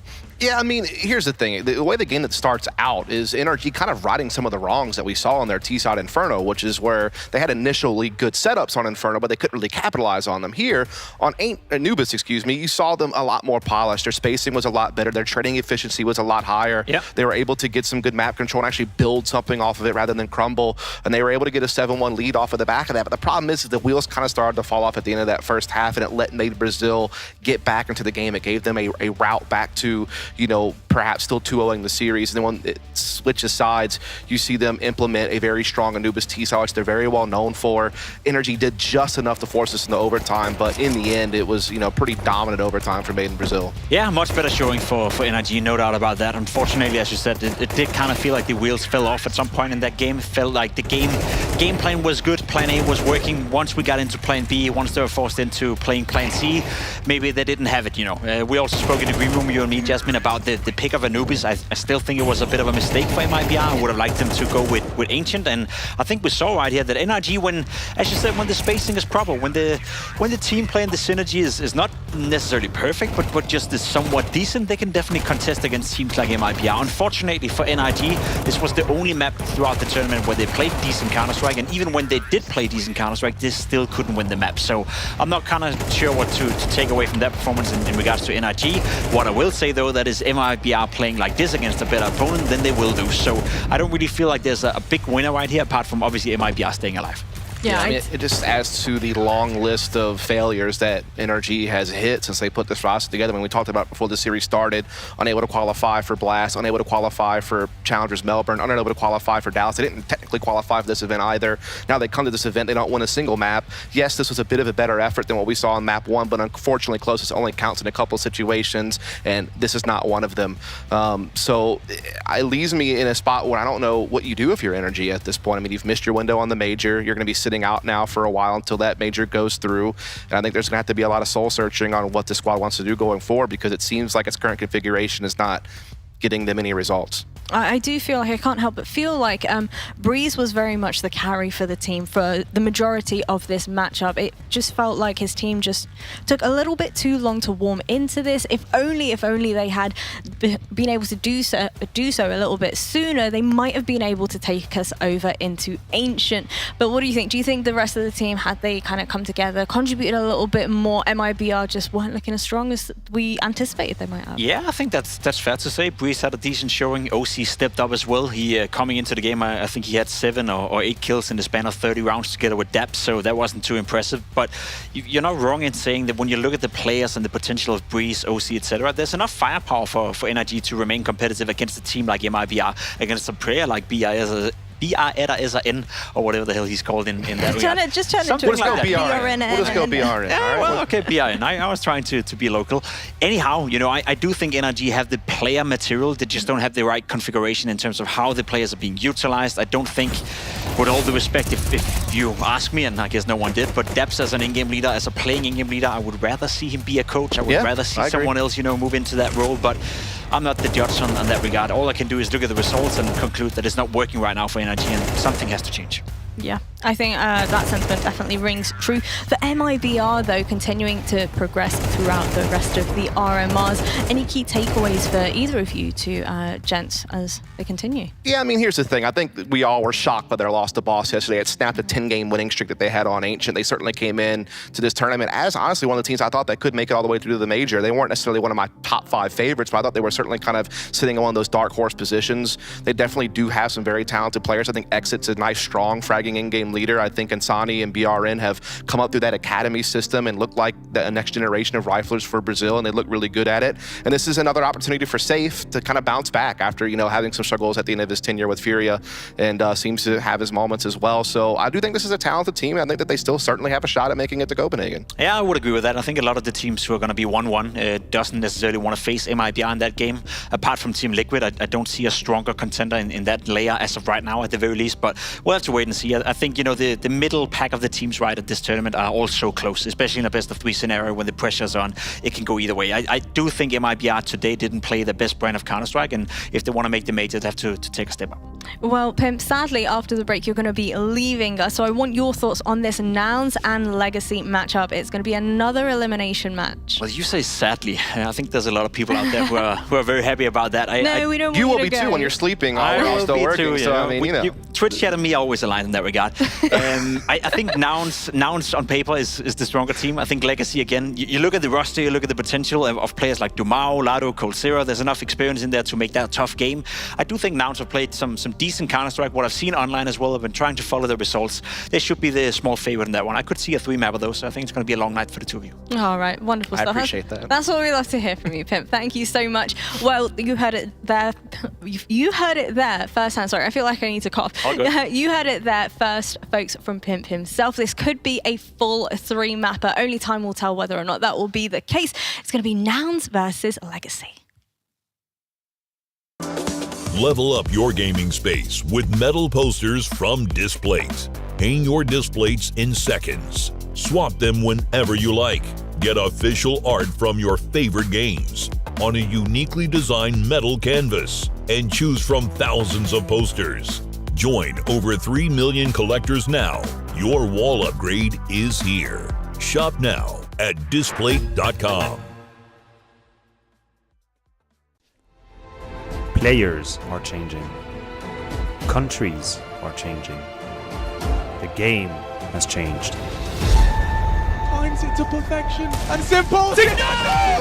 It's Olaf who's on top of the box. He's got 3 and he's looking for a 4. That is incredible. And Rain, he starts away.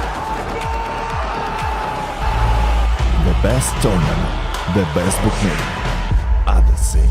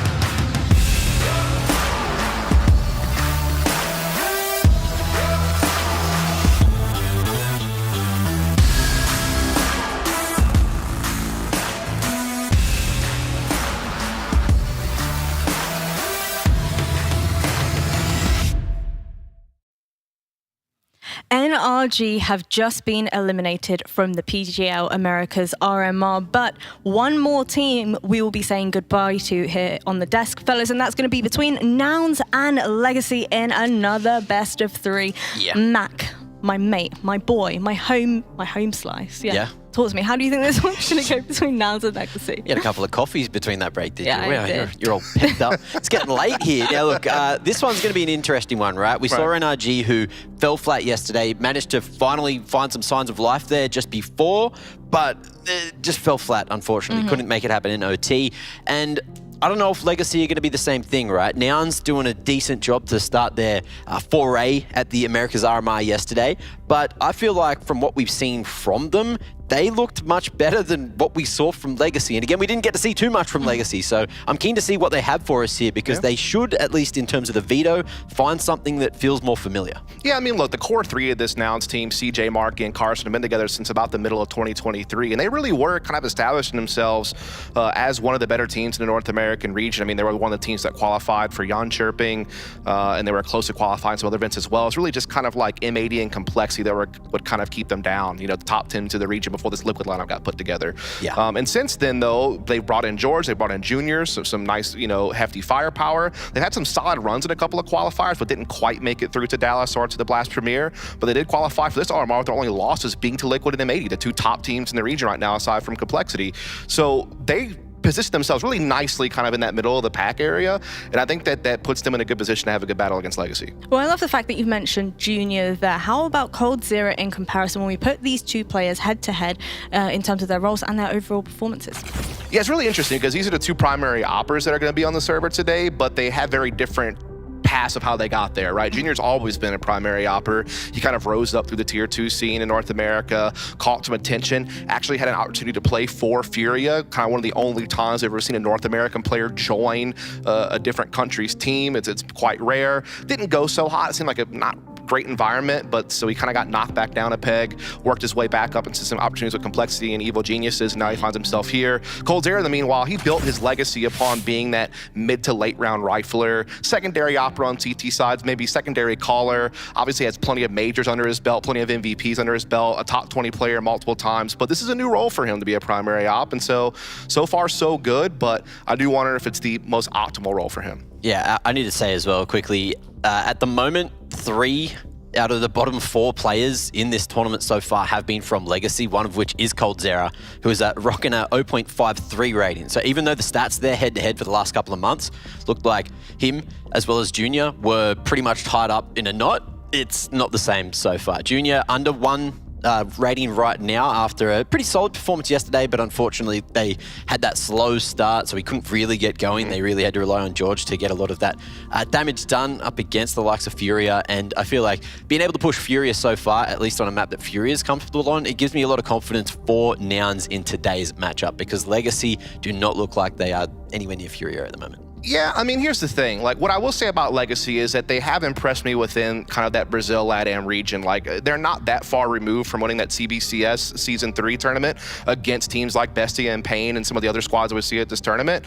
And they've qualified for this RMR pretty quickly, right? Like, I mean, they were one of the top 2 teams to make it through. They didn't waste much time booking their tickets to Monterrey.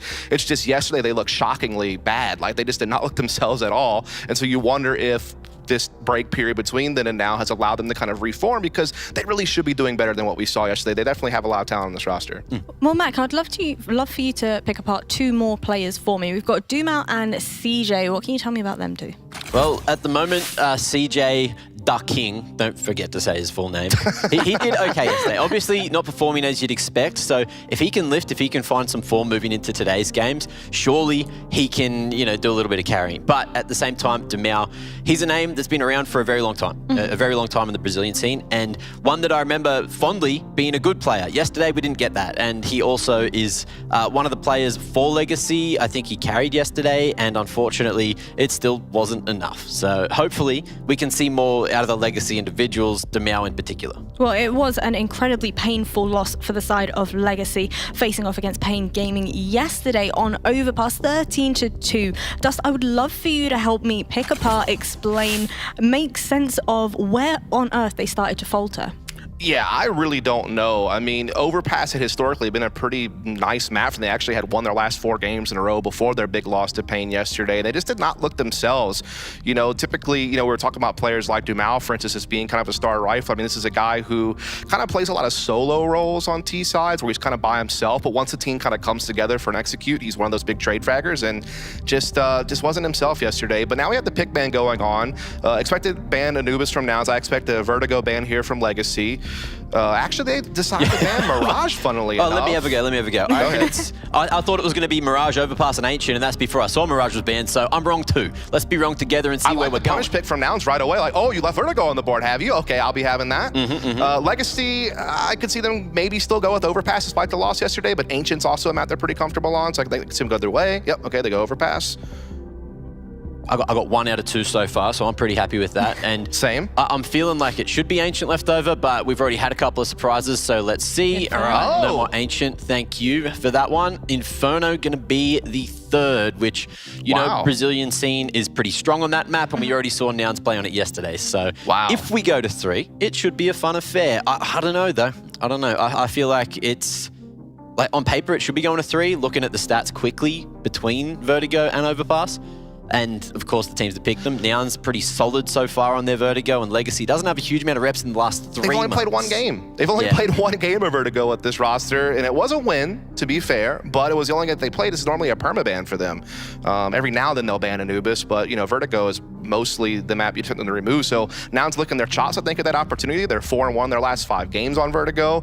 It's very much a comfort for them, so I think they're going to be very happy. I think they're probably shocked to see that it was available, honestly. So this definitely, I think, bodes well for Nouns, to be honest with you, that they left it there. Hazard a guess as to who's going to walk away with this victory. Is Pimp going to be correct with his 2-1 prediction? What did he say? Who did he go for? I think he went for Nouns in 3. I don't think he actually made a decision. He just said it was going to be... Was he a fence rider? He said, it's going to be 2-1. And I was right, because it was 2-1. Yeah. Good job, Pimp. Good job. You know, round of applause. Go on. Who do we think is going to be winning Vertigo? I feel like Vertigo should be Nouns. I feel like it should be 2-1 to Nouns overall. I'll go Nouns Vertigo for sure. All right, there we go. Vertigo time, baby. Let's do this. Vertigo, not a place I expected this map feeder to go, Brandon. It's been the primary ban for Legacy, actually, in a lot of their recent matchups. So they've let it through with an intention, and now we get to see what it is. Yeah, saving strats for the RMR, our Legacy. Let's see if it does pay off, of course, starting on the CT side. Carson, Smoke, Molly, CJ very much the same. Utel heavy and dependent for the Nouns as they begin their ascendancy up towards A. Lato gets the info. He needs to fall back and he needs rotations and support. Yeah, calls over some of the gang. Smoke over towards short. That's going to allow Marquis to continue to accelerate up, and he's going to find a completely clear sight. You can see Incendiary in the hands of Demal to cancel. They do try and go for the bomb plant. It's fake out initially. Just see the flames come on over. Perhaps just holding on to them for that retake.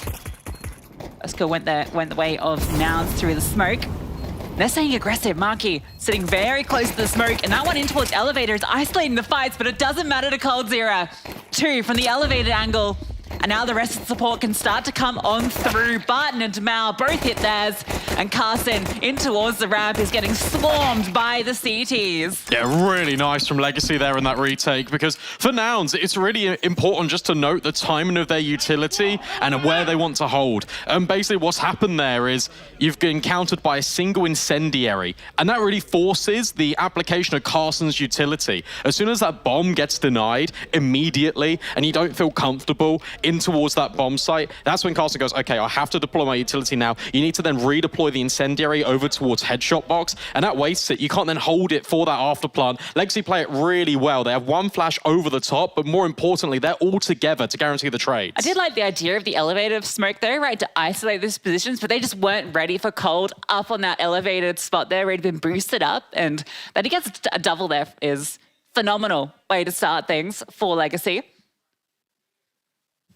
I think one of the most interesting talking points about this squad, and it's something I'm sure we'll get to dive into a bit over the course of this series, is that coldzera has taken on the primary AWP role in this team as of late, which is not something I think if you're familiar with coldzera's career, you might be expecting. Obviously, he's always been a proficient secondary AWPer, the famous jumping double from Cold.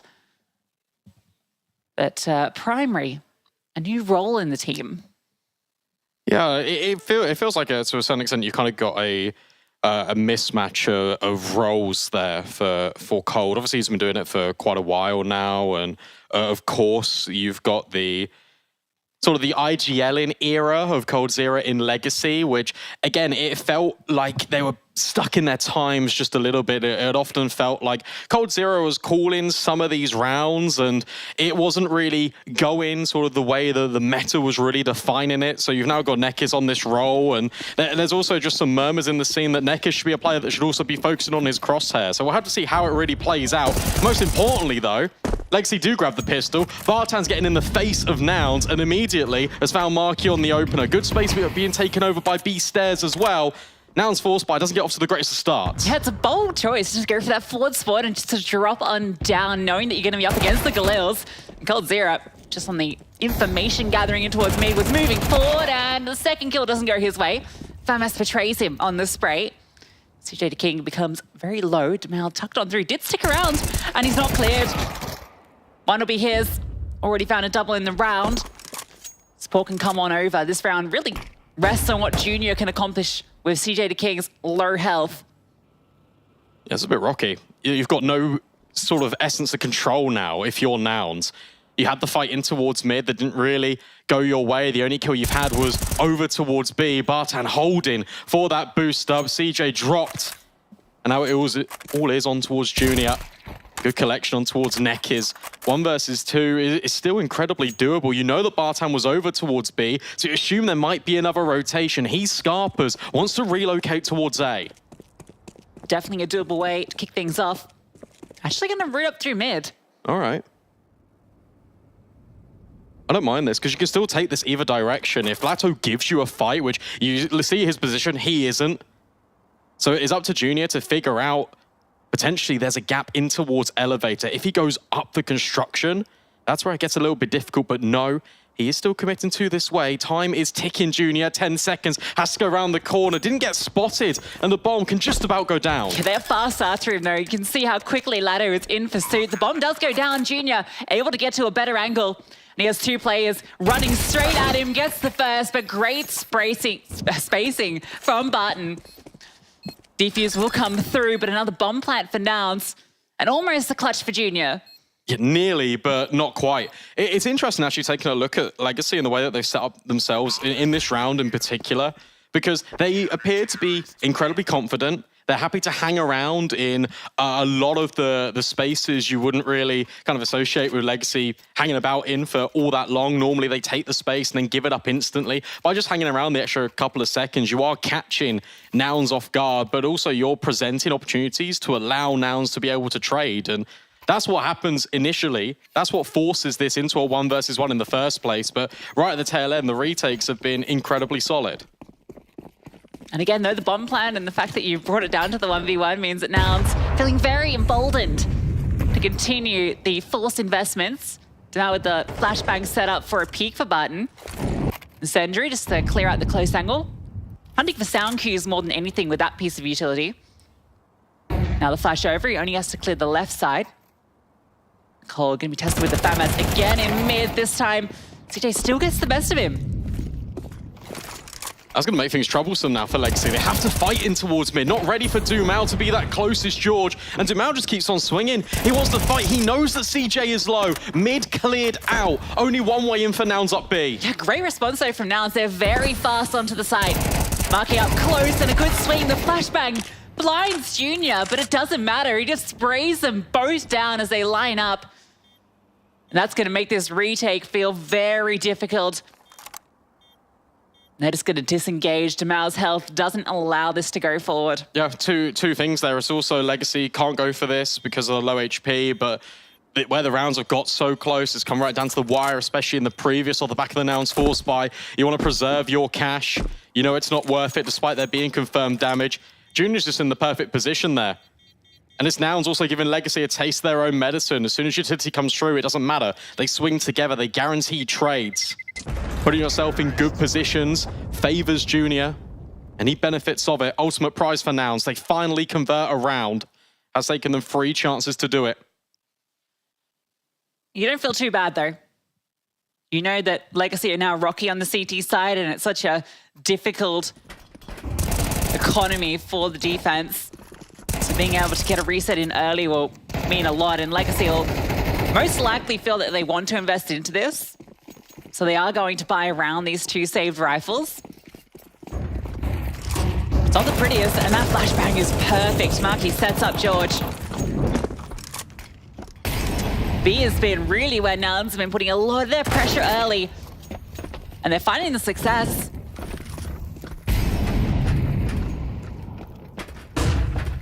And again, this is just the round 1. It's another one of those in which Legacy just has to kind of concede it.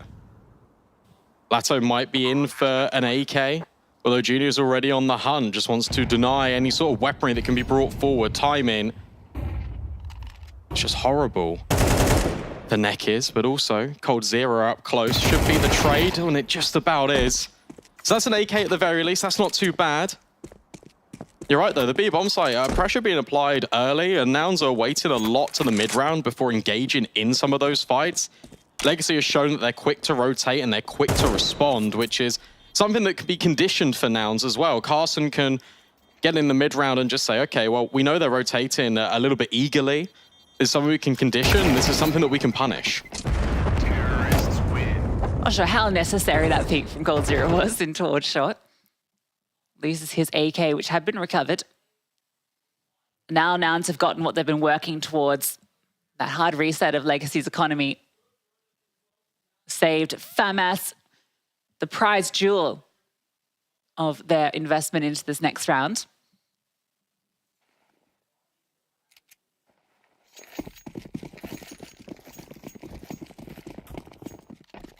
I wonder if we might see a bit of a change up from Nouns' approach. They want to focus in towards middle this time around.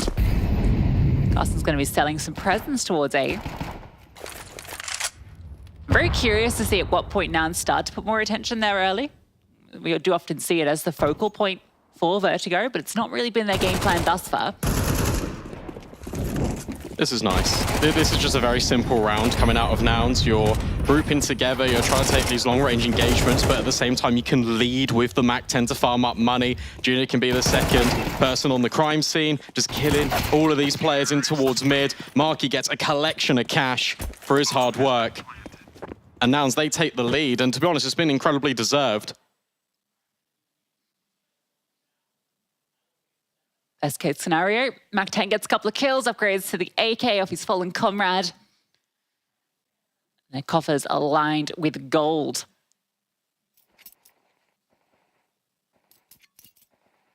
Very curious pick for Legacy to allow this in the veto. Last time they played this map, which is why the desk was a little bit surprised, was the 16th of January. It was their T side that looked incredible there, but for Nouns, they've always been in the conversation when it comes to Vertigo. Very prominent map. CJ looking to be prominent in towards mid. First fight found on Neckis. Cold Zero boosted as well. This is a difficult clear and a necessary trade, but CJ's ready for it. 5-on-3, Nouns look to assert dominance. CJ absolutely undoes them. And now there's that presence towards A. Oh, flashbang is good though. Set up for Demal.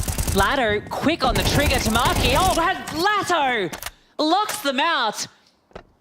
One by one, they walk straight into him and he adjusts with precision. What started as a phenomenal opening for Nouns off the back of CJ's double is left to Carson to clutch at the pieces. Spots one crossing into elevator, but the bomb is even so difficult for him to get his hands onto.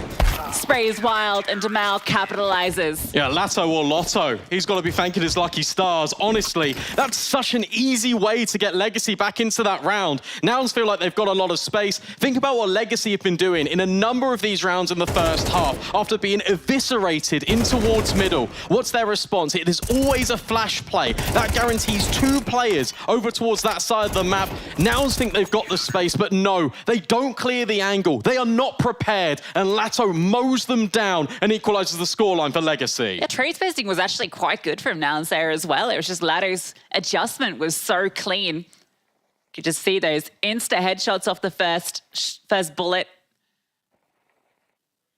Beautiful stuff to recover the round. After such a clinical opener from CJ as well, the way he devastated them in mid was really lovely to watch. 5-on-3 that really just falls out of their hands. And it's rounds like this that Nouns cannot afford to be losing. It's those just 2-player advantages. Seemingly feel like a lock-in, but no, the round is not done until it's over, until you see it flash on the screen. Nouns win the round. Carson, aggressive. Utility fantastic from Junior, setting up his rifle as well. He's got the AWP in the back lines. Cold Zero swinging, but it's George the punish. Again, another advantage here for Nouns as they scale up A ramp. Headshot comes through onto the second kill as well. It couldn't quite find the follow-up bullet. Now Junior starts to have a look. Boost up, cool, never mind. That was the moment, and that's information. You now know 2 players are there. Junior, no issues hitting that flick. Now they can just collapse onto the bomb site. Barton is still here. And at the moment, it's a little bit open in towards shot. Smoke comes forward, all the util behind it. He's going to throw that incendiary forward, and it is going to get George. The low HP player went for the plant, which is, you got to admit, a little risky on Vertigo, knowing that denial utility is so common. And there's a flank coming. It's late, though. Demel's going to arrive well after the bomb goes down. And Junior's holding it. Look, this is the perfect weapon for the job. Already off to a hot start and can't quite secure that one, but at least it means the riflers can come back in towards Gap, can take a peek down yellow and support. There is a kit and there is a smoke for Bartan. Looking up over the top and, oh, Junior! What a shot. Barton barely gets to register that he's on the screen. A flying start for the author of Nouns. 10 on the board, 2 in this round. Nouns going to be taking the lead. Good change of pace from Nouns as well. You called on it a few rounds ago. When was the pressure going to be applied over towards A? And this was very route 1. It didn't have that element of Nouns poking and prodding in towards middle. It was all these players over towards the ramp. Junior jumps off and celebrates. Start as well before, so that's quite poetic. Explodes into action quite literally. Double digits already found for this AWPer.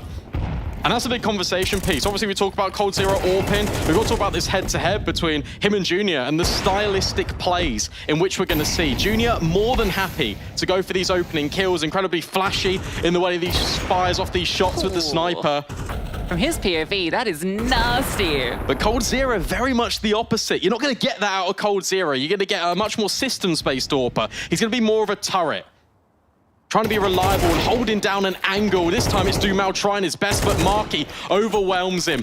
Trajectory of the grenade. Marky knows, but Marky can't quite clear Bartan. But it's still pressure being applied to Nouns. And they're going to fully commit in towards this B bomb site. Bartan needs help. Smoke forward might to slow them down. I can give time for the reinforcements to come on over. But look what's coming over, though. USP's Deagles, no utility behind it. Yeah, just boosting up the AK early to try and get something with it. But knows that this round, if there's any hope for them, if it comes off him doing something crazy and he can't get it done. Now they can just swarm the site. Deagle might be able to get something done, but the flashbangs continue to be so strong from Nouns. I just feel like the flashbangs just in general in this map have been really good both ways. I'm going to be honest, stark contrast to yesterday from what we saw against Furia. There was a number of times, especially on their T side, where it felt like they were relying a lot on contact-heavy plays. There wasn't a lot of utility being thrown to sort of set up one of these peaks. It felt like they wanted to have the element of surprise, really be that team that was overwhelming when it came to pure contact, rather than just sort of telegraphing a little bit where you're going to go. This is a complete difference, and it's one that has resulted them in looking very competent and I'd even say dominant in a large majority of these rounds. We've had hero moments from Legacy. We've had smart protocols when it comes to retakes, but Nouns have always been in direct control every single round in this half so far. That's true, actually, yeah. The first 2 rounds that Legacy picked up definitely felt like they were Nouns' rounds that Legacy were able to find a way into. This also comes off the back of preparation. This is Nouns boot camping in Europe. They had that with Adren, newest edition that's coming in January. And Nouns, for them, they're hoping it's not a repeat of the Paris RMRs, where they went for a boot camp and then it was so close, but they didn't quite make it. This time they're hoping for a better turn of fortunes. Mid, again, the priority. But this time it's aggressive from both coldzera and Nekiz. They're easily able to overwhelm Junior. Can't get by coldzera on the angle. 3 players in mid for Legacy.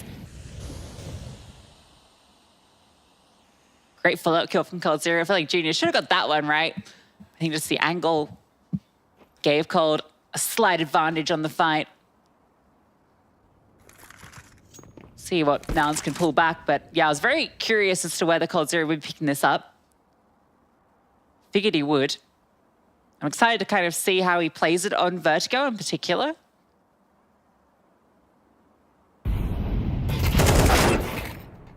Carson dealt with.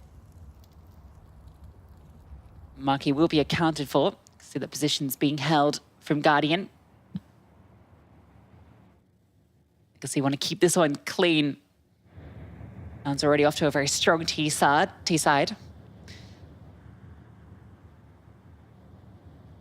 Any damage is good damage, though.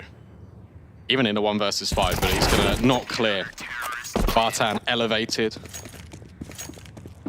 on top of the construction site. And for coldzera, he'll be doing a lot of utility. He'll probably be throwing a lot of the smokes over towards A. They'll probably come back towards elevator with the AWP. Hold a much more passive line.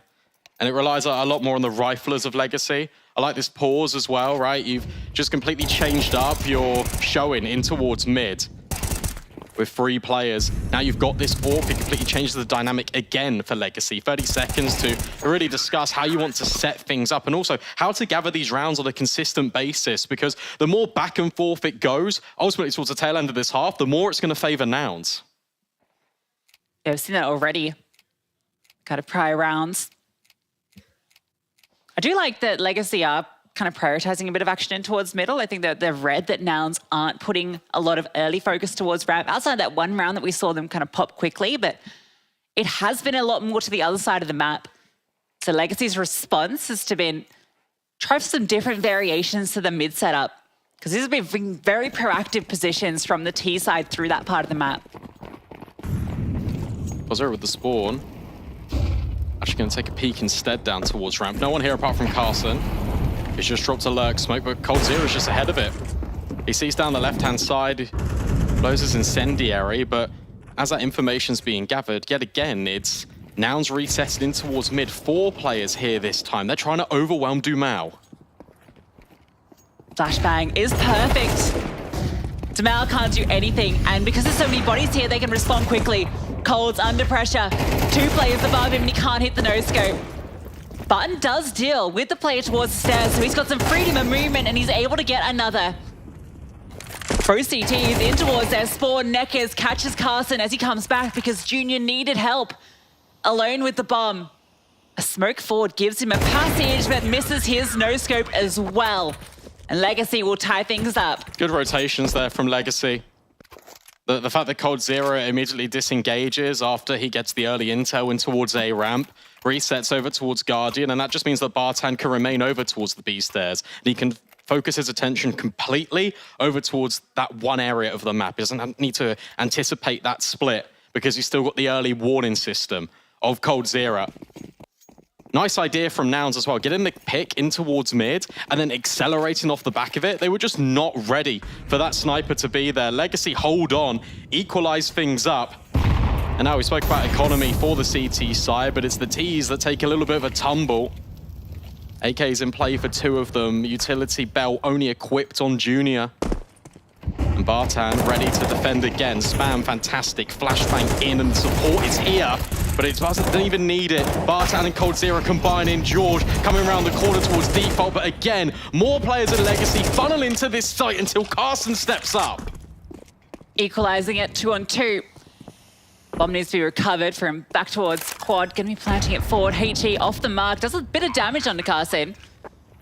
Ada's hoping someone's going to extend around off default, but it's not happening so far, and that's smoke. It's going to make his position difficult.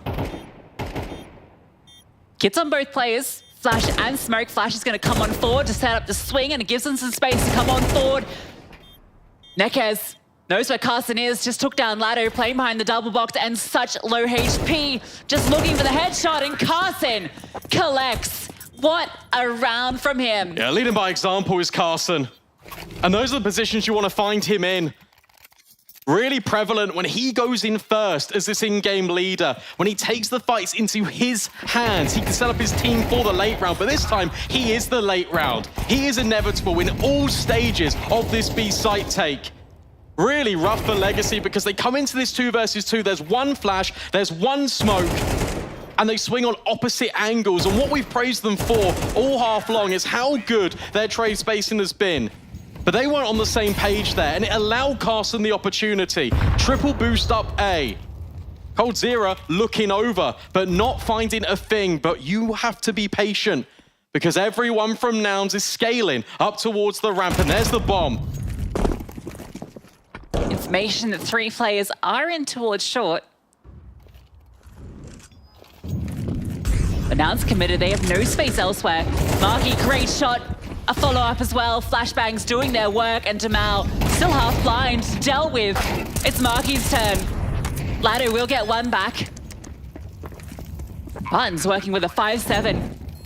Retake has to come fourth last round of the half, and they are forward. George with 2 Nouns with a lead at the half. Yeah, really well worked. 7-5 is perfect on this T side, and look at the kill distribution. Everyone is tightly woven together. Carson leading the pack, right up there with Junior, who had a red-hot start to this game, but then has relied on the rest of his team to come together and gain these rounds. George, 8 and 9, right there at the tail end, was one of the highest performers for Nouns as they made it through the closed qualifier to even be here in the Americas RMR. That's who they need. Well, Nouns have got him on the server, and it's scary for Legacy. It's like this George and Junior duo is coming into the mix for this squad. The remnants of EG's teams has really stepped up their firepower. What's really impressive here, when you just take a look at the rounds that Nouns were winning, is how direct they were and how much they were ready to go off each other. The decision-making was instantaneous. And okay. That was instantaneous as well. Lato immediately snapping their head off the shoulders. Now the cavalry needs to come in. There's a whole swarm. They're all coming over. Smoke forward. There is a kit in play. So they can go for this retake. Legacy is staying active with that man advantage. A re-smoke as well is very powerful. It's going to give Barton angles to work with. They're going to flashbang. Retake smoke comes forward. This is about to be a bloody brawl on towards default. Flashbangs each ways, and it's the T's that come out ahead.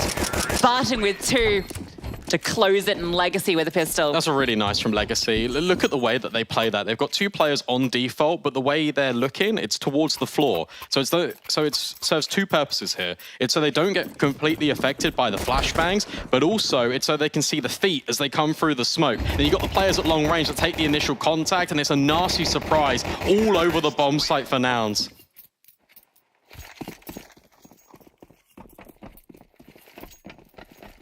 Now Legacy will be feeling like they can tie this up pretty easily. They're going A early. There are going to be 5 CTs stacking over here. In fact, they're going to be taking a little peek on through, which provides some long-range aim drills. Cold Zero can post up on the angle with the MAC-10 if the USPs decide to swarm. He'd love to get some cash.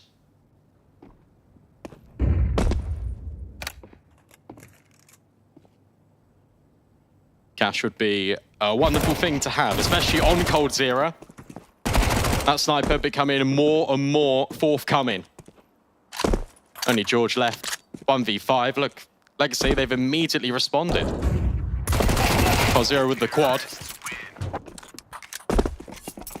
All tied up, and from a pick that they didn't expect, and we certainly didn't expect here at the casting table, Legacy are looking quite proficient. It's now up to Nouns, who are definitely the favorites when it comes to this map, and I would even argue the series.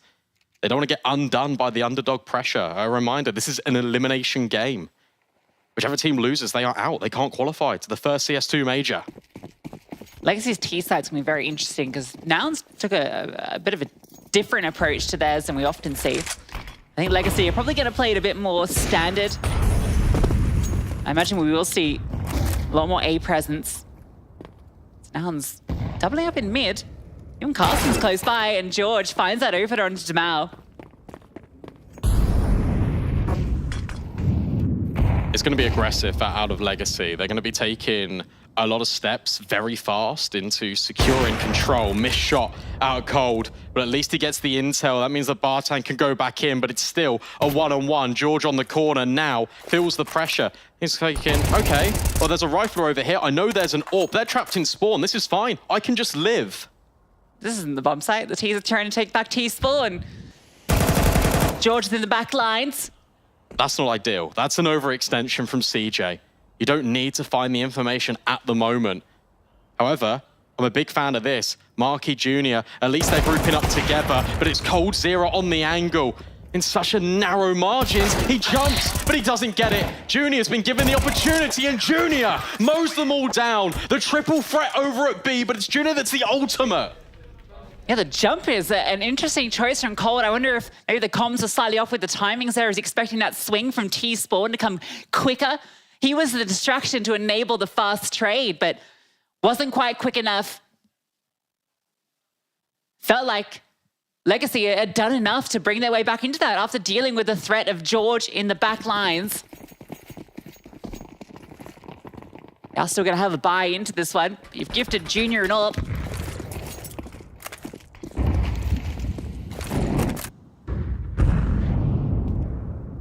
This is the elevator smoke, if I'm not mistaken. Neck is lining that one up. So it looks like for a potential fast play in towards mid, you can throw flashbangs deep and try and split in towards CT. I think that's the intention here. You can see Jamal's got the incendiary, the Molotov that's going to go forward. There it is. There's that smoke. Junior can't now face, and that gives Ladder the space to work with.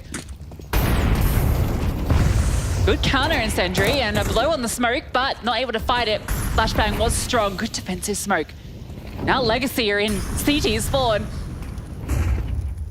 They know that they're in here. The bomb is stuck in towards mid. This is the weirdest round. They do not need to fight this Nouns. The only mistake they make is if they push the issue. They don't need to. Obviously, Junior's got to be careful that no one is hiding in these smokes, but for Legacy, they've got a lot of control for everywhere that isn't a bomb site. Don't mind this. However, you've got to be careful because Nekid, he's also creeping under the stairs. Will spot one, but won't be ready for the other one. Marky, oh, he's playing it perfectly. Maybe a knife on the horizon instead. No, he's trying to beckon them into the bomb site. CJ with Lato as well. It's a player advantage still for Nouns, and Bartan's still in spawn. Finds the kill on the CJ. Long range duel. That's a bomb known and spotted and dealt with. Marky is being an absolute nuisance. It's got to be picked up. 10 seconds left. Marky, if he can take this one fight, he can win the round, but just getting around the corner at the last second. And Cold comes through to remove Carson. That's unfortunate. Really unfortunate for Nouns because they countered that play perfectly. Look, you blow open that smoke to peek in towards mid. You get your B players to drop the smokes over towards CT. You never peek Guardian. There's no way and there's no place for Legacy to go. And yet, Nouns try and take space in towards the B stairs, which is fine, but afterwards, they then want to take all these fights in towards CT. The only way they lose that is by giving Legacy opportunities. That was 10 seconds. They had nowhere to go. Marky just found that one kill, though. That's the round, right? It's a really weird round. Yeah, no, it is. I can't believe the CTs are... Sorry, the Ts are in the CT spawn for like 45 seconds, it feels like. The thing is for Marky is he had to go for that fight because that was the only confirmed intel. He didn't know that Cold Zero was walking up the stairs. That could have happened at any moment. Just couldn't finish his meal. And this is now just patience. Legacy, they've gone for a couple of fast plays. And now they're just slowing things down. They know the economy is not going to be too great. Bartan round the corner. George, potentially his first victim. Spray, labored. And only for one. That's an AK. No armor in play, though. And I think the immediate response is to take the A bomb site. They're already quite far progressed. There shouldn't be any further threat. All the bodies are here. Maybe they can make it a bit scary. Little dink on the Nekez. He's now to get out. Legacy going to be taking grasp of the lead again. George will want to save the AK.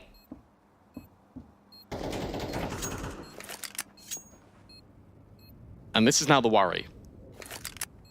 Because when we mentioned that one game that Legacy played, and we did say, look, the T side was so dominant, I want to really just outline that. That was 9 rounds played in total on that half. And Legacy got 8 of them on that T side.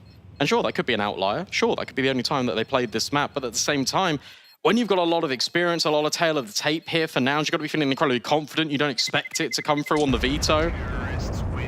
And our Legacy are overwhelming you. Okay, Cold. Oh, come on, man. This is an elimination game for the major.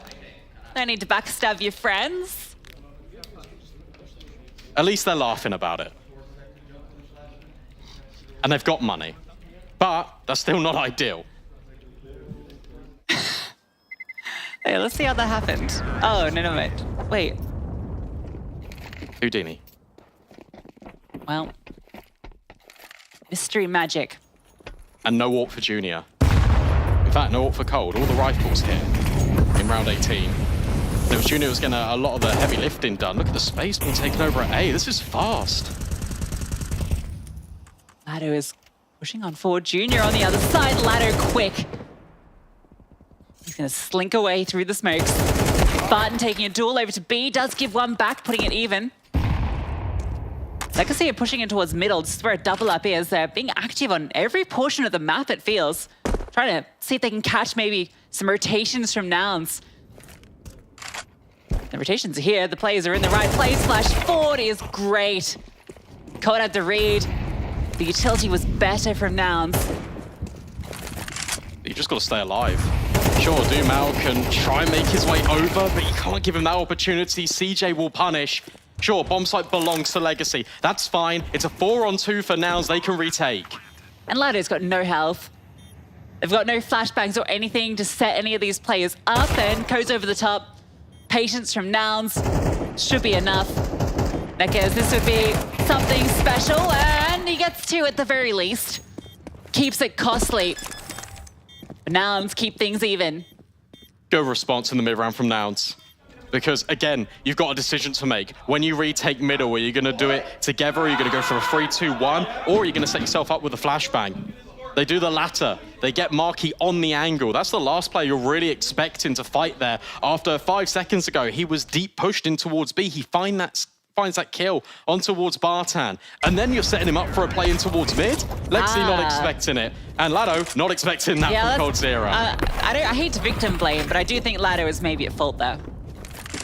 Well, no, I just don't think you should be right-clicking your knife there. Hey, who doesn't just like randomly stab your knife when you're running around? It's just like a thing you do. It's the old inspect loop, but just a little bit more deadly. Tactical pause now for Nouns as well. That round felt convincing, and that was Legacy trying to create a blanket of pressure over towards all avenues. It was an opening kill over towards A. Then what they wanted was to find Bartan on Marky, and then suddenly your defense is split and you can take it anywhere. Instead, because they've already got the players in towards mid and they lose the Bartan out towards B stairs, Lato feels like he is going to be completely isolated and Nouns could re-walk into that space. So they had to regroup, they had to go through mid, and they just stumbled. Oh, run boost for Junior. Fast. Doesn't hit the flick though. Speedy on his feet. A little bit off on the trigger. To keep on fighting forward, but the smoke from the T's actually going to be blown so he can take a peer on through. Not seeing anyone. I guess he knows that this AWP is prowling around.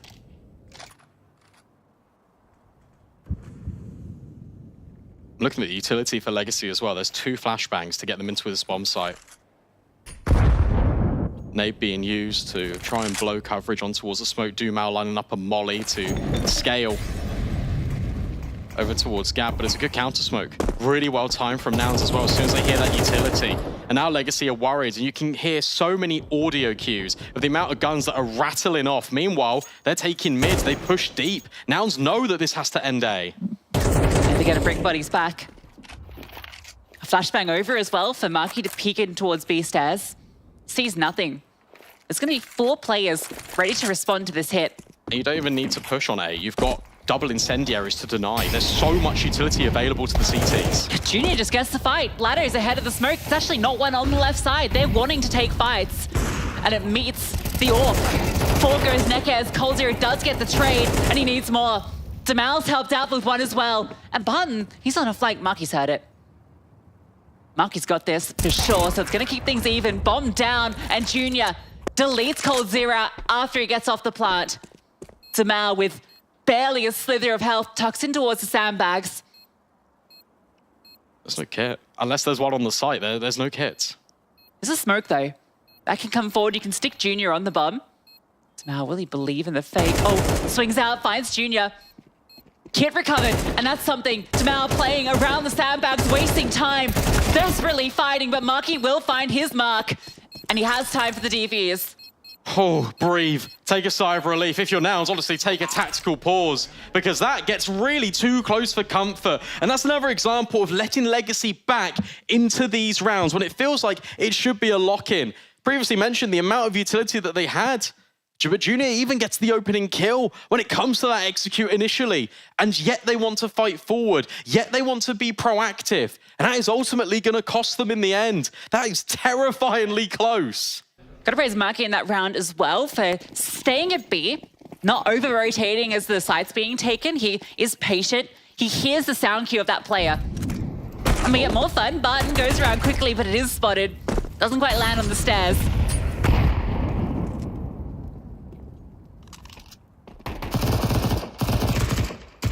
Nice try. Tech9, not quite. But at least it keeps Nouns interested for now. Reset for Legacy. Under A.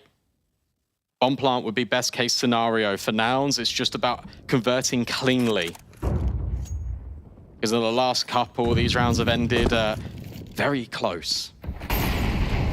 Money lot there. Money needs to be established. Junior back reacquainted with this orb. But it's not him that's facing, it's Carson, it's CJ, ready to pincer, ready to crossfire. All these little Tech9s running up ramp. CJ's got such a strong spot. No Molotov. Actually, he's going to peek on forward. Very favored in these fights, but the P250 takes him down. Wanted to get the information, he finds it at a cost. Carson is known, flashbang, but dodged. Barton tries to force on through, now Junior arrives, plenty of support to deal with these Ts. The Tech9s looking for more kills, 2 will do. That's all it's going to be. That's fine. Orb collected for Nouns. Gets scary when CJ swings, but you can understand that player was so isolated up towards A ramp, and we want to reinforce the bomb site. It is what he's thinking. Instead, they take a pause now, because now they understand the guns are coming back into play, and this is the turning point. You win this for Nouns, you put yourself up towards map point. You're fine. You kind of weathered most of the storm. If Legacy are able to turn this back around, and we've seen how chaotic and all of their various antics they've really thrown at Nouns in an unstandardized format of rounds. If you are able to overcome this, it's fine. If not, then there's always that element of doubt in the minds of these Nouns players.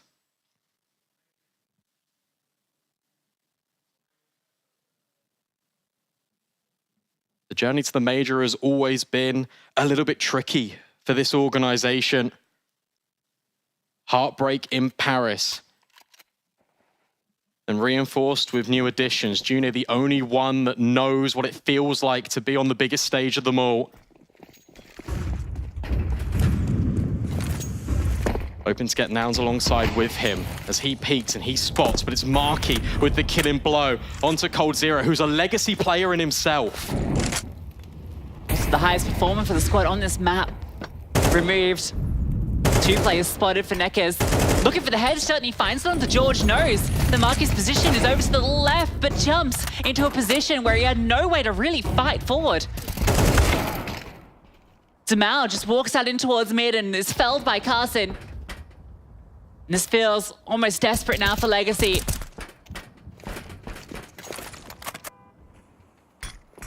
It's even a conversation piece about potentially saving these AKs. Instead, they're going to re-execute. Going into Marky's lair. It's always felt like Vertigo is sort of like his playground, has done really good stuff on every single team he's been on. Boost up. Lato hoping for an opportunity. Someone overextend. Someone give me a head to aim at. However, this time it's patience. And this time it's Marky regrouped with another member. They're buddied up, ready to defend. Just 2 players here, so there is a chance that Legacy could get through and onto the site. HE forward, can't find the headshot onto Carson. And Barton, no chance. Marky from the lower angle, able to deal with him. Nouns, fine map point. And also take a look at the money on Legacy as well, around $3,000 per player.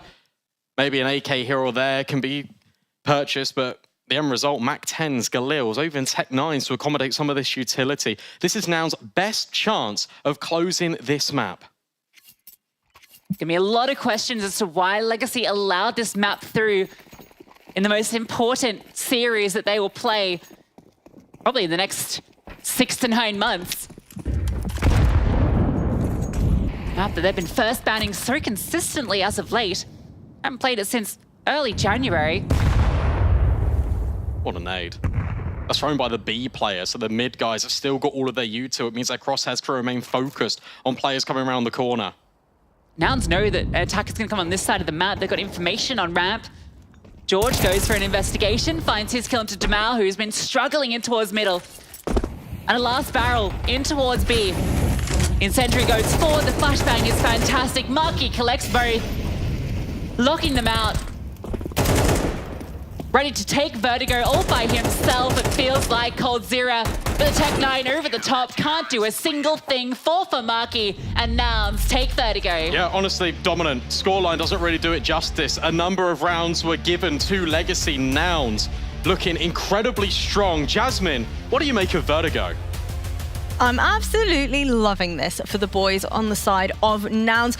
Junior definitely putting up some numbers of his own as well. But make no mistake, there was a world in which maybe, just maybe, Legacy could have brought this one back. Dust, what did you make of their performance? Yeah, I mean, I'll be honest with you. When we first saw the map pick ban come through, I thought that Legacy had made a grave error by not banning Vertigo and allowing Nouns to play a map that they are very comfortable on. And it always makes you wonder, like, do they have something cooked up? Did they do some crazy anti-stratting? Did they just find some new, innovative play that no one's ever seen before? Like, you know, overpass Fnatic, you know, boost or something like that. But lo and behold, they kind of just approached the map pretty standard. And while they did have, you know, good starts, they won both pistols, so, you know, give them props there. Outside of that, it was a map that was pretty well controlled by Nouns through and through. They're just a well-oiled machine on this map. They have good spacing, they have good teamwork, they know exactly how to handle certain situations. And I think that they just came up against a team, Legacy that is, against a Nouns team that's just way too fluid on this map. You know, they're not going to let you get away with much. There was so many points where I felt like Legacy were just playing really individualistic Counter-Strike. And that's, I think, what was the downfall, especially in that second half. There's a round, I think it was second last round, where it was just hero plays. Everyone trying to be the hero, everyone trying to find those openings without having any supportive utility and just running in, losing their fights, and that's what potentially lost them the game in the end. You can see it just on the replays before. But look, there's a multitude of things, and you got to remember Legacy, they got 9 rounds, but they also won the pistols, had some solid rounds off the back of the pistols, but Nouns, especially from the start of the game, they were putting financial pressure on them round after round, and they were getting bomb plants, they were getting a decent economy, rifles in hands, and just put way too much pressure onto Legacy throughout that first half, and I believe that's where they ended up winning the game. Legacy in the second half didn't look like they had anything of value to add. Now, I know we were definitely comparing Junior and coldzera stats at the very start of this series. Dust, what did you make of coldzera's performance in this? I mean, he played pretty well, honestly. I mean, I think one of the reasons for that is because this is a map on the T side where you don't really have to use AWP, so we can kind of rely more on his rifling, kind of be that trade fragger. We saw him kind of playing a lot towards middle on the T side and being able to find some pretty good success with that. So I think that's what kind of allowed him to just play a role that he's more refined in, so to speak. So I do feel like, yeah, he played well. It's just unfortunate the team as a whole could not handle what Nouns were putting together. Big props to Marky here, a standout player, particularly being that B bomb side anchor on the CT side, was doing a great job really controlling that area of the map throughout the course of the last 5 or 6 rounds of the half to help them close out that game. Top frags, adds to the firepower, you know, so to speak. I feel like Marky sometimes gets forgotten a little bit just because of like how flashy Junior and George have been lately, but Marky's definitely still one of the more solid riflers on this team and certainly, you know, did a great job in this game. Now, were there any rounds in particular you boys wanted to dive into for this one? Yeah, I had round 19 slated down there, and it was because it looked pretty good for Legacy there. You could see from the start of the round, I think it was just ramp taken fully by Nouns. Legacy didn't have a huge amount of util to play with. They took ladder room control, did a nice prog smoke that allowed them into yellow. You can see that one coming through in just a moment. After that happens, of course, they took full sight, and this is where I thought Nouns were out of the round, right? Things started to go wrong real quick, but there were a few picks that went their way. Ended up in a 2v1, and Legacy were just struggling to win in these post plants. This is where things started to go wrong rather. I thought maybe Demir had it here, and then in the last second, it worked out for Nouns. And the reason this round also was so important is Legacy's economy was cracked from this point, and that's the round that won Nouns the game. Now, obviously, our next map, boys, is going to be Overpass. It is Legacy's shot of redemption after losing 13-2 versus Pain yesterday.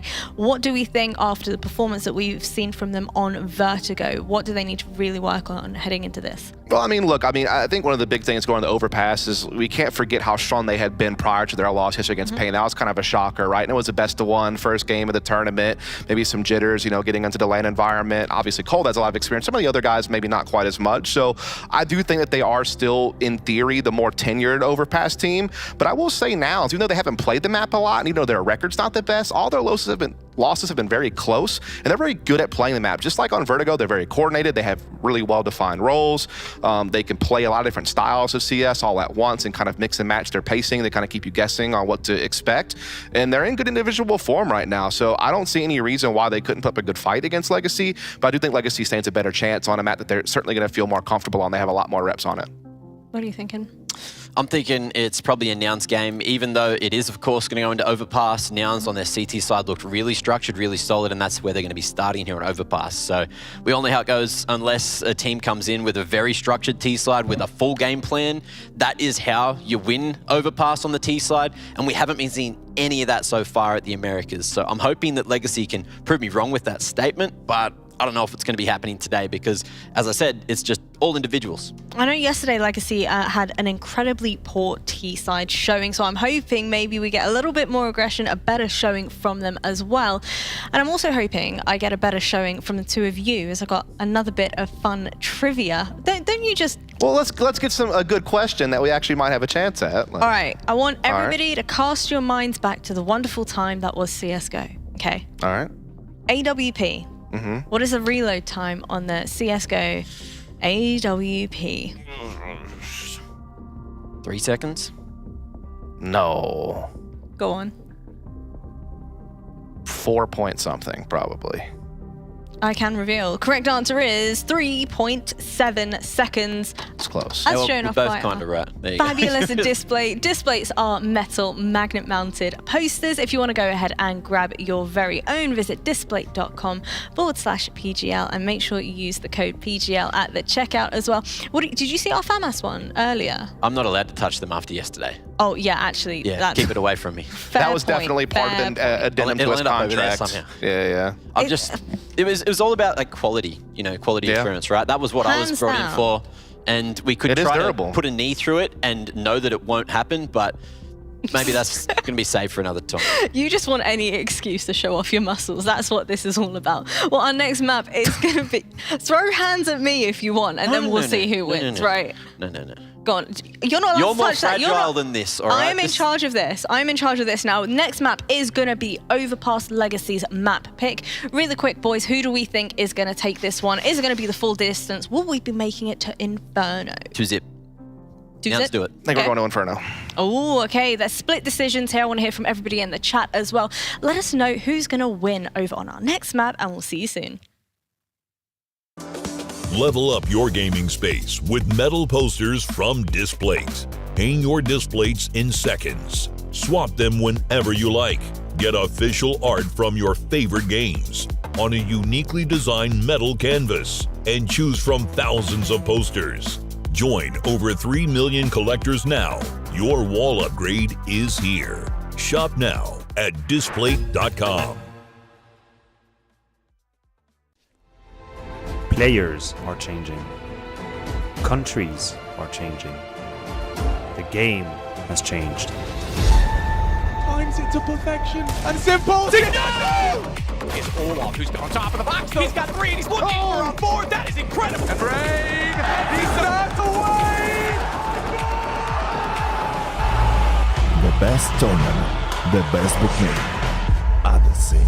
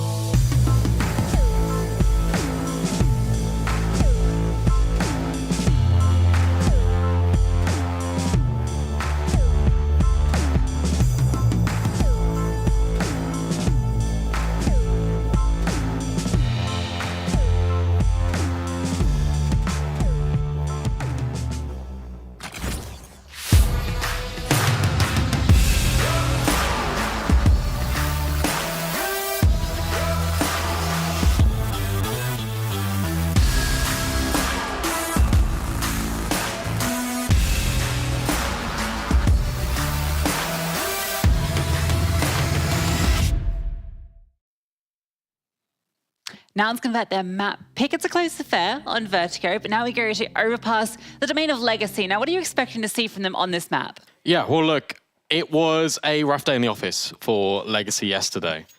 Especially against Pain. It felt like, look, they knew how to take this map control, and then they just didn't really do anything with it. And that's got to change, and I feel like it definitely will. Nouns, of course, starting on this CT side. 3 players down connector immediately for Legacy, and George is left completely isolated. Marky's jump spotting, and I think he might actually get a whiff of this if they come around the corner, but no, it's George that has to take the first contact. He's going to hear them coming. 3 players ready for this fight to come on forward. Junior waiting to see if anyone's going to peek around the corner, but no one just yet. That's really nice. Really good control as well by Carson. He's got the space. Also, George tried to run back and be very audible to bait them into this setup. It hasn't happened. Legacy still got the control, but ultimately, Junior is still out towards long toilets, gets the whiff of info. CJ falls on the bomb site. George has to stay alive because there's a flank coming in. Getting run down, but does get away. Gush under the head of Marky, and he's run down by Neckers. George is still here, and he doesn't even realize that Neckers is behind him. Barton from Long finds Hears, and Carson is left clutching his dual Berettas, wondering where his team has gone. Not only clutching the dual Berettas, but having to try and clutch up the round, but can't even get past the first. Lato locks it in. And for Legacy, that was a simple walk on towards the A bomb site. Now to set all these traps in place. It looked really good. The push out towards Monster, the clarification from Marky jump spotted in connector, George running away, trying to spring in the trap that Legacy never fell into. And it was from there, it was just so simple. It was all of these isolated kills. Legacy move as one. And they claim the stake in the first pistol round of their map pick. Force Spy out for the Nouns, 2 scouts. For Carson and Junior looking to affect the economy, but Carson up close needs to be really careful of Cold Zero around the corner. It's just going to fall all the way back. It's interesting they went for the force into this, considering they didn't really find anything in the pistol round. Carson just swings back through, past the bathroom doors, finds tag. Between him and Junior, that's kind of the objective here. Be as active as you can with the scouts. Try and find as many tags as possible. By him being so erratic in the way that he's moving, it might even sell the idea that there is only 1 scout here on the bomb site. Audio given over in connector. Legacy can look to try and pincer George in, but Carson is still trying to be a nuisance. Try and delay as much as possible to get George out, but he can't manage it. It's Dumel through the smoke, and it's Cold Zero with the follow-up. Nouns are bleeding. It feels like Carson this round is like a fly that just keeps buzzing around your head, and you keep trying to swat it away, and it just darts away. Still difficult. Look at the read. Nouns have repositioned, everyone rotating over towards B. There's a single flashbang for Legacy. Sure, there's an abundance of smokes, but 1 flashbang to get you past these pistols.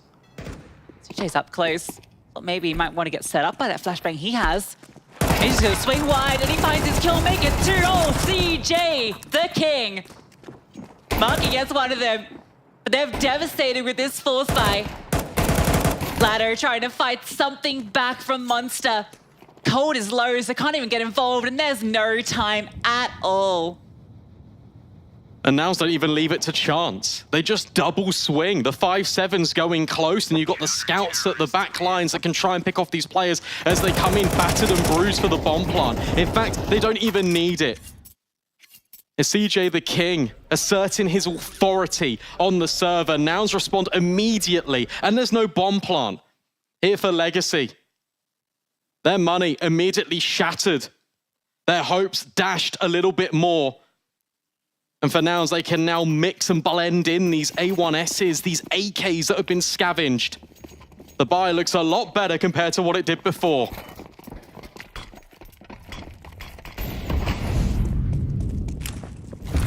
Not really treating it as a bonus, though. They've kind of put all of the utility and dropped some items over, so these 2 scout players don't have a lot of extra cash. So if Legacy can win this force fight, and it's going to rely on these 2 rifles.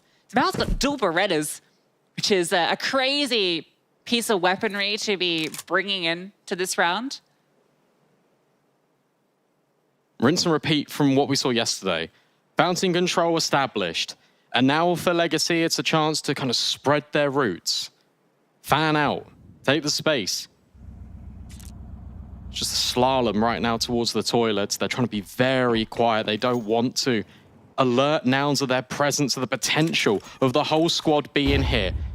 But as we've seen over the last 3 rounds, they're being proactive again, Nouns. They've got all the pieces in the right place. George has snuck round and he's seen that smoke go over. Lato round the corner. Carson's not ready and George is fully blind.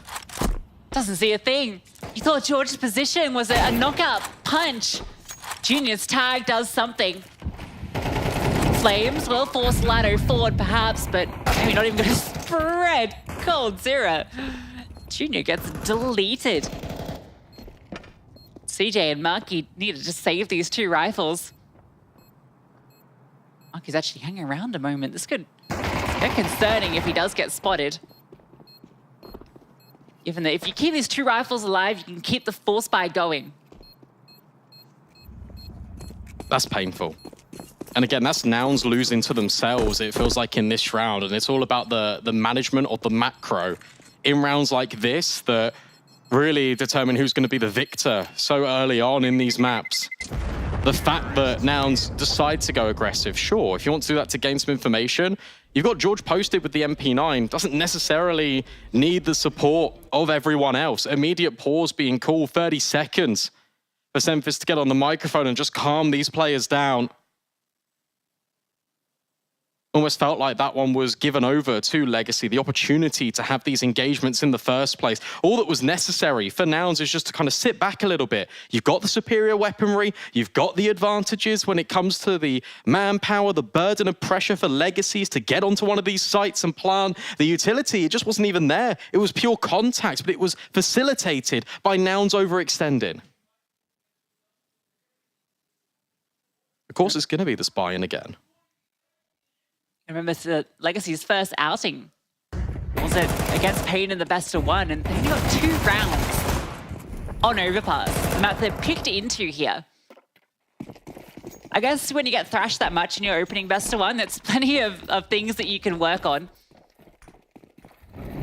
It is, but also, look, this is one of Legacy's strongest maps. Like, it's really good that they don't shy away from it. In an elimination game, you need to play to your strengths, and ultimately that is what they're doing. Junior trying to play to his scoped weaponry, trying to deal the damage. Instead, it's the spam that's coming out with the deagle. But despite this, look at the map control that Legacy have got. Short, established, water secured, and now long is the next prize for this T side. This is that force buy, remember? So this space that Legacy is taking is fantastic for them. It's a 5-7, and Junior's scout towards the A side. It's good to see Legacy being quite proactive across the map and getting this control.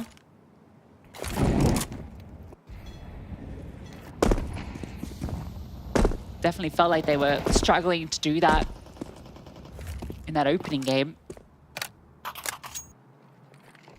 Now, Lato has just spammed. So that's going to keep Nouns interested. And I really like this from Legacy. They're doing what they're supposed to do. Long-range gunfights. Bartan has a swift clothesline on towards Junior. Rotations are scurrying up just as the hit comes in. They're here in time. Yeah, CJ, he's actually going to move way far forward. George just walked through a smoke. 2 elements unknown, and Carson's position is fantastic. George gets his. Carson swings around for 1 as well. Needs to follow up with the Neckers. Can't quite convert. Marky arrives at the scene. 3 players to find, and his position is being covered. Smoke at the moment, veiling his approach. There's just no way out here. The crossfire should be enough. Nekaz is providing some distraction, but he's getting a shot in the back by Barton. Again, the setup there, the ideas of the round for Nouns is perfect. It's just the execution that is a little bit sloppy. And what I mean by that is that Rifler needs to be the player on dice. The pistol needs to be the one giving away the audio bait by being vocal over towards toilet. So when Legacy come out towards long, they're focused on a pistol player, not an M4. It's so easy to overwhelm. That Rifler that you've saved needs to be that surprise punch, and it isn't. Instead, it's Legacy with 3 rounds now. And finally, they make Nouns bend the knee, reduced to just the USPs, no utility. It's a bit like Jackie there with the... I'm trying my best. Start listening to him and suddenly you're waxing poetical. Monday beat Poet. As far as Cold's got the ult, not gonna matter though. It's Demau on a farming mission. That Farming Simulator 2024 Demau edition. Sows and reaps the rewards. And oh. Prolonged engagement. The USP versus Mac 10.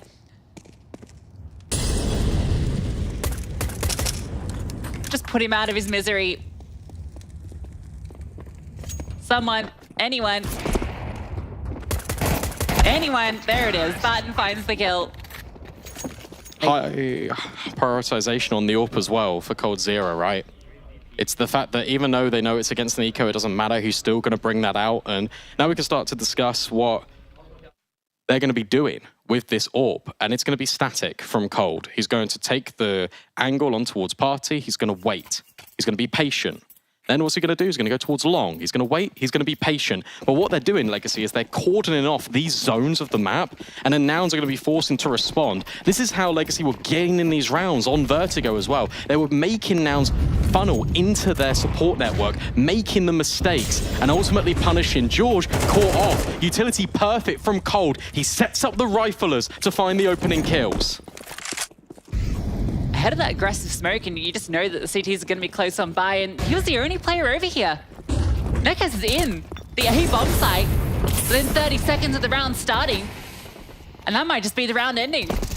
I can't believe that. It's so quick. You've got to save here if you're Nouns. You just invested everything in. You lose one player to a singular flashbang, and Nekaz takes the space and he goes, you know what, guys, we're just going to go A. Taking some of that proactivity that they saw Nouns trying to apply to their trade on the attack, and it's worked perfectly.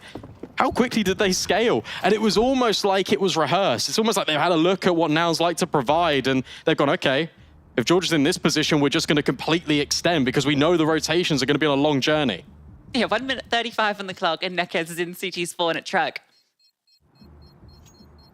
It's an outrageous pace. Hey, at least now it's had 4 players over towards B, so the save is pretty nice. Even taking one down for the end. Surprising to see George solo there, considering they've thrown the utility that implies the aggressive take, right? It's the deep smoke in towards the stairs, the Molotov towards playground. That's normally a set of utility that has backing cast behind it of at least 2 players to kind of fight forward onto that position, establish the control early. I imagine the intention is more just to sell the idea that that's happening because they've got 4 players over towards B. They want to kind of scare Legacy early and make them try and counter by taking play into short instead, perhaps. Doesn't quite work out when George falls. Yeah, no, exactly. Junior really likes going for these plays where he can be aggressive and go for these short line of sight peaks onto a short water. That's when he was potentially trying to prioritize here. Another pause being called in for Nouns as well. Junior gets dropped a flashbang, but that is the only piece of utility he is working with. Legacy do not want their dreams to die in 2. They want to make a statement here against Nouns. 5-1 already on this T side. It looks incredibly promising for a map that has been defined by defenses. Dumao, Bartan accelerating this time. Normally it's just Dumao. But George gets the better of him, but he's being pincered. Neck is not ready. That communication surely lacking, surely not there. He wasn't asleep at the wheel, he was in a full-on slumber. Took some Ambien before he went for that peak.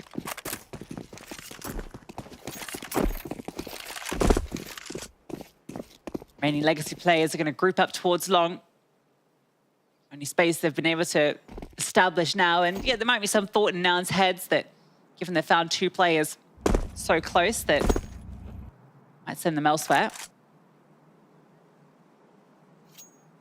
Going to be a run boost. No, just a boost.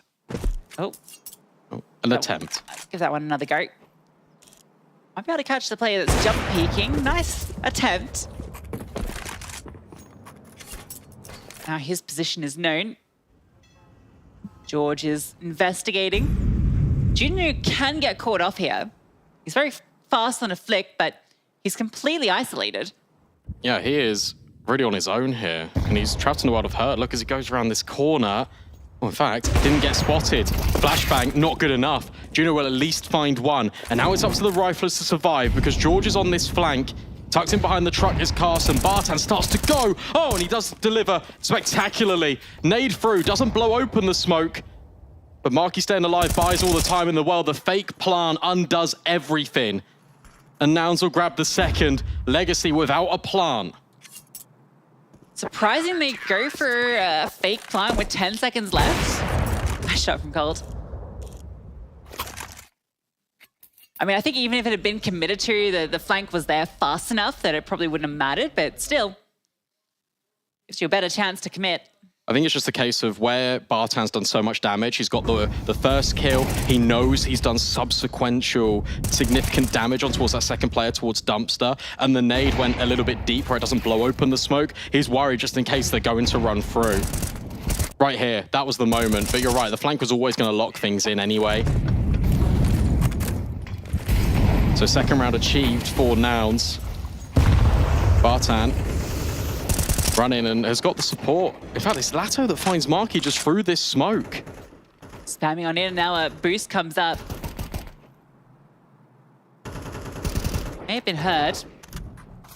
No, Carson definitely gets the information now of that little jump. Junior drops into the side as well, so CT is reinforcing B. That's committed. Good molly as well. Good counter utility being thrown by Legacy. They want to have this space, and they know that an opportunity potentially comes from a boost. Dumal holding for it. And now Legacy can activate. It's a 5-on-3. Yeah, Nouns felt like they needed to get a kill back, and a boost felt like the answer. He misses a shot, but looking for a kill into CJ, but that swing finds success in George, who's pushed through the long bathrooms. It's going to be into the back lines. This round is entirely on what George can achieve.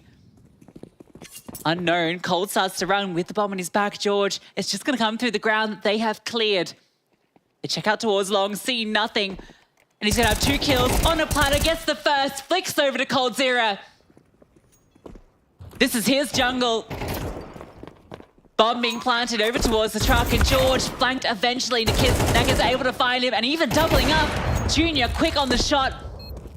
This becomes a 1v1. First tap comes on through. Ladder is close, waiting for the swing, doesn't believe it, and it's a miss from Junior that gets Legacy their 6th. Yeah, well played there from Legacy right at the very end. George, it looks a little bit turbulent, but he's able to get those 2 kills.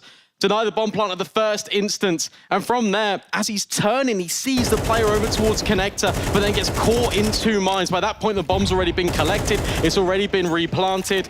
And Lato and Dumal just wait, playing these headshot positions. Locking it in, but it is all on Nekiz as well, just swapping over that fast shot. It's pure contact out of Nouns. They want to overwhelm because they feel like they've got the element of surprise. And in fact, they haven't really got anything. Yet again, it's just 5-7s. It's this smoke that's been conditioned round after round, but the only backing behind it, yet again, is a 5-7 from George. Yeah, Legacy should have no issues taking the lead. Or the half. 7 is already a phenomenal T-side, it feels.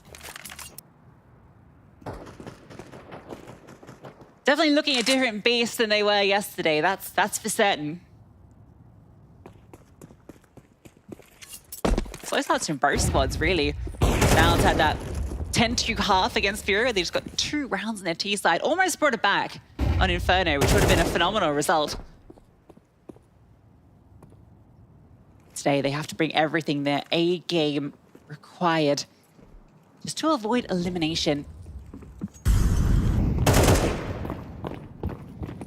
Slow starts and overpass have been a common feature piece with this Nouns squad, and we're seeing some of the sort of same results that you kind of get when you go through the tail of the tape of this side of Nouns and what to expect. It's a lot of reliance being provided on and put in place on individuals.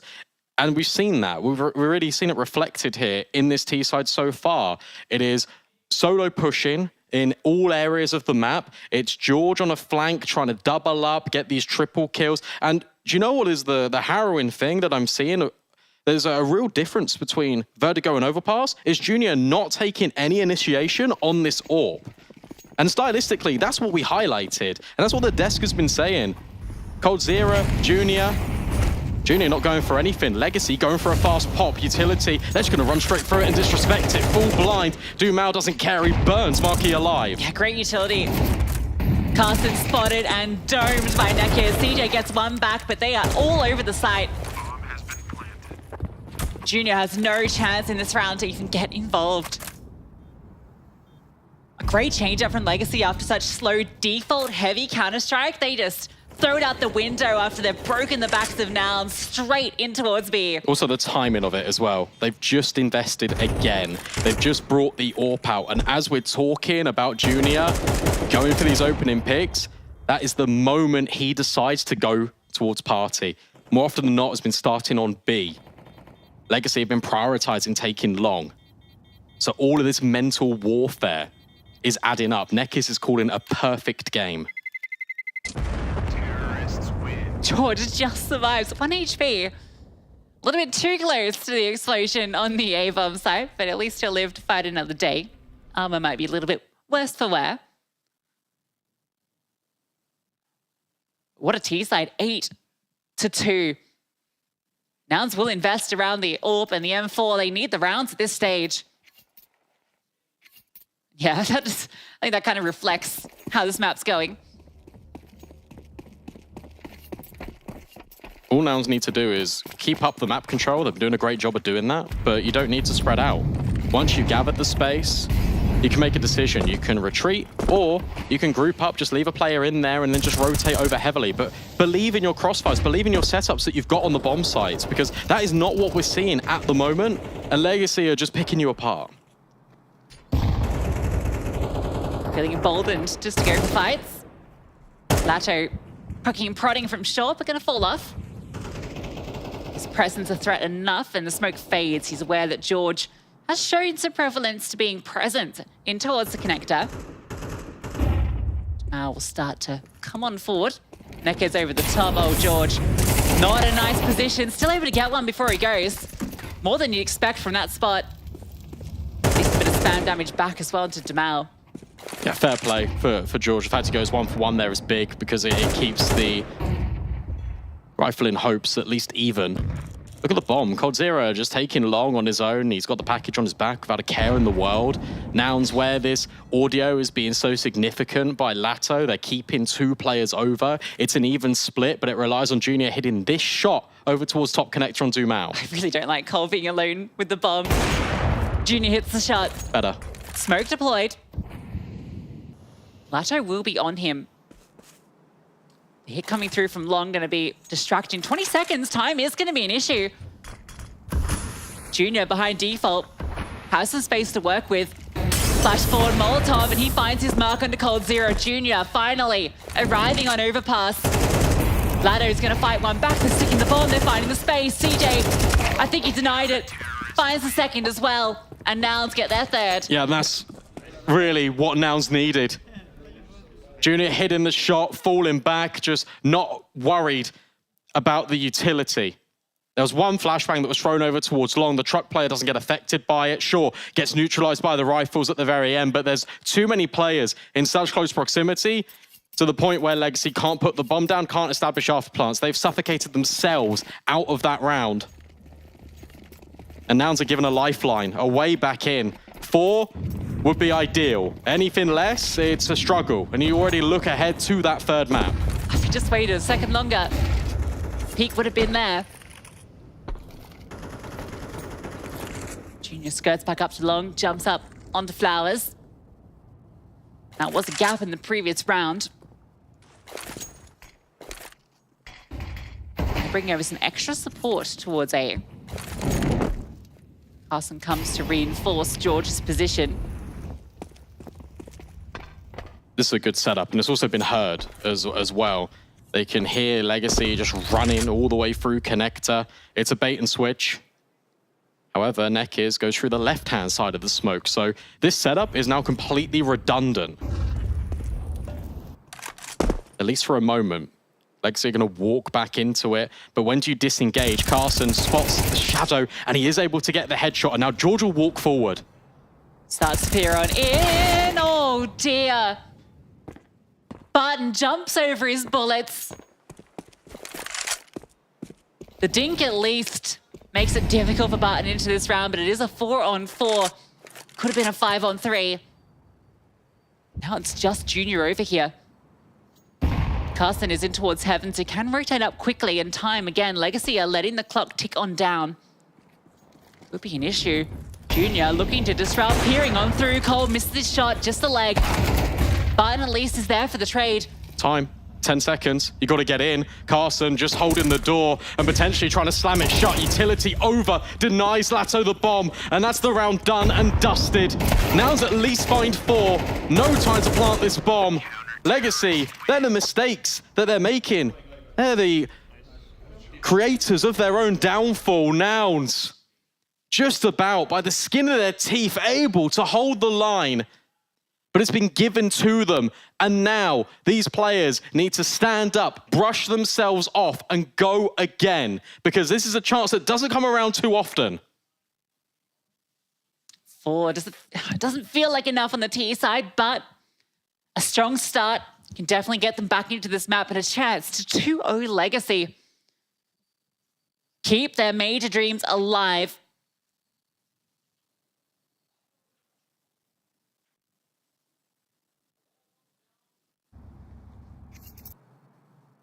Can't let this slip if you're Legacy on the other side. Bartan performing exceptionally. Not a player you throw into that conversation of putting up the numbers. Brought in to re-establish an identity for this Legacy team, give them that consistent fifth. Someone that's had the experience of playing in this roster before, knows what it's like to be in the major. Run boost over, that's not spotted. Oh, and Bartan delivers yet again. Dumao up close, it's double terror with the dual Berettas. Nekiz takes a dink, but ultimately they're fighting straight into Legacy's hands. Dumao is completely churning them up and spitting them out in the face of Monster. Marky fights back, not once, but twice. Bomb secured, but would need the full house. No health. And they're not giving him the fight, setting up where they can trade. A single shot onto any of his body parts will fell him finally. Some quick headshots could give away back in. Dumao was one shot of death if he can hit the dome. If anything is Marky. Zero's angle in heaven spotted. Now Marky's position is known. Rotation come through from short, slowly. Lato creeps on forward to provide further crossfire. Dumao's just dancing, firing off shots. Plenty of bullets in the chamber. Marky's not being given much to fight with. Cold Zero eventually takes him down. Legacy with yet another pistol round. Yeah, that's been something that's been quite consistent here for Legacy. Just 4-4. Grabbing these pistols and converting just these follow-up rounds. Nouns have responded with the 4 spies. That's always been something that they can sit back and rely on, but definitely not here on Overpass. No bomb plant makes that difficult as well. And when you're down such a number of rounds, it's a difficult decision to make. I like the eco. I like the idea of bringing the guns into the next round, surrounded by utility. Just hope and pray you walk into Lato, so the SMGs can't farm up. Instead, it's Cold Zero. He's here again, and he is dragging Legacy, kicking and screaming over the finish line of this second map. He does not want to miss the first major in CS2. A very quick Glock round from Nouns. Legacy deal with those pistols with ease. The MP9 farming up. That'll allow Cold to get out an AWP pretty early if he wishes to. And yeah, he is going to buy it. So get that out immediately. MP9 gets juggled on over. And Nouns with the AKs. A little in the mix, but nice stuff to work with. Passing some utility over towards Biden. Just getting aggressive. Cold Zero holding from deep as well. There are 4 players over towards A for Legacy. I like this. You also just dropped all those nades you mentioned. Oh, just to kind of give the idea that no one's here. In fact, it's everyone. Latto, coldzera. It's a delayed totem pole of death, but it's the MP9 that collects 2. And now Nouns are scrambling. CJ and Khan, Marky, all the way back in spawn, so disconnected from themselves and from the bomb. And Legacy just disengage. Yeah, you can just leave Cold looking off the angle, right? He's got the AWP, he knows where the bomb is, can just keep an eye on it. Although he starts to feel the pressure because they don't have any space in towards the rest of A. Legacy are playing this so controlled, considering they've got such a massive advantage. Those advantages can slip away quickly. CJ does find one. There are 2 low HP players. It's not out of the realms of possibility. Bomb has been collected by Marky. Back up towards B, he goes to regroup with CJ. Barton's angle as well, just incredibly passive. It's just waiting for the bomb to be put down. There's no denial utility outside of Latto's HE, which could come down and would ruin the hopes and dreams of CJ. But if Marky plants, that's okay. But Legacy have figured this out ultimately. 10 seconds, got to cross onto the bomb. You got to be quite vocal. Plant down. CJ's the one holding it. There's the nades. Okay. Almost takes out Barton. That's worrying. That could have been a way back in. Marky has to do it all though, and he can't find the first amount. Jiggling on the corner is going to take him down. Bomb planted is something for Nouns, but they need more than something. They need something tangible, some numbers at the top of the scoreboard. Overpass slowly fades away from them. It's interesting just looking at the evolution of Legacy and the way that they've been calling a lot of these mid-rounds just throughout the series. In Vertigo, it was the element of surprise. Even letting it through the veto was step 1 in that encounter, but you take a look at the rounds that they were playing, they're incredibly unorthodox. They were going for a lot of set plays out of spawn that were trying to catch and just keep Nouns contained into a precise little box that Legacy wanted to dissect them from. Here, on Overpass, on their map pick, where they feel a lot more comfortable, it's settled, it's regimented defaults, and it's the experience of these players, where they've been together for so long. Through countless RMRs and CSGO minors, they know the journey. And they don't want to fall at the first opportunity. Latto on towards Marky is a fantastic start for the Brazilians. And CJ just helplessly spams. Nouns wanted to go for a faster B split. They wanted to go through connector and towards short water. And Nekes is even taking liberties, just jumping for info.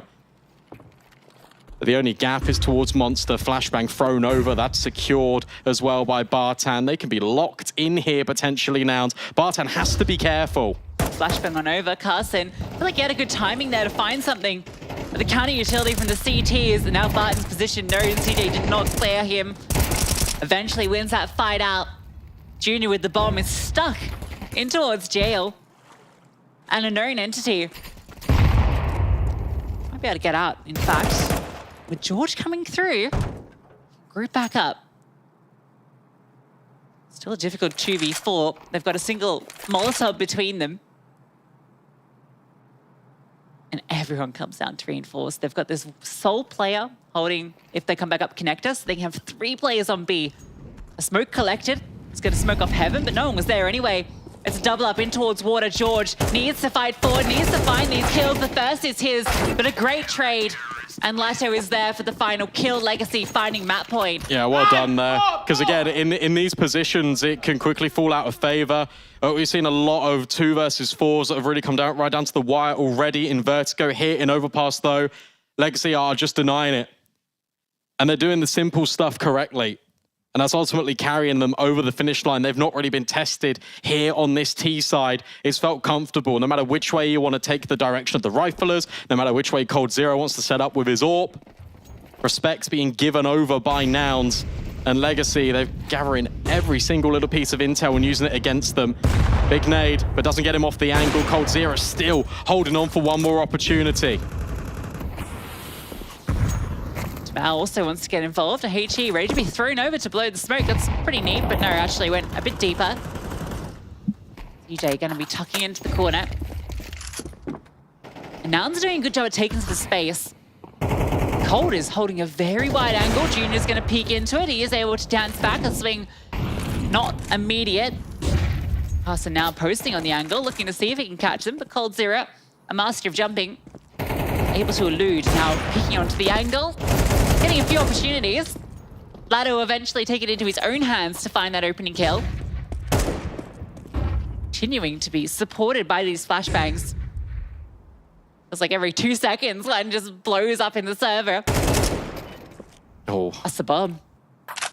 Speaking of flashbangs, there's nothing here at all for Nouns. They're going to go out with a whimper. Bomb dropped on the floor, signified the intent of the round. Cold Zero, 1 bullet left in the magazine. 1 bullet would only be needed to take out one of these 2 remaining players. Could be caught on a timing here, and he is. Marky overwhelms with a headshot. Nekis, Bartan, step in. And Marky needs to step up like he did on Vertigo, but not this time on Overpass. A deciding map needed between these 2 sides.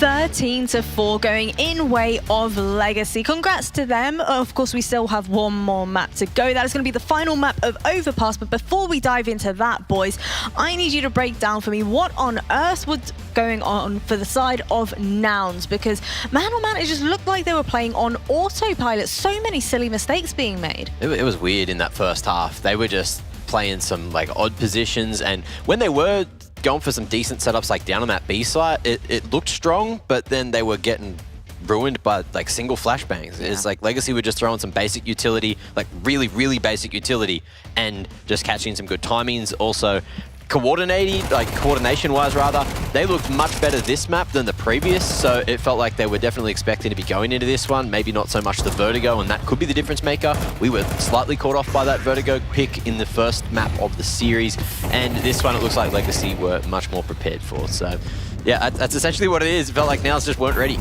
Yeah, I mean, you got a Legacy team that won both pistols. Yeah, they did lose to second eco, but they immediately fought back and wound up going up 5-1, so very hot start there. Obviously, didn't lose any rounds on the CT side. This run boost on the pistol round was exquisite, just completely caught Nouns off guard. They snowball that into, 5 straight rounds to go ahead and close out the game in a very lopsided fashion. Again, it's just one of those things where, yeah, you were concerned about Legacy because of how, brutalized they got on this map by Pain on the opening day, but we can't forget their track record. Yeah. It's still very strong, just on average, and so this is a map that they felt very comfortable coming into, and it certainly showed. I think it's... Oh, sorry, I was just going to say, I think like that run boost in particular is real weird, because it was like super deep down the ramp, so they would have seen him and just seen his feet flying across the air. Felt like it caught them in their tracks, right? They were halfway through Monster, they were in the pipe, and they just stopped and were like, whoa, hang on, what's that? And then they just like lost the jewels. That was Demau farming with the Julies. So that was pretty solid. And if we get everyone on Legacy playing their best game going into Inferno, then we could be on for a good series and see a Legacy that we didn't get to see until Overpass right now.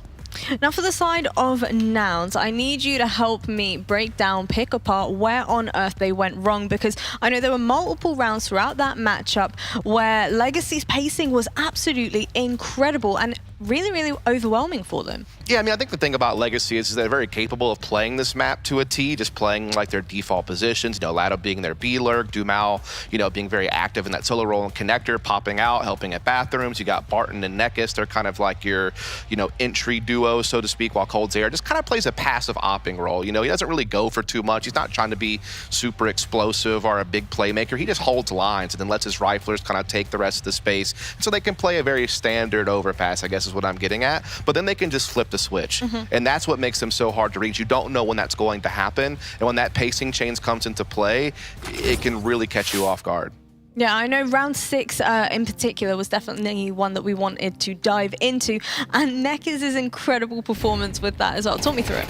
I mean, he was doing like awesome games done quick right here. This wasn't even Counter-Strike. Like he basically just ran A potentially as fast as you possibly could, just catch the player completely off guard. He was trying to pop flash aggressive in the fountain. He catches that kill, runs right past it, and then eventually just kind of takes over. And then just a few rounds later, they go for just like a super fast monster rush, like just no respect through the smoke, through the Molotov, no care in the world, just running guns blazing. And then again, that is just what this team is capable of. At any given time, they can switch gears, kind of get away from their foundation and throw a curveball at you.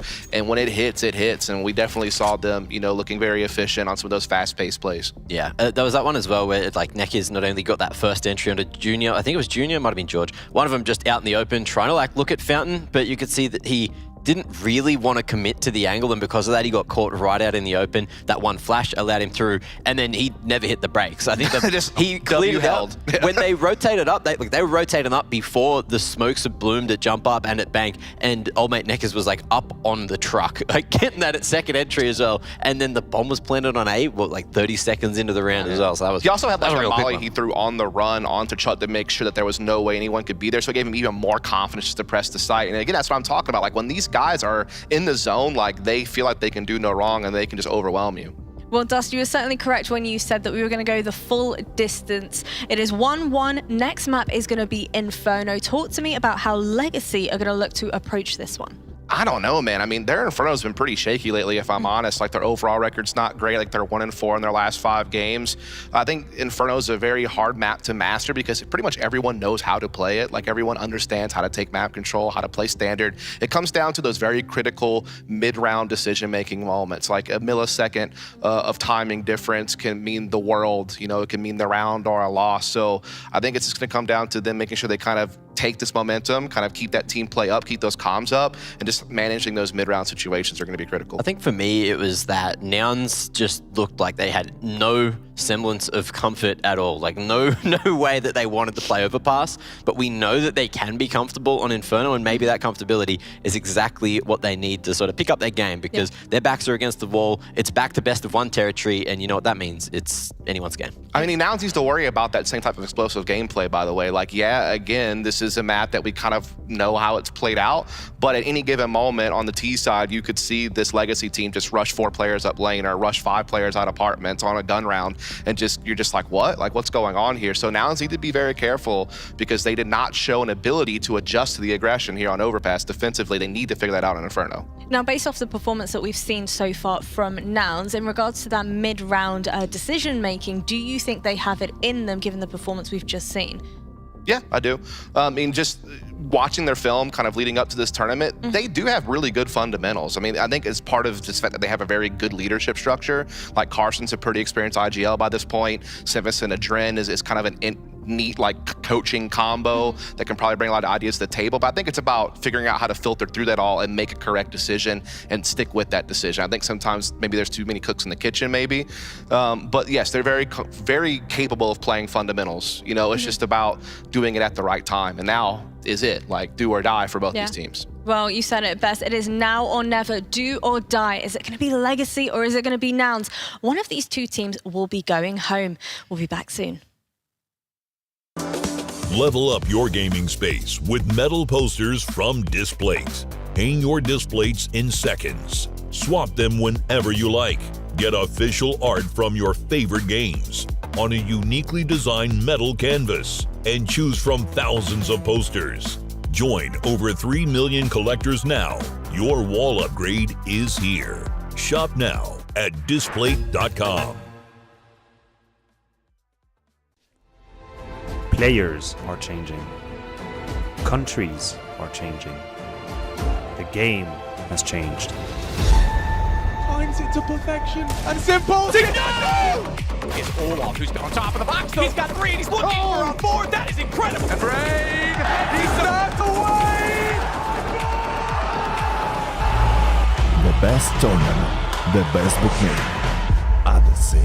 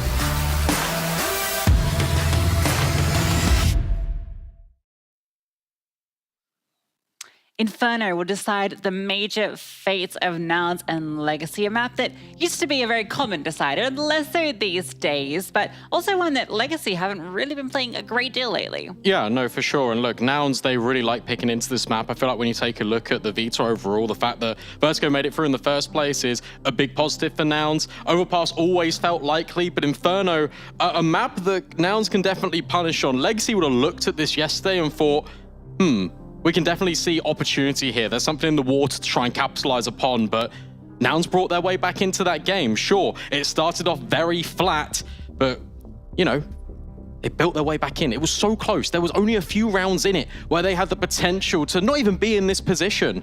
It could have been Furia waiting in the wings instead, but here we have it. Nouns taken to the stage, going against Legacy. Final map with it all to play for. Elimination on the line. One of these teams by the end of this map will definitely not be attending the first major in CS2. And it's Nouns on the T side as well. A smoke, a flash, utility prevalent, but also for Legacy. No kits on display, but the dual Berettas of Dumao and coldzera. The dual Berettas that shut Nouns down outside of B on overpass. In the perfect position to wield them as well. 4 Ts about to walk into the crosshair of Cold, and he finds the first. Quick trade. Barton's there though. Ascends the stairs and sends George into a deep descent. Nekez trying to find one as CJ jumps out. A lot of damage done, but no kill. Barton though is so sharp right now. Carson trying to swarm him through when Barton is doing everything himself. CJ hits the shot. That's me enough to allow the bomb to go through. A valuable commodity. But an incredibly difficult clutch to Mao with the second set of dualies deals with him. Yeah, unfortunate there for CJ. Tried his best, does get the bomb down despite the low HP. Navigated that apartment setup.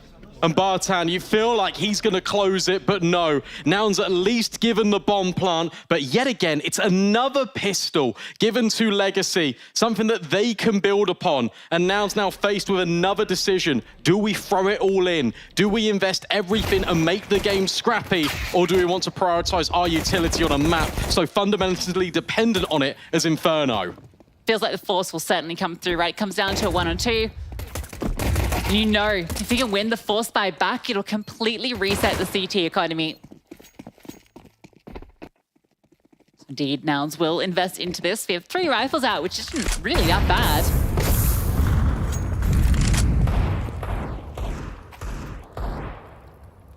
They want to get aggressive.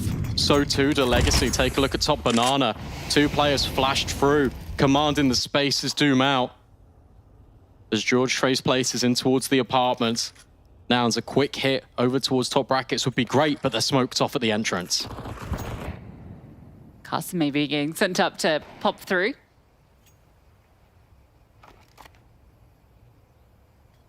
Barton's hearing that utility being deployed. Double setup. FAMAS of coldzera. All of the T side are here. Despite the presence in Banana, they've not rotated this 4th player over just yet. Junior will go back to maybe try and sell a retake over this side. The Molotov is going to maybe keep some interest. George starts to accelerate. coldzera getting contact. Continues to move forward. Moto smoke coming on through, but there's 3 players here. 2 towards both pits. George swinging on through though and knocks Barton down. coldzera can't fight back. And it's Nekez in the side, the only defender. Good for 1, but then done. And that's round over, surely. You can see Lato Dumao already scampering away to the safe refuge of the B bomb site. Really well done from Nouns. They felt no pressure whatsoever. Seemed simple, didn't it? There was early grenades being put down by Legacy, but then it felt like they went timid. They were playing to survive. They did not want to make a mistake that put Nouns back in the driver's seat. They did not want to give over a weapon to the hands of these pistols, but ultimately, by playing so passive, you gave Nouns a lot of space to work with. And when they executed, they did it, as we saw on Vertigo, with one direction in mind, a smoke towards the middle of the site, a smoke towards Moto, creating a tunnel and isolating these players on pit that could not do a thing. Nouns forced back and force the issue onto Legacy. Yeah, the crazy thing is there's 3 players from Legacy set up there to defend. No one's isolated by the smokes, but the flashbang forward is fantastic. First kill comes through onto Mini Pit, and then Cole just gets deleted on his swing. One thing I want to just add is we're already seeing Nouns playing a lot better when it comes to the executes on this T side. And what I mean by that is a number of rounds against FURIA, it was contact heavy. It wasn't led with utility. They weren't even flashing themselves in towards top brackets at times. It just felt like a 3-2-1 were all swinging together, and they got shut down. They've learned their lessons immediately. Every peak, every piece of utility is used with purpose. And here is used to scale. Send that Mach 10 forward, gather the space. Top banana belongs to the T side. Look at the rotation. Moving pieces off. 4 over towards A now. Nouns are going to send through some execute utility. Smoke over towards Coffins. CT1 absent. Jamal's going to drop forward. Defensive smoke. They're waiting for that before they send any further barrage, but it's all a bit of a ruse. This might come back to cost them. Legacy have gone for the right read on this stack, and Lato elevated on towards quad. This could be a devastating position. The flames go below. He's above and has an open angle to fight, but he can't convert his spray. CJ and George demolish the defense, and George is not done yet, charging out towards long. Smoke lands on through. Everyone is here on the A side. Jamal is waiting for the moment to come on through. Barton has hit 2 incredible digs. And suddenly it starts to fall apart. Carson looking for anything. Blindsided by Cold Zero in the pit, and Junior can't even escape. And that's Legacy punishing Nouns as they fall on their sword. Think about how that just works. 2 initial entries. There was 1 player that was elevated. There was 1 player out towards long. Nouns anticipate there's only 1 more that's fled. The audio gives up the ghost that Legacy were playing close, but it's Bartan on the site playing these headshot angles, and he's surgical when removing the Nouns as they execute in towards this bomb site. Second time's not quite the charm for Nouns as Legacy bite back.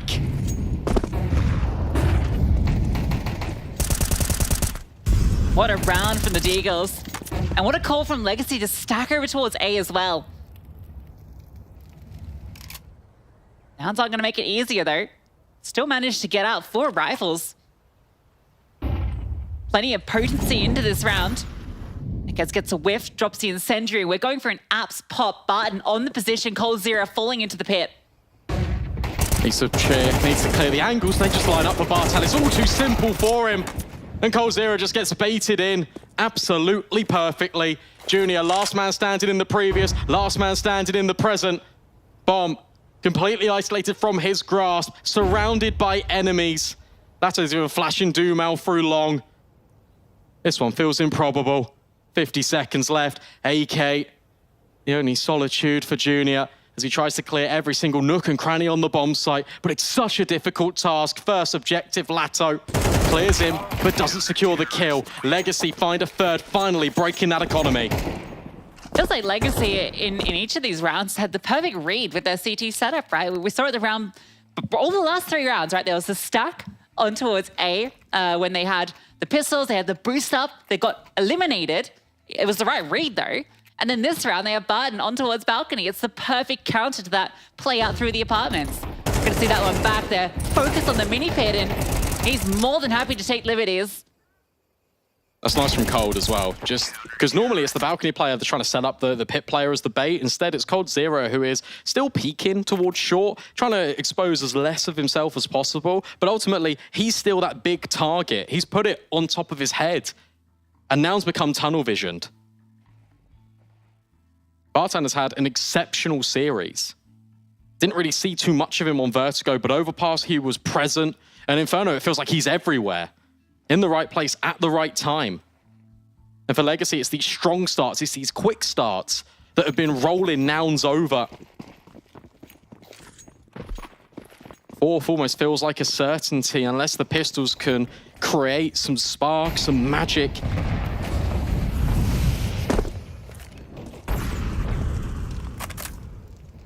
We know Nouns' CT side is very strong.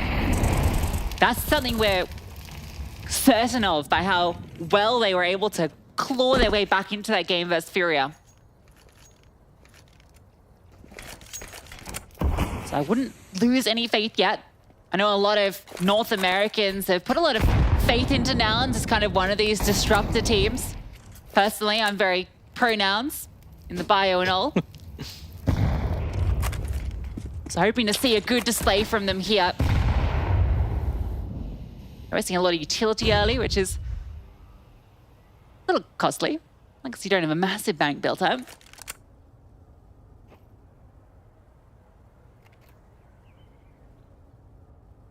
They just want to make sure that every single piece of utility, if it can be drained out of the pockets, then it should be.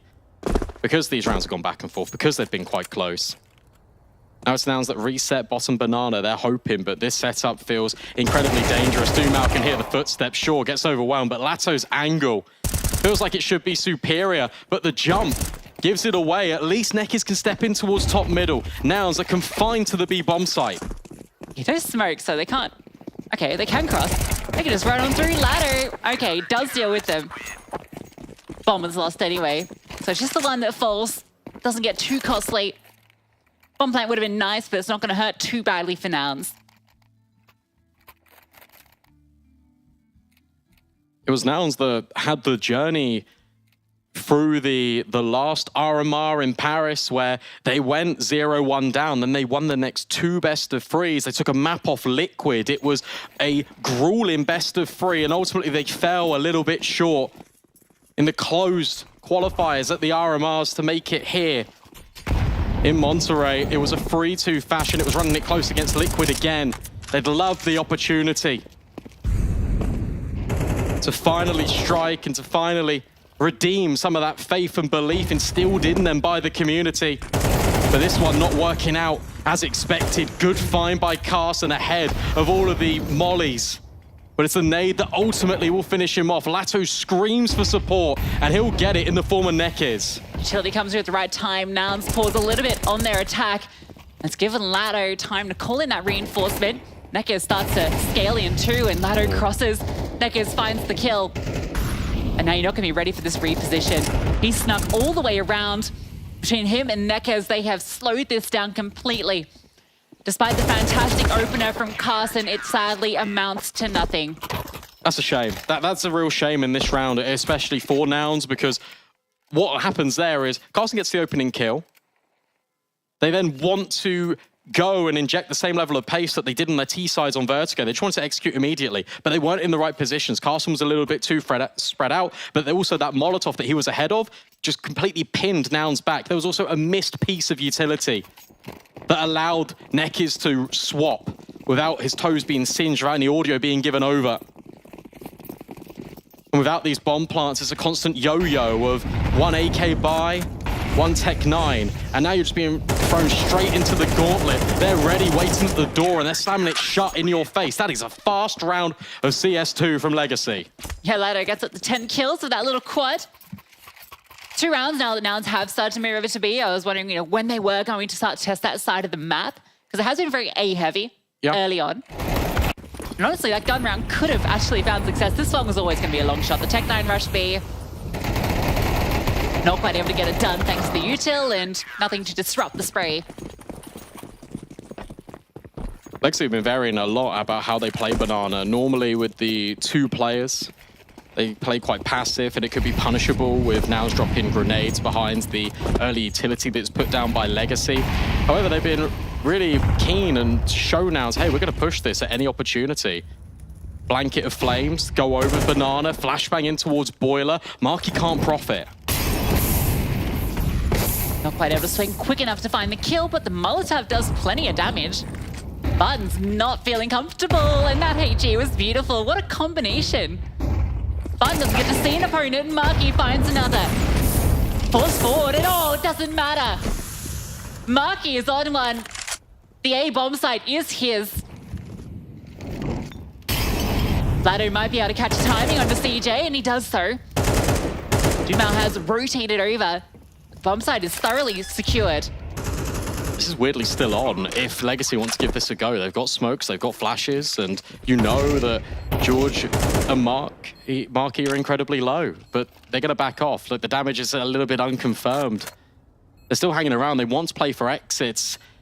Any damage on towards this economy is really good for now, so they can just keep them in this bomb site. If 2 low players can fall as well, it's really useful. But a really good take. It's clear that Nouns want to exploit Legacy's control over towards short. Here is Lato. And he will find 2, deny the AWP at the very least. Or maybe not. Oh, unlucky. They can't afford a new one either. I honestly thought he had it. That's so unfortunate. So, well, great job from Lato to actually do all that damage, right? Equates to 3 kills, his presence at the end. So very, very costly. Marky, speaking of 3 kills, the first one was really cool, the way he used the utility, and then he just doesn't stop.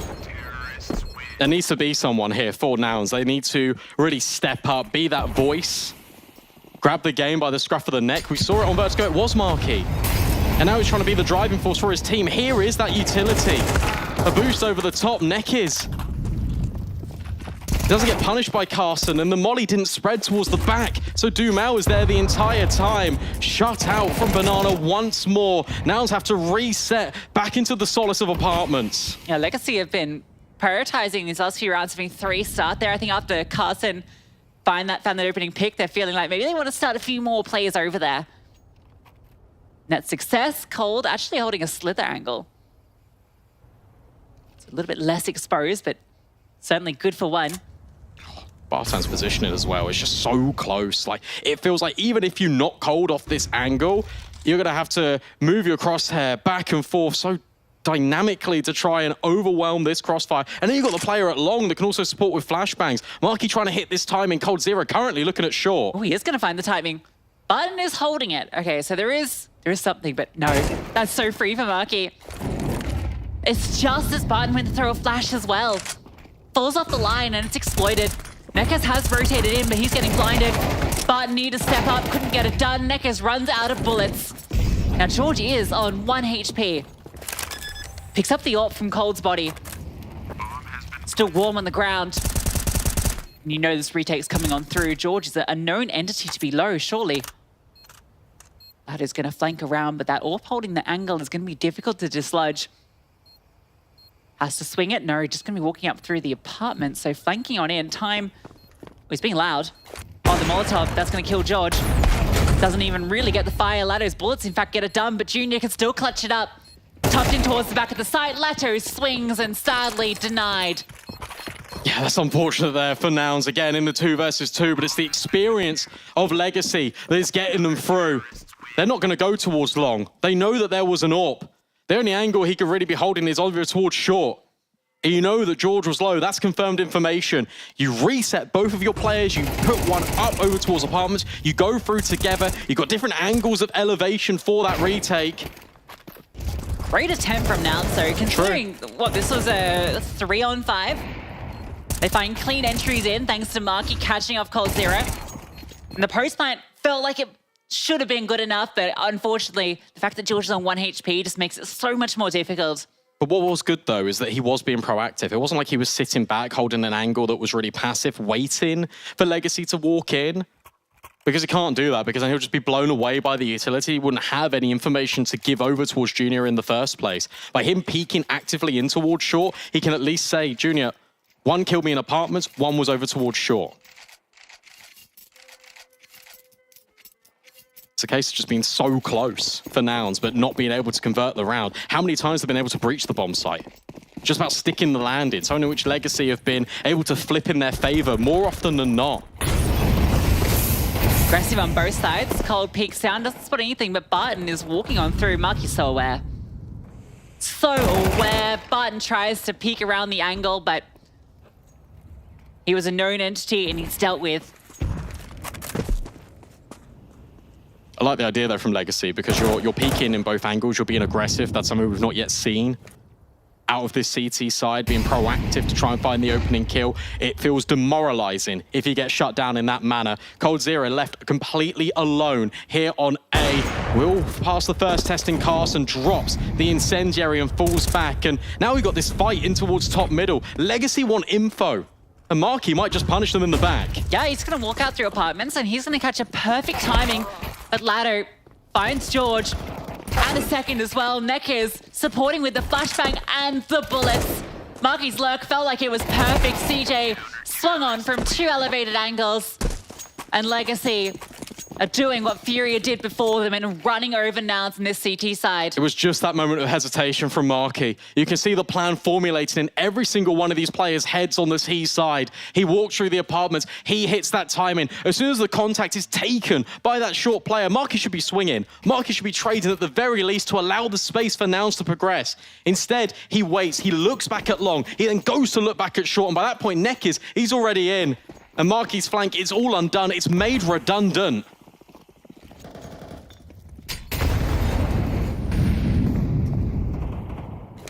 Look at this, another variation. It's the nades that go in towards the middle of Banana. It's the apartment setup. coldzera is being so dynamic, and Carson, he's trapped. Mal locks him in. Trade is great though, but Lado supports from the top of Banana.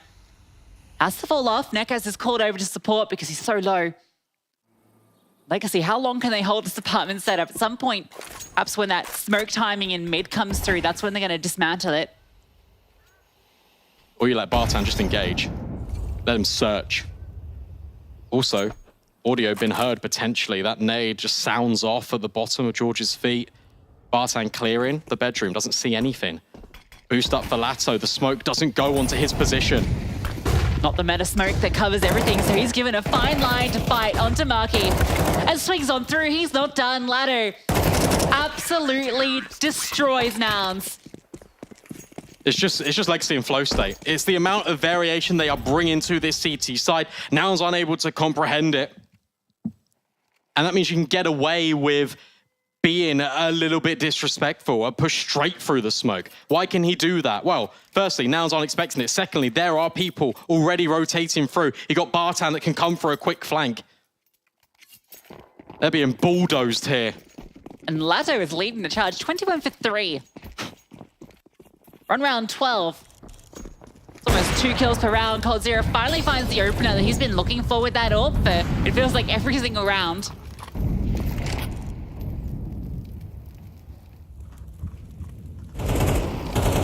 And Dumao getting aggressive again. There's no resistance. There's no outlet right now for Nouns. It always came through short, and that's where they want to take again. The double apartment setup feels incredibly tricky. And there's still a possibility for Legacy to send players on that flank through Dumao. Instead, it's an over-rotate. It's a gamble to the correct site. Legacy have got everything, and Nouns are just pinched in. Forced into the stack, Carson's going to walk straight into Lato, who is everywhere right now. The bane of Nouns, but the hero of Legacy. Nouns take a pause. Lato, it's a peek around, doesn't see anything, so they are going to rotate. Oh, this is just so rough to watch. Legacy are playing this so perfectly. Nouns are forced to just go back and do the fundamentals, but take a look at this. Marky has taken a liberty. He's pushed towards long. He hears that rotation. And now if they crunch on towards this A bomb site, it's still going to be tricky. You've got coldzera in pit. You've got a player boost up on the balcony. coldzera will just hold down the line. At least Bartan has fallen in terms of Nouns. And now for coldzera, he needs to hold on. 18 seconds left. He's feeling trapped. He's feeling isolated. But Lato provides some temporary respite. Junior jumping, trying to get his team back into the fight, but he can't do it. It's Legacy with 10.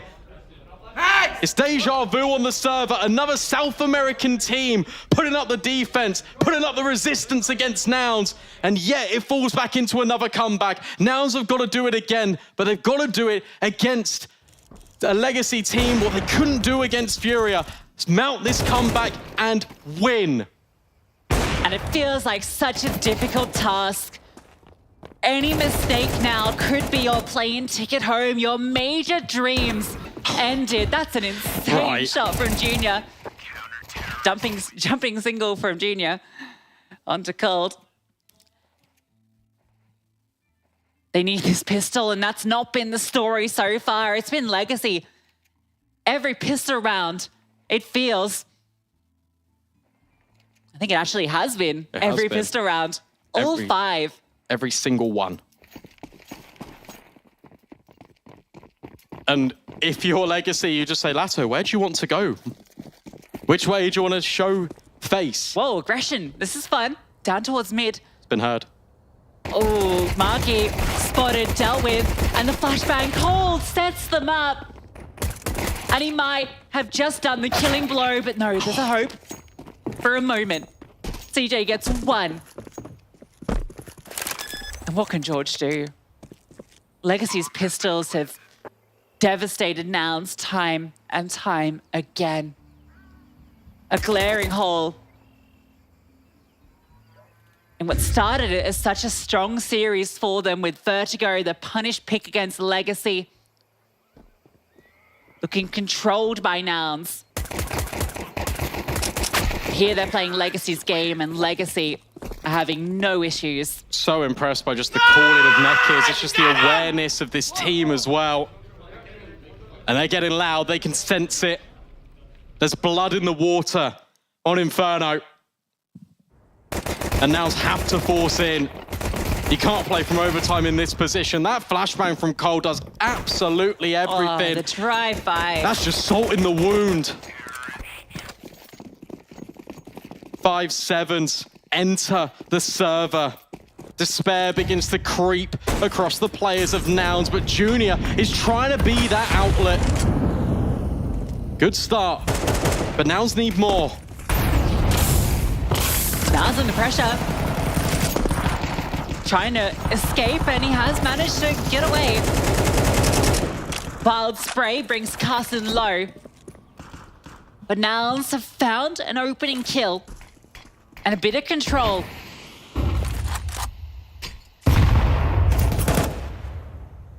Blow the smoke, but not finding a single bit of purchase. So the scout wants to reset again, and this is the right place for it. Over towards short. In fact, everyone from Nouns is starting to make their way over towards A. It's exactly what Legacy did to them. It's how Legacy were able to get things over the line with pistols of their own. A stack to keep Nouns in this series in the major. Legacy finds series point. Junior peeks on forward, takes the aggressive angle, finds his second in the round. Feeling the pressure, wanted more, and he's dealt with. A swing though comes through from short. Marky gets one. Demal spraying on through. Carson finds the critical kill, and it's Demal looking for more, but Carson with the double keeps Nouns alive. Yeah, Junior promoting himself to senior in this squad because he's really leading and trying to set a precedent for this team not to be scared, to go for these fights. And he's taken not one, but two critical engagements to keep them alive. And look at how emboldened it made this CT side as well. This second kill on long gets the immediate activation of these players to go and creep in from short. There's so much commotion. Lato's not ready for Carson, and he hits the headshot anyway. That kill is everything. He's blind. As the flash pops, he has 2 HP. If he goes down there, you can almost count the round done. It's a 1v1 with a retake required. And it's pace from Neckers, wanting to try and put his boot down on their throat, but it's just a bullet, just a gush, not a kill. Now they extend, Mal does find his. Marky though gets up on high, dealt with eventually. Junior continues, keeping this Nouns squad fighting fit. Another multi-kill round. Semphis watching on in the back, just hoping and praying that his team can do it one round at a time here. But again, the Tech-9s do damage. But that will be the breaking point of Legacy. No bomb plants in the last 2 rounds. It would have to be Tech-9s or just Glocks. Look at the investment finally. It can be upgraded here for Nouns. They can have a temporary sigh of relief. Just don't make this costly. Make this clean. In reality, this is one of those scoreboards you look at, you think it's only one guy. You take a pause, you think there's one player that is playing well. We can do this. That has to be the determining factor here. That has to be the mentality for Nouns. They have to pick their sunglasses up from the desk, reacquaint it with their faces, and wipe the sweat off their brow. This game is not done. This game is not over. The dream is not yet dead because they've given themselves a chance. Legacy are taking this moment to, I think, chat amongst themselves. This is old school. This is taking a tactical pause without taking a tactical pause. And just dancing back and forth in the underpass. Discussing what the next gun round is going to entail. Junior would love just to keep on fragging, keep finding these kills. He starts to see his name on the scoreboard, getting up high there towards the top. He'll start feeling emboldened. Start feeling like he can be the man that takes Nouns the distance. Oh, those were also confidence kills for Carson. They're feeling a little bit too brave against coldzera. Finally be put to rest by Junior. He is everywhere. Give that man an AWP. They've got enough money to drop it over as well. None available for coldzera. AWP in a difficult mistress to tame as well on that T side. Instead, it will just be Galil's. At least for a couple. In fact, at least for 3. They're selling, they're juggling. They want to prioritize the utility. It's the closest thing we're going to get to a gun round so far on this second half. Nouns pressure still on them to defend. 3-star early B, just to throw some utility. George is going to be staying active.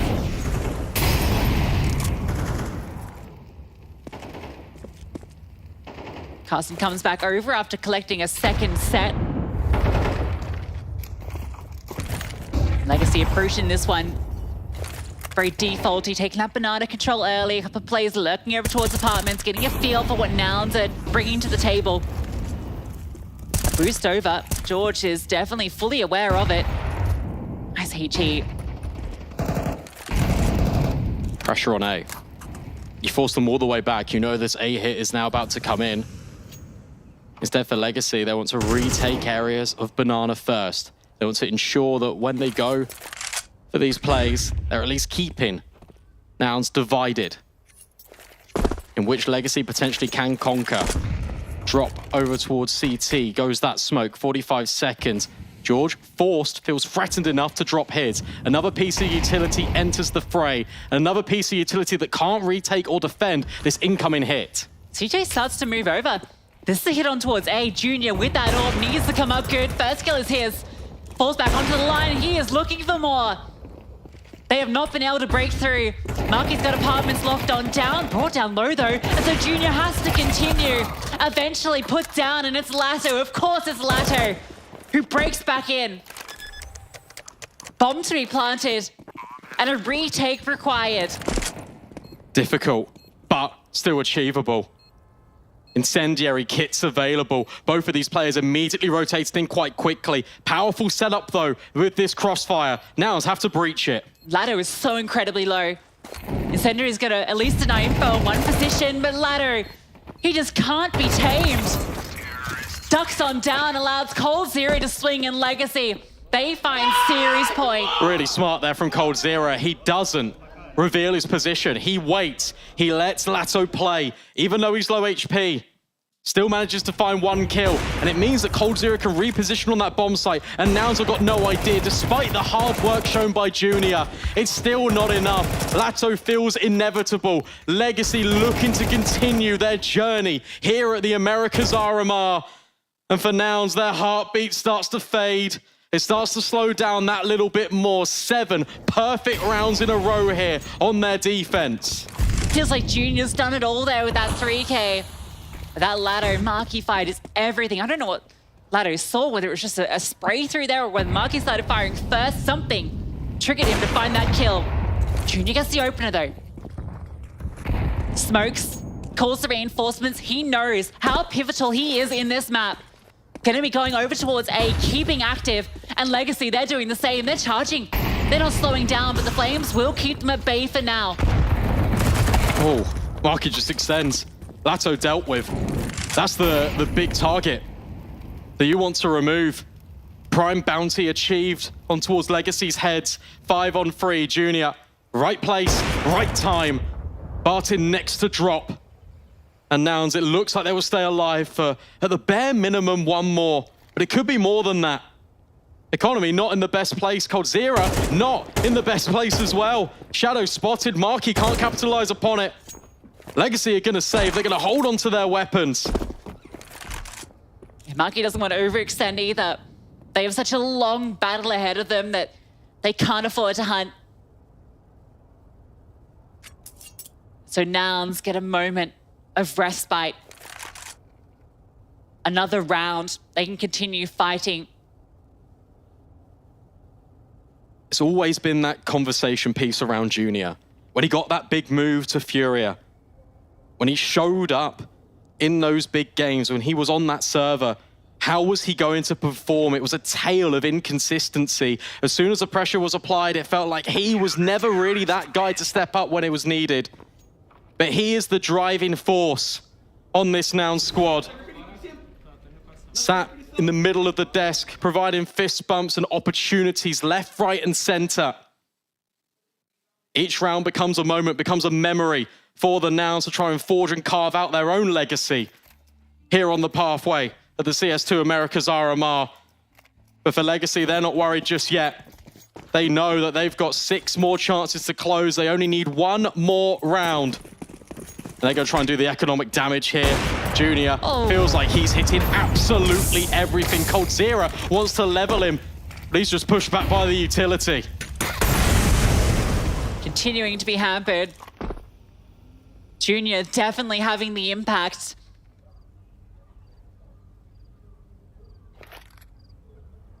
It can't just be him, though. Long term, it can't just be him. It needs to be George. It needs to be Marky. It needs to even be Carson. Everyone moving to the same rhythm. Smoke dropped. coldzera not allowed an opportunity to peek forward. Legacy, the only space they've got isn't towards Banana. A boost up for the AWP. They're just trying everything to get a kill. And coldzera can't hit the shot. There is Carson, but an immediate trade out of Bartan. That's a rifle that can be passed on over. Pistols are brought into this one. Smoke is going to slow them. Or it was just the 2 save rifles and then a couple of upgraded pistols. You know they've been rotating as well if you're Nouns. Every single time there's presence Banana, it's never been the commitment. Nearly a collateral instead. Junior posts on his favorite angle as Marky finishes the job onto Bartan. Lato has been phenomenal, but it's Junior that feels incredible. Nouns up to 7, and Legacy start to sweat. He upgrades his AWP, just like he's upgraded his presence in the server. It feels like Junior has gone Super Saiyan, and it's enough to cause Legacy to take the timeout. It's an uncomfortable position they've found themselves in now too, because they saved those 2 weapons from 2 rounds earlier, which means that Cold and Nekiz are out of sync with the rest of the team on the bye. Which means you give another round over. It means you give more momentum to Nouns, who are growing in confidence. It feels like they intended to buy into this because they only half bought around those 2 save weapons, right? So, absolutely. No, it is going to be another half buy. So 2 half buys in a row, and Nouns, this is the best case you could hope for. And it was these little mistakes that were giving Legacy opportunities against Nouns. And now the shoe's on the other foot, right in the highest of pressure, right in the moments that matter most. Tech9's a solitary Galil on Lato, who's been your MVP player, but not equipped with an MVP weapon. But it could be fast up B. They could be limit testing the defense. Yeah, just putting the pace on. Lato boosted, the smoke giving space, and he finds the opener. Flames and bullets prevail. HE being set up in response, but it's not going to hit the mark. They're already falling back off the back of it. But look at Marky. Marky's already pushing towards second mid. Junior's trying to hold this line as well. Marky's in such a good spot, but he is on his own. Junior can't support. Marky goes around the corner, spots out one, and swings wide into them all. Why? Doesn't need it. Junior doesn't either. He runs back. He's the only one on A. There is a push coming down Banana. They're resetting. Look at this. Look at Lato. He's in the back lines. He's expecting it. CJ with the backstab, but Lato's with his. George is holding, but it's Lato. CJ finds one pushing through, but he's not going to be expecting the other. Looking for Lato, gets the kill. And it's all onto Junior. They know where he was. They saw him in the apartments. And coldzera knows. He runs over to sell the fake. to throw the smoke through. Junior has to respond to this call to arms. Blows the smoke and doesn't actually reveal anything. The bomb's gonna go down. Junior's gonna have to retake A. He's gonna be here pretty quickly. But a half buy. Legacy brought barely anything into this round, and they might just leave with the major still a dream alive for them. Junior has to go all the way around. He has done everything for Nouns in this resilient comeback on the CT side, but it might just fall short here. So many positions he has to clear. Time slowly running down. coldzera next to the box that gives his namesake. Shot fires out, doesn't find the kill, gets it with the dual Berettas, the spin, and maybe there's a chance, but no. Barton's deagle confirms it. Legacy stay alive, and Nouns, sadly, are eliminated. Yeah, what a comeback on Inferno for Nouns. It just doesn't quite pay off. Not once, but twice. Legacy continue their journey, and unfortunately, we say goodbye to the Nouns. Oh my goodness. Now Junior, despite pulling out all of the stops, despite waking on up on the server, absolutely performing, was not able to close things out for himself and for his team. I just felt like it was too little too late for the Nouns boys. Yeah, there was a few things that started going wrong, well, you know, towards the start of the map, but one of them was Lato. And man, look, that's one of those rounds, right, where you're like, okay, we don't have a lot of money, but Lato's kind of the one doing everything on the team anyway, so let's just go for that half investment. Let's just give him a Galil. Let's just set him up for success, get that opening by boosting him and dodging that molly towards the top of Banana. So a little bit of util going awry, but look, the star player picking it up and just leading by example for sure. Oh, that feels bad for Nouns because they got so close. They had me believing Junior was farming 5-0 in opening kills, which maybe was a bit better late than never, but unfortunately it will be never. No major going to be there for Nouns this time. Legacy still living though. Reverse sweep angle came through and they got the W. I mean, I'm just dying here slowly. You know, energy gone, Nouns gone, North America fizzling out. Oh, I mean, they had chances. What is it? 11 opening kills going the way of Nouns and only capitalizing on 7 of them. Man, that's just... Oh, they did it to themselves. There's no doubt about it. I mean, they needed a better T-side than what they showed here. I mean, it just didn't really look themselves. Didn't look nearly as confident we had saw them earlier in the series. Meanwhile, you had Legacy just putting up an excellent performance on the CT side through and through. You know, winning that half 10-2. They only allowed 2 bomb plants the entire half, or maybe 3. And just were rinsing them.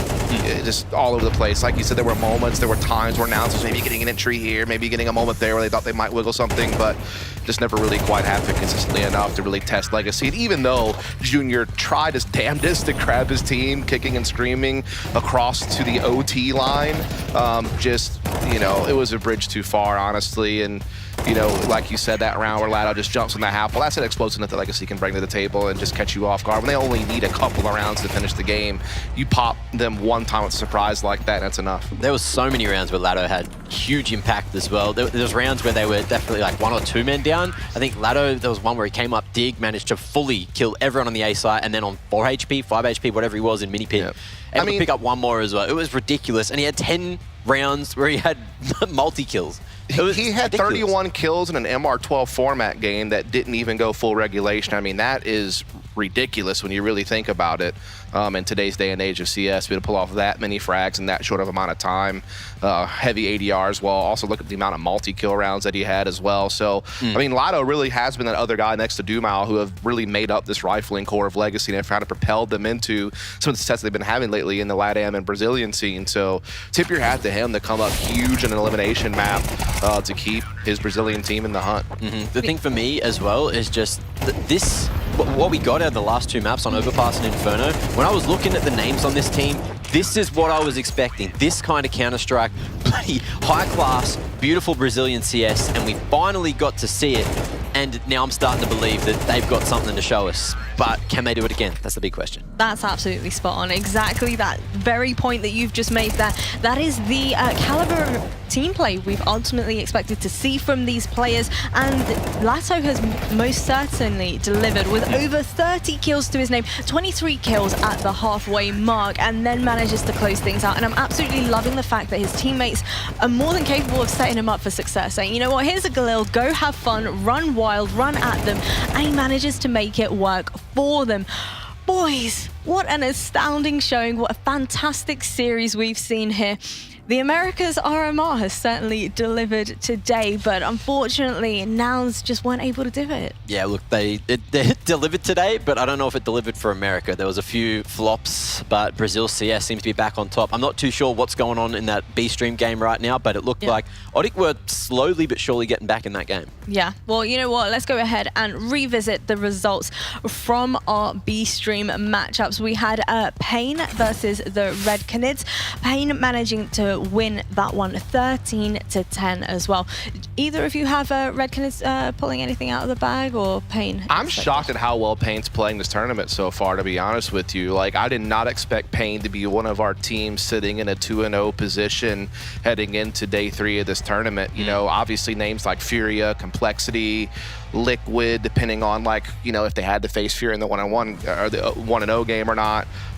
But yeah, this is nuts to see Pain do this well. The other thing I want to touch on as well is how BESTIA was knocked out so early. Like, what we saw from them yesterday gave us a lot of confidence, especially going into that best of 3. But Wildcard, they showed nothing yesterday. They weren't allowed to play the game, and today they brought their A game and are hopefully going to be able to make a lower bracket run for NA, because someone's got to. There's a lot of NA teams in that lower bracket and eliminated now. I just want to point out for everybody taking a look at this graphic right now as well, the Elevate and ODDIK matchup is still ongoing. The score is currently 10-10. So if you want to continue watching some fantastic CS, go ahead and check out our PGL B stream.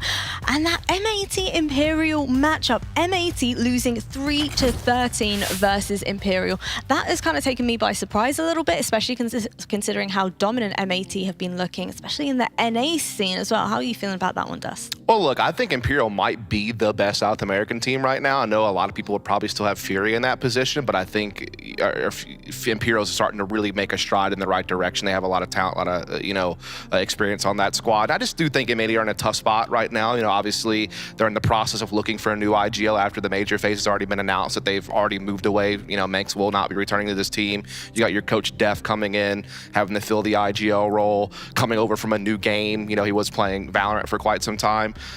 So yeah, I mean, they're in a little bit of a tough spot, and I did have Imperial favored in that game. Yeah, well, let's go ahead and revisit our A-Stream results and how everything shaped up over here on our broadcast. The Complexity and Boss matchup. How did we feel about this one? It was a little bit heartbreaking that Boss didn't manage to make that comeback happen. Complexity, though, they are the heavy favorites. They should be the heavy favorites, and they showed some signs where things were going wrong. And if it wasn't for the likes of Holzerk there, we definitely could have seen Boss taking that best of 1 and knocking Complexity into the lower bracket as well. The 0-2 bracket, 0-1-1 bracket, whatever we're calling it here. It feels like double elim with the way it's going anyway. You lose twice, you're out. And that's essentially how it goes. But now Boss, they're going to be in that 1-1 bracket going into tomorrow, and it's going to be interesting to see who they end up matching up against. The FURIA Liquid game, that's where things got more interesting, right? Liquid in that 1-1 bracket is something we need to focus on tomorrow. We really need to see Liquid cleaning up that game. It felt like one side of the map was strong, one side of the map was really weak, and if their opponents tomorrow realize that, then that can be abused. Well, it's nice to know that nothing's changed since I've been gone between FURIA and Liquid's woes against being able to handle that FURIA team. I mean, that's just been like a domestic rivalry that FURIA have always seemingly had the edge in, no matter what the roster is. Obviously, this Liquid lineup is much different than those of the past, but FURIA have always had like Liquid's number, I feel like, and so it happens here yet again in the BO1, the progressed FURIA to the 2-0 bracket. Unfortunate match to have to play in the 1-0, just, you know, based on the seeding, you know, having two of the best teams have to face each other this early was definitely a little less than ideal, but at the end of the day, you do have to beat who's put in front of you to make your way to the major. Yeah. And so FURIA did get the job done. They're going to feel very confident probably going to their 2-0 game tomorrow to have a good shot at going ahead and moving on. Liquid, meanwhile, have a little bit of extra work to do. Their backs up against the ropes right now. Well, thus far, we have said goodbye to NRG, BESTIA, and Nouns, with either Elevate or ODDIK joining the mix as well, joining those eliminated teams. But we have yet to find out which one of those it will be. If you want to find out the schedule and the matchups for tomorrow, make sure you follow at PGL Esports across all of our social medias and to grab the graphic and see who will be facing off against who. Boys, it's been a bit of a explosive day today, I'd say, no? Yeah, it's been a bit of a shake-up as well. I'm just looking at the top-rated players for the Americas RMR so far, and at the start of the day, if you remember me bringing it up, I think it was like top 8, top 10, there might have been like one NA player. I think it was Twist potentially sliding in there. It might have even been JTR. I think it was JTR. My memory's gone. It's pretty late here. But look, now we do have at least 3 NA players. Technically, one's a South African player, sorry, with Sonic sliding in there. But you got a Liege and Twist who are in the top 10. So good to see that some of the individuals are able to, you know, turn their game around from the first day of games here. But we're not even done, so that could shake up a little bit as well. I gotta say, I'm super looking forward to seeing whether or not Liquid will be able to bring it on back and give us that secret sauce that we've been looking for. What do you reckon, Dust? Can they do it? I think when you look at the list of 1-on-1 teams that they would potentially face, they've had a couple like close calls with Wildcard and some of the online qualifiers, so that could be a very interesting matchup and a dangerous one for them. I think the way Made in Brazil has looked could also be dangerous for them as well. So if they get stuck with either one of those opponents, it could be a tough test for them tomorrow. I do still think they're one of the favorites to make their way to Copenhagen. I think they will still eventually get the job done. And I do think that of the 4 2-0 teams that we got out of today, 3 of them were kind of expected. Pain, though, was a bit of a shocker. I want to give some huge props to them for kind of, you know, having some great results throughout this event that maybe we weren't expecting. Well, you know what? Mac has already closed his laptop, so I'm going to go ahead and take that as a hint. Mac, I know you're tired. I know we're all tired here on the broadcast, but I want to give a big thank you to my fantastic analysts, our wonderful production crew, and, of course, everybody that's been tuning in from the comfort of their homes as well. We will see you all tomorrow for plenty more CS2.